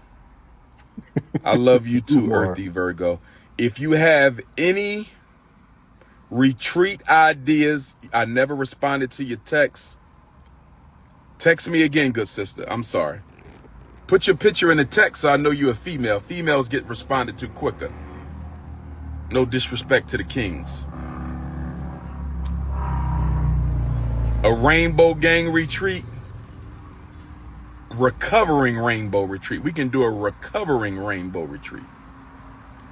Firearms practice retreat. That's strong. Black veteran retreat. He said, what did he say?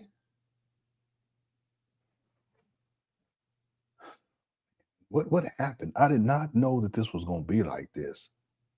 I got to remind myself to come back to this when I'm working on this documentary. I have everything I need to get. I actually did start already, but I have everything I need to do that I need in order to put the timeline together for the earlier part of his life. Because I started with the St. Paul's college period, 2014 through 2015. I think that's where I'm at in the timeline for the documentary. But I've done research going all the way back to when he first appeared online, leading up to I think 2016. I had no idea that this was going to be like this. None at all. He's down and out. He really is. Now, what did he say? What kind of retreat did he just say? No, I forgot what he said. Yeah, he said something about firearm practice retreat. He all over the place. And he just keeps going. T. Jones gifted 5 LenonHonor. Thank you so much, T. Jones. I don't even know how that works exactly, but I appreciate you gifting those. And for those of you guys who are members, I've been putting up, as I'm going through this research, I've been putting up receipts and showing to members. Something I showed today is crazy. It's wild, but I got so much more. One of these things, and I realize there's actually 2 things when I show that in the documentary. You guys are going to go watch. I already know. Umar is a trip. He really is. And the depths to which he went in order to get money for that St. Paul school scam and then beyond as it progressed, past 2014, 15, 16, 17, 18, and finally 2019 to get these abandoned buildings in Wilmington, Delaware. You guys, he went through a lot. Did you guys know they had an FDMG car wash to raise funds? And they had these little kids out there.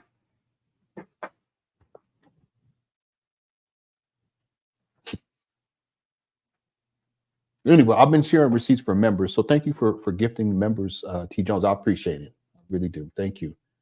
And then there was also a super chat from Governor Chris. Says, I took over FDMG. The opening date is 10/1/2025. Daddy's okay. 10/1/2025. Most recently, Umar said it was going to be in February of 2025, but a couple of days before that, he said that it was going to be in August. I think he said August of 2025. So you're not too far off. It's going to happen. It's amazing how many times he's changed the date, and people still believe this. And then in my mind, just as someone who's thought critically about this whole idea of opening up a school and everything that goes into it, the stuff that I don't even know that goes into it, but just what I know in terms of what goes into it, it's massive. It's a massive undertaking, especially for just one man. But the thing that I realize is that if we go into 2025 and we get close to August, what is Umar going to do? He's going to change the date again. And people still believe in this stuff. But you're not far off. Not far off at all. He can just arbitrarily change the date and keep collecting money and then making up all kinds of fanciful stuff, and people just keep going. Because there are people, they'll say, you guys just wait, it's coming. And what are you going to do when it opens? And what are you going to do when it opens? Are you going to apologize? And recently someone said that to me. I said, you guys, either you're new to this or you're just in denial. And again, I'm not here to demean Umar Johnson followers, but when it comes to the school scam, the evidence is all out. I mean, it's all out there. If you look at this, just in this video today, and how Umar is behaving, how he's talking, and just he's so over. I don't know what's going on. I think he was turning the heat down. If you watch just this one video and you said to yourself, I have a child, would I put my child in his care? And you say yes, that's on you. Something wrong with you as a parent. And see, if you say no and you still support Umar, that's still something wrong with that, because what you're saying is, yeah, for my child, I wouldn't send him, but I wouldn't, if other people want to send their child, that's okay. Yeah, but the guy's a pervert. He's a habitual liar. He got substance abuse issues. He got a gambling problem. Amongst many, you see him, all this projecting stuff. He got a lot of childhood stuff he needs to work through. See, I wish I could say more about Umar when he's talking about his experiences as a child. The enmeshment issue, it's deeper than what I've talked about with people. You know, it really is. There's no reason for someone who's 50 years old to be this attached to his mother. And the nature of their relationship, even though she was his mother when he was 14, Umar was raised in a situation wherein he felt obligated to be like a father, but he wasn't equipped for that. See? And so his daddy comes onto the scene and sees this level of dysfunction, and his daddy was a Rolling Stone. I got pictures of this guy, okay, from when he was out there. I could tell, even the poses, the way he was posing with his homeboy, they was out there in them streets, making all these baby mamas all over the place. This is true. But his daddy thought that it was the right thing to do to ship him off because the nature of their relationship, it was Umar's relationship with his mama, it was dysfunctional. And Umar still has issues with that to this day. See? Why would anyone say, okay, I wouldn't send my child there, but I'm going to support FDMG. Okay, so you're saying you were cool with other people sending their children there? But look at all of the receipts and look at how Umar behaves and look at everything and it's not just me, that so many other people have talked about Umar, and it's all right there in plain sight. And if you take the time to do your own research, see, if Umar Johnson followers did 40 hours of research over the next year and approach the research from the vantage point of someone who's going to be objective. You got to set aside the indoctrination. You have to set aside the belief system in Umar that you have in Umar. You have to set aside preconceived notions. You have to set aside your fandom, because that's fanaticism. Fanatics never think straight. You have to use your critical thinking skills. And if you did that over the course of a year, you spent those amount of hours over the course of the year, you would come to the same conclusions that I've come dealing with Umar, that he's not fit to even be around children in the first place. He has supervised visitation with one of his daughters. Well, why would you think to send? Anyway, I go on and on. Governor Chris, just stick around, because when we get close to 10/1/2025, Umar going to change the date. I guarantee it. And thanks for the super chat. Okay, let's finish this up, everyone. It's going to be almost 4 hours. I thought we were going to be here for like an hour and a half. The roast beef on Rod Retreat. Yeah, why not? Umar going to have different beefs, retreats. The SETI beef, it's going to be him and SETI. And then people come and watch, 30 people. He's going to have a Tariq retreat. It's going to be called the Hidden Colors Tariq Nasheed Retreat. He's had beef with so many people we can throw up there. The Mike Tyson Boxing Academy. Umar said he wanted to box Mike Tyson one time. Mike Tyson didn't even know who he was. Thanks, Dr. for super chat. And Governor Chris says, I'm the one who put your song on the. Oh, you did? Oh, so you're you said October 1st, 2024. It's fine. I mean, you can throw any date out there. It don't matter. It's gonna change anyway. You know what I'm saying? Yeah, I mean, if you want to, you can put February 35th. Go ahead. February 35th, 2025. It don't matter. It's not going to happen. So Governor Chris, I think Governor Chris is the one that has the FDMG A website. No, is it FDMG A website? Something like that. Or FDMG.com, I think. Okay. That was funny too. All right. Thanks for all the super chats, everyone. Let's finish this up now. Okay, let me go ahead and let this play. We're going to be done. Here we go. I love you too, Secret Sam. Wait a minute. Is that Samantha? Lord have mercy. You're not a transformer, right? I'm assuming you full sister. This shit is getting ridiculous out here. He's so disrespectful. I believe her name is Samantha. Lord have mercy. I hope so. Yeah, H-back retreat. Brother Holbrook's A retreat. Yeah, I like that one. I'll go to that one. Yeah, I'm talking about retreats because our people need to heal. If you got a problem with that, get off my live. Why are you here if you have a problem with the conversation? Here we go. Why are you here if you have a problem with the conversation? I spoke at Voorhees University twice. I believe. Founded by a black woman. Young sister founded Voorhees University. I will wait on you hand and feet. I will make sure you have a good smoothie at your retreats. Is that a brother or a sister? I can't see the faces. What in the world? They trolling this guy so bad. Poor Umar. Sister went to Haiti and became a voodoo priest and she died. You got to text me the information on that. Here we go. We got about 5 minutes. Okay, here we go.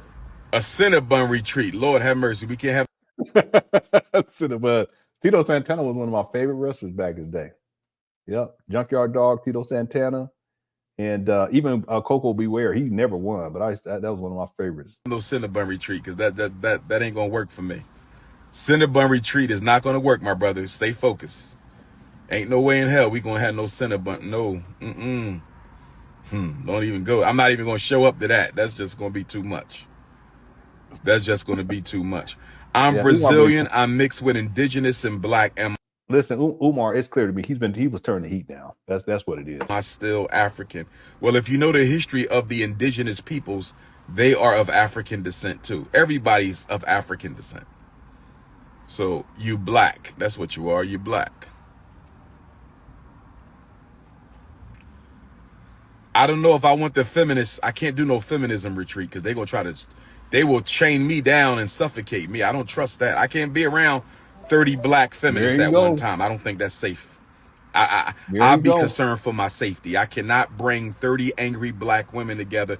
They'll burn me up in the fireside chat. Oh, hey, don't bring up the fireside chat. But why does he assume that? I have this video where Umar says that the black feminists look like, what did he say? Some animal. I can't remember what it was. A weasel or something like that. And I said, man, no respect was there. But see, he used to get a lot of resistance from the LGBT community, and there was a woman who was a black feminist that called Umar out at one of his speaking engagements, and I think that's why from that time, and probably he had negative views anyway. But I think for him to be challenged in that way in front of people. He doesn't like that at all. His ego's too big. The narcissism. Same thing with Queen Mother. When Queen Mother confronted him, and she did it in a very respectful way, but you see how Umar responded to that. He was so upset. He does not like to be challenged by women. And so especially if the woman is associated with the LGBT community. But he has no respect whatsoever. He assumes that all black feminists, that they're all out here, with pitchforks trying to tear him down, and they're all crazy and they're just trying to destroy black men. That's how he sees it. So, well, he's something else. And then he doesn't have the self-awareness to know that can actually impact his how people perceive him, his reputation in a negative way. But he doesn't have the self-awareness to see that. So he talks like that all the time. If you guys go back to older Umar videos, he spent a lot of time bashing the LGBT community. Okay, he doesn't do it as much these days, and he still does it, but not like he used to. And the reason why is because he couldn't take that heat. He couldn't deal with it. It was too much for him to bear, and they used to call him out all the time. But these days, he's a lot more passive aggressive about it. But in this case, he goes there. Yeah, he is. He's shook. He's shook by the LGBT community, in particular, a black feminist. He shook. I remember there was a radio show they had him on, and the woman, I don't even know if she was a black feminist, but it sounded kind of like she had some of those talking points that talking about sexism and misogyny and stuff. And Umar was so uncomfortable that it turned into a train wreck. He does not like to deal with that. And he doesn't like to be challenged, especially by women. Here we go. They'll burn me to death in the fireside chat. I can't do no angry feminist retreat. No, I'll be afraid to sleep. I'll be afraid to sleep. I can't do no feminist retreat. 30 angry black women and Dr. Umar? No. They're all angry. It's not gonna work, beloved. It's not gonna work, beloved.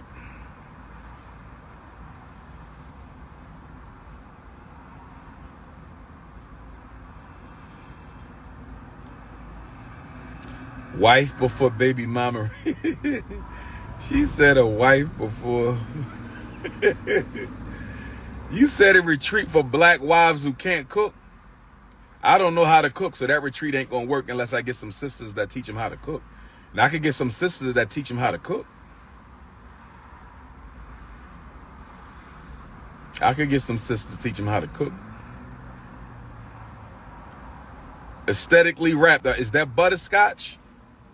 Here or we go. Is that snow? I think that's a butterscotch queen. Here he go. Polygamy retreat. Oh, someone got to count all these. What's up, SOB? Hope you're doing all right.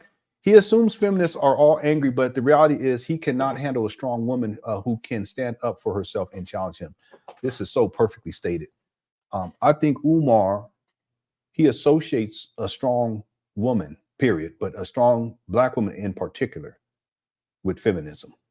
and that because in his mind, black women who are strong is a bad thing, then feminism is a bad thing. See, it could also be that because he perceives black feminists to be a bad thing, that strong women are therefore a bad thing because strong women are feminists. But it doesn't express the complexities of any of this. I mean, there are women who are feminists, but you know they're not going to be challenging Umar like at a venue where he's speaking. They're not going to do that. I mean, they may challenge him in another situation or under a different circumstance. But really, what messed him up was, and you guys can go look this video up. It's still online. What messed him up on this was when this woman, she was a feminist, got up there and she stood up and she asked Umar questions, and he was shook. And then he goes on to say, he starts off by saying, first, let's set the emotions aside. But he was the one that was already shook. She wasn't emotional at all. That's another thing that men do. They're, oh, well, you know, you're being emotional because you're what? Because she's a woman? I don't believe in that shit. I mean, women can be more emotional, but emotions are very important. You know, but I know some men who are more, Umar is more emotional than any woman I ever, well, I ain't gonna say any woman I ever met, but most of the women I ever met, he's one of the most emotional and emotionally erratic people I've ever seen in my life, period.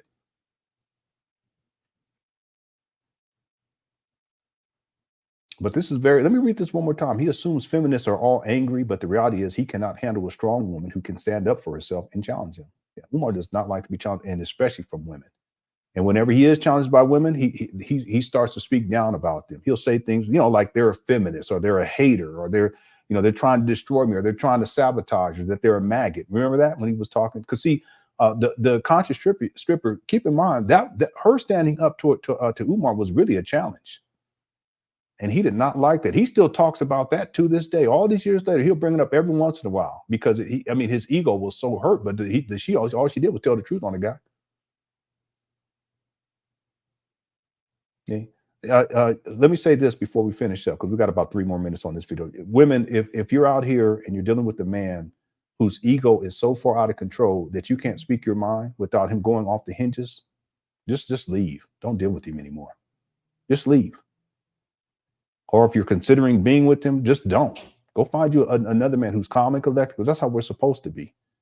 You know, we're not supposed to rage like this and you know, assume that just because a woman speaks her mind that somehow they're this hateful feminist out here who's trying to destroy me. That's how Umar sees it. No, you get a man who is fair, who is just. You get a man, and there's plenty of them out there. You get a man who does not look down upon a woman who's willing to speak her mind. And yeah, even women who challenge you. I mean, because the thing is that you know, sometimes we do need to be challenged so that we know which direction we need to go in life, or we need to be questioned on certain things so that we know that we're making the appropriate decision.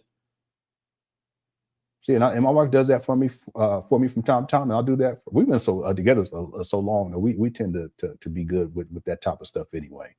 But it's checks and balances. But if a man, you can't tell him nothing. No, and the same thing for you men. If you can't tell a woman nothing, and she's like, I don't know. No, just don't even. Okay, I know it could be more complex, and maybe you have kids or something. I'm just saying that if you're in a situation where you have a choice that can be made, and you're in a situation where you're deciding whether or not you're going to be with this woman, but you can't tell her nothing, or this man, and you can't tell him anything. Don't even go for it. Yeah, this is very well said. Thank you, SOB. Hope you're doing all right. Okay, we're going to finish this up right now. Hope you guys enjoyed it. So if you all hit the like button, I appreciate it.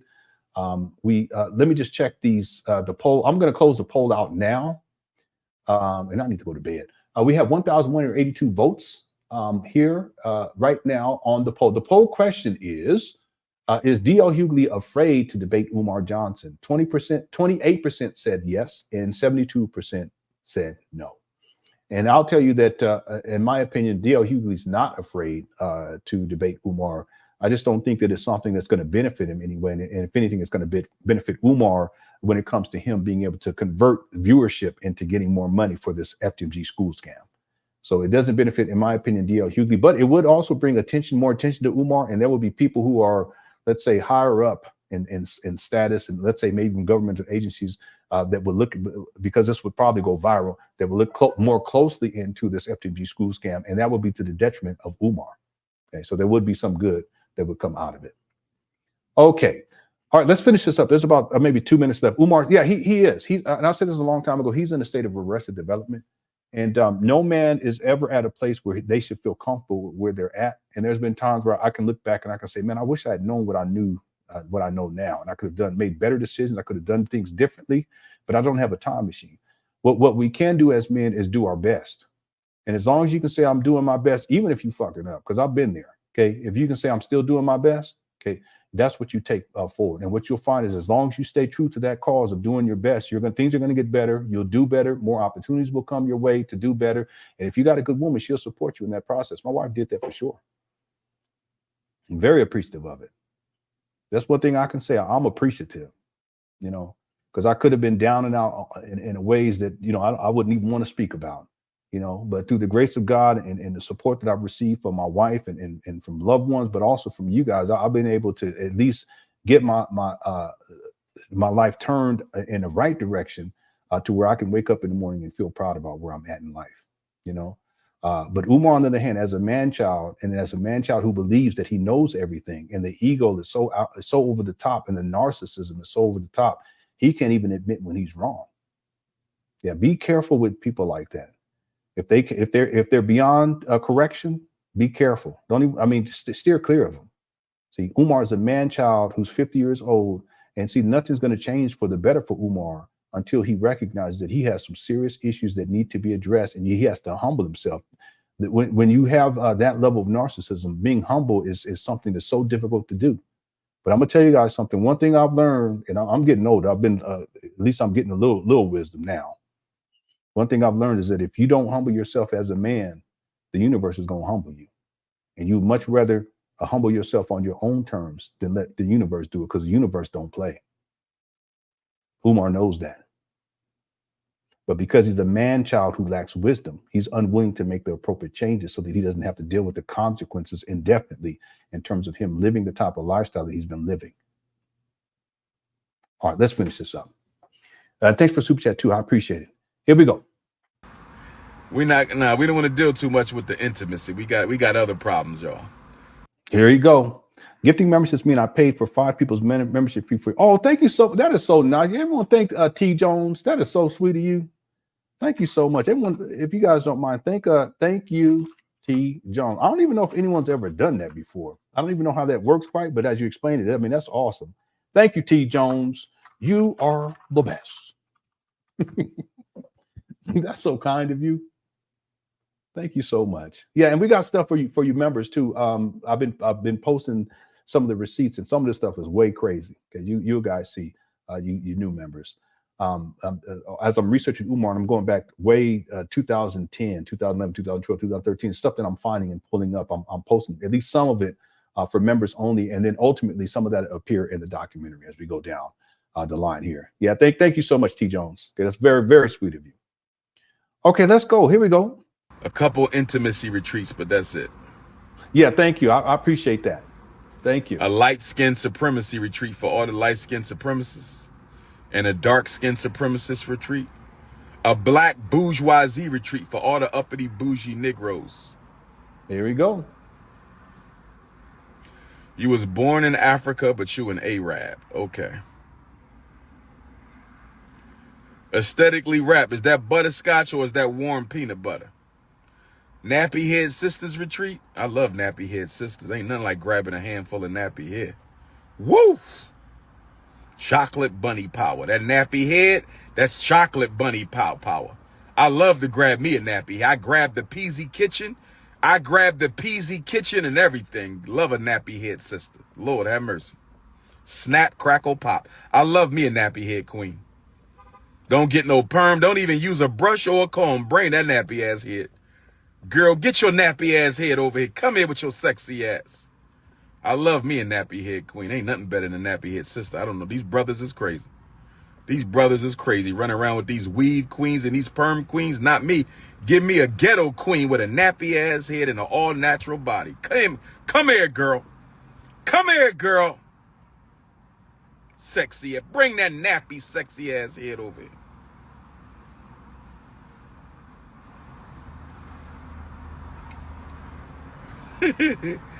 you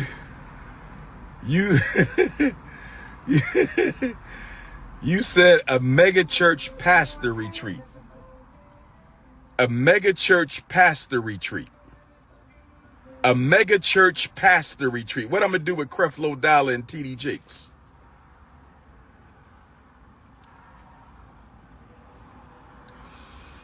You said I need a haircut? Where your girlfriend at? I'm going to ask your girlfriend if I need a haircut.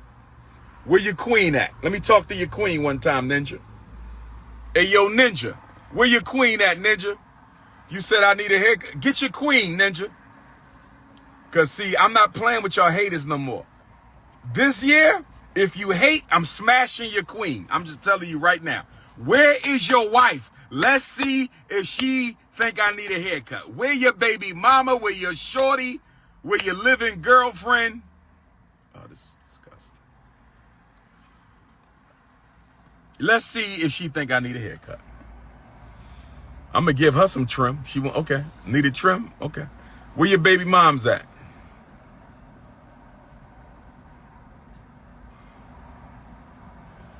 Thank you, Tamika. Black women getting the cosmetic surgery. I agree. BBL dysfunctional BBL retreat.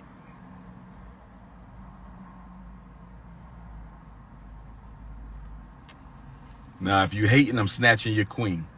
You know she'd rather be with me than you anyway, so I don't even know why you're going there.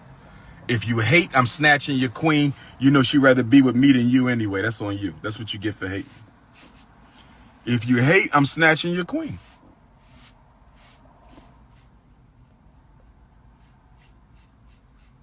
He's manicuring himself because he's uncomfortable. Someone's calling him out for his looks. He's very insecure. So what does he do? He goes to the self-grooming here. He starts to comb his hair, and this is his way to compensate for what he. I guess I think he feels so insecure about how he looks. So he starts to. Man, Umar, he's something else. If you hate, I'm snatching your queen.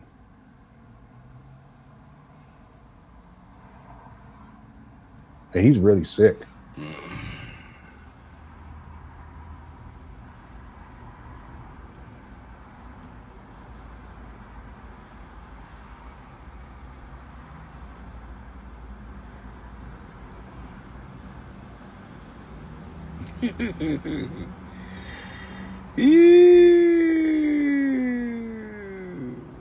Yeah, he's mentally disturbed. He really is. I mean, I don't even have words, and it just ends like there.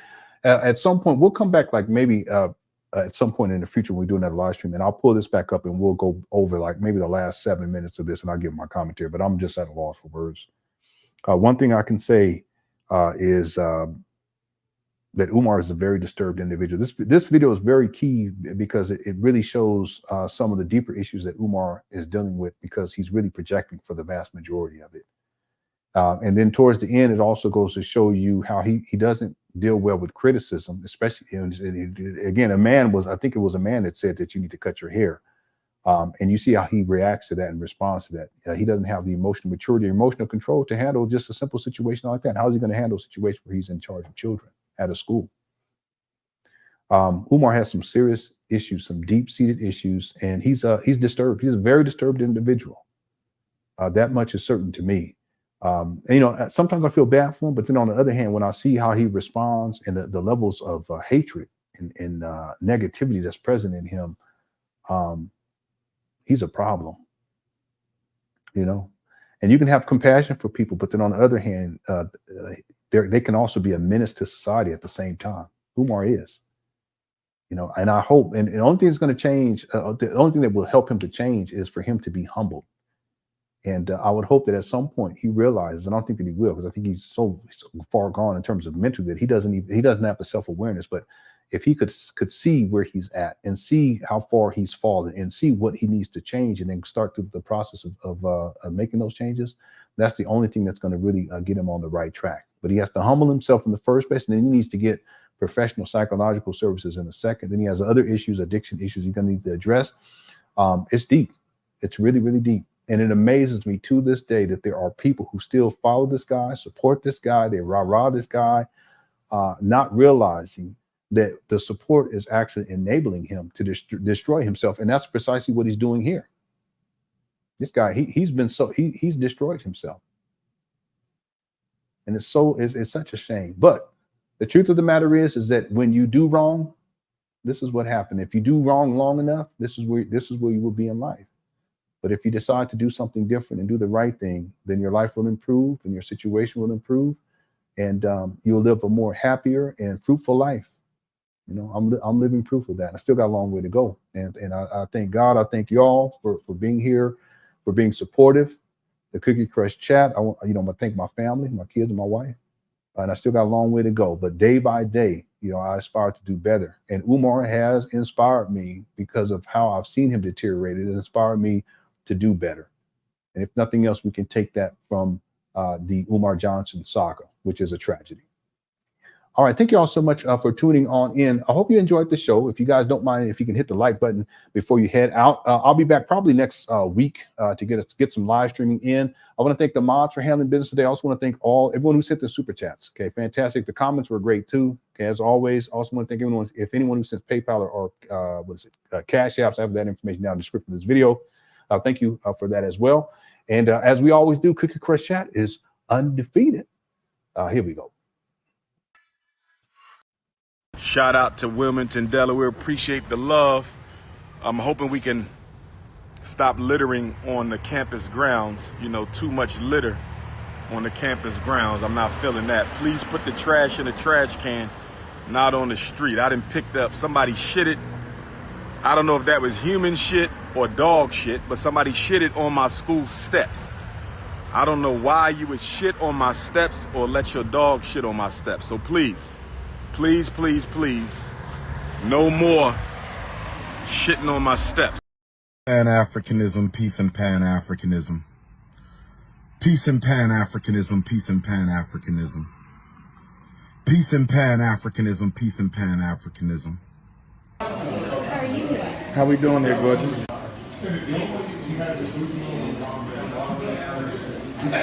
All right. I want to try your black-eyed pea hummus. Okay. I also want to do sesame kale salad. Large or small? Large. Okay. And what is tempeh? What is that? Tempeh is cultured soy. It's cultured soy. Let me go with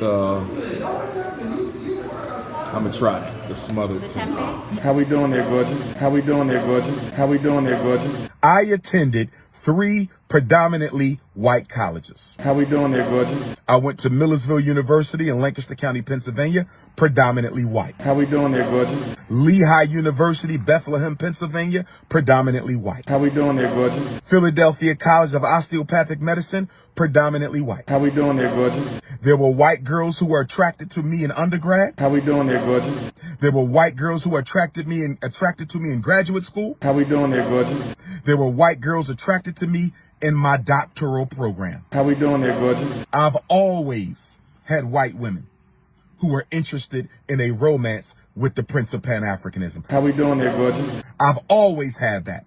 They bought me clothes. They slid stuff under my door. They invited me out to dinner.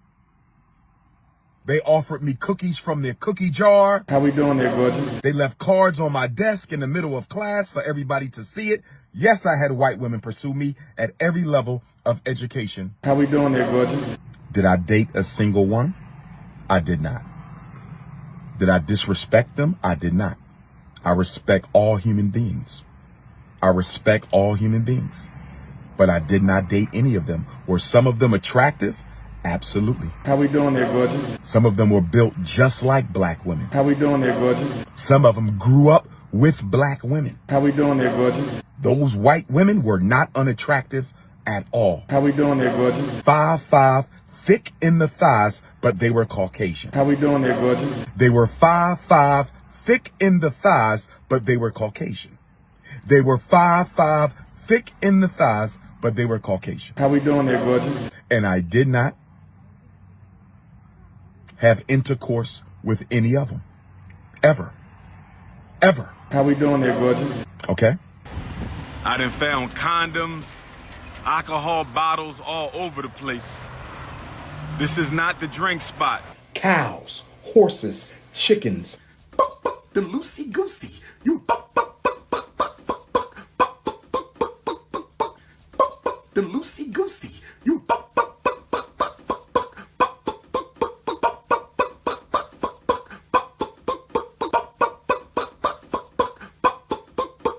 I'm gonna go to the pet store and I'm gonna get about 50 baby mice. And the minute one of you Negroes starts squealing about election day, I'm gonna throw a mice on your ass.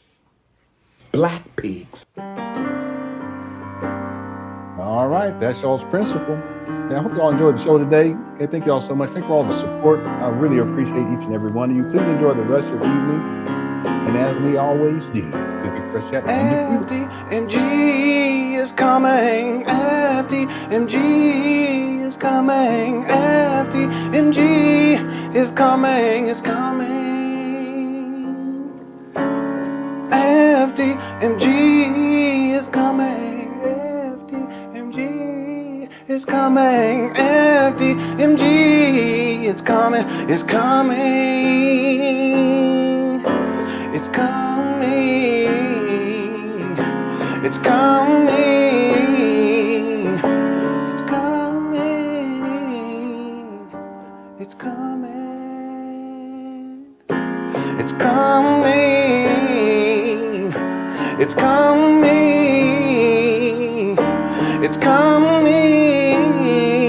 Oh, it's coming. FDMG is coming. FDMG is coming. Thought his personality be twerking. It's twerking.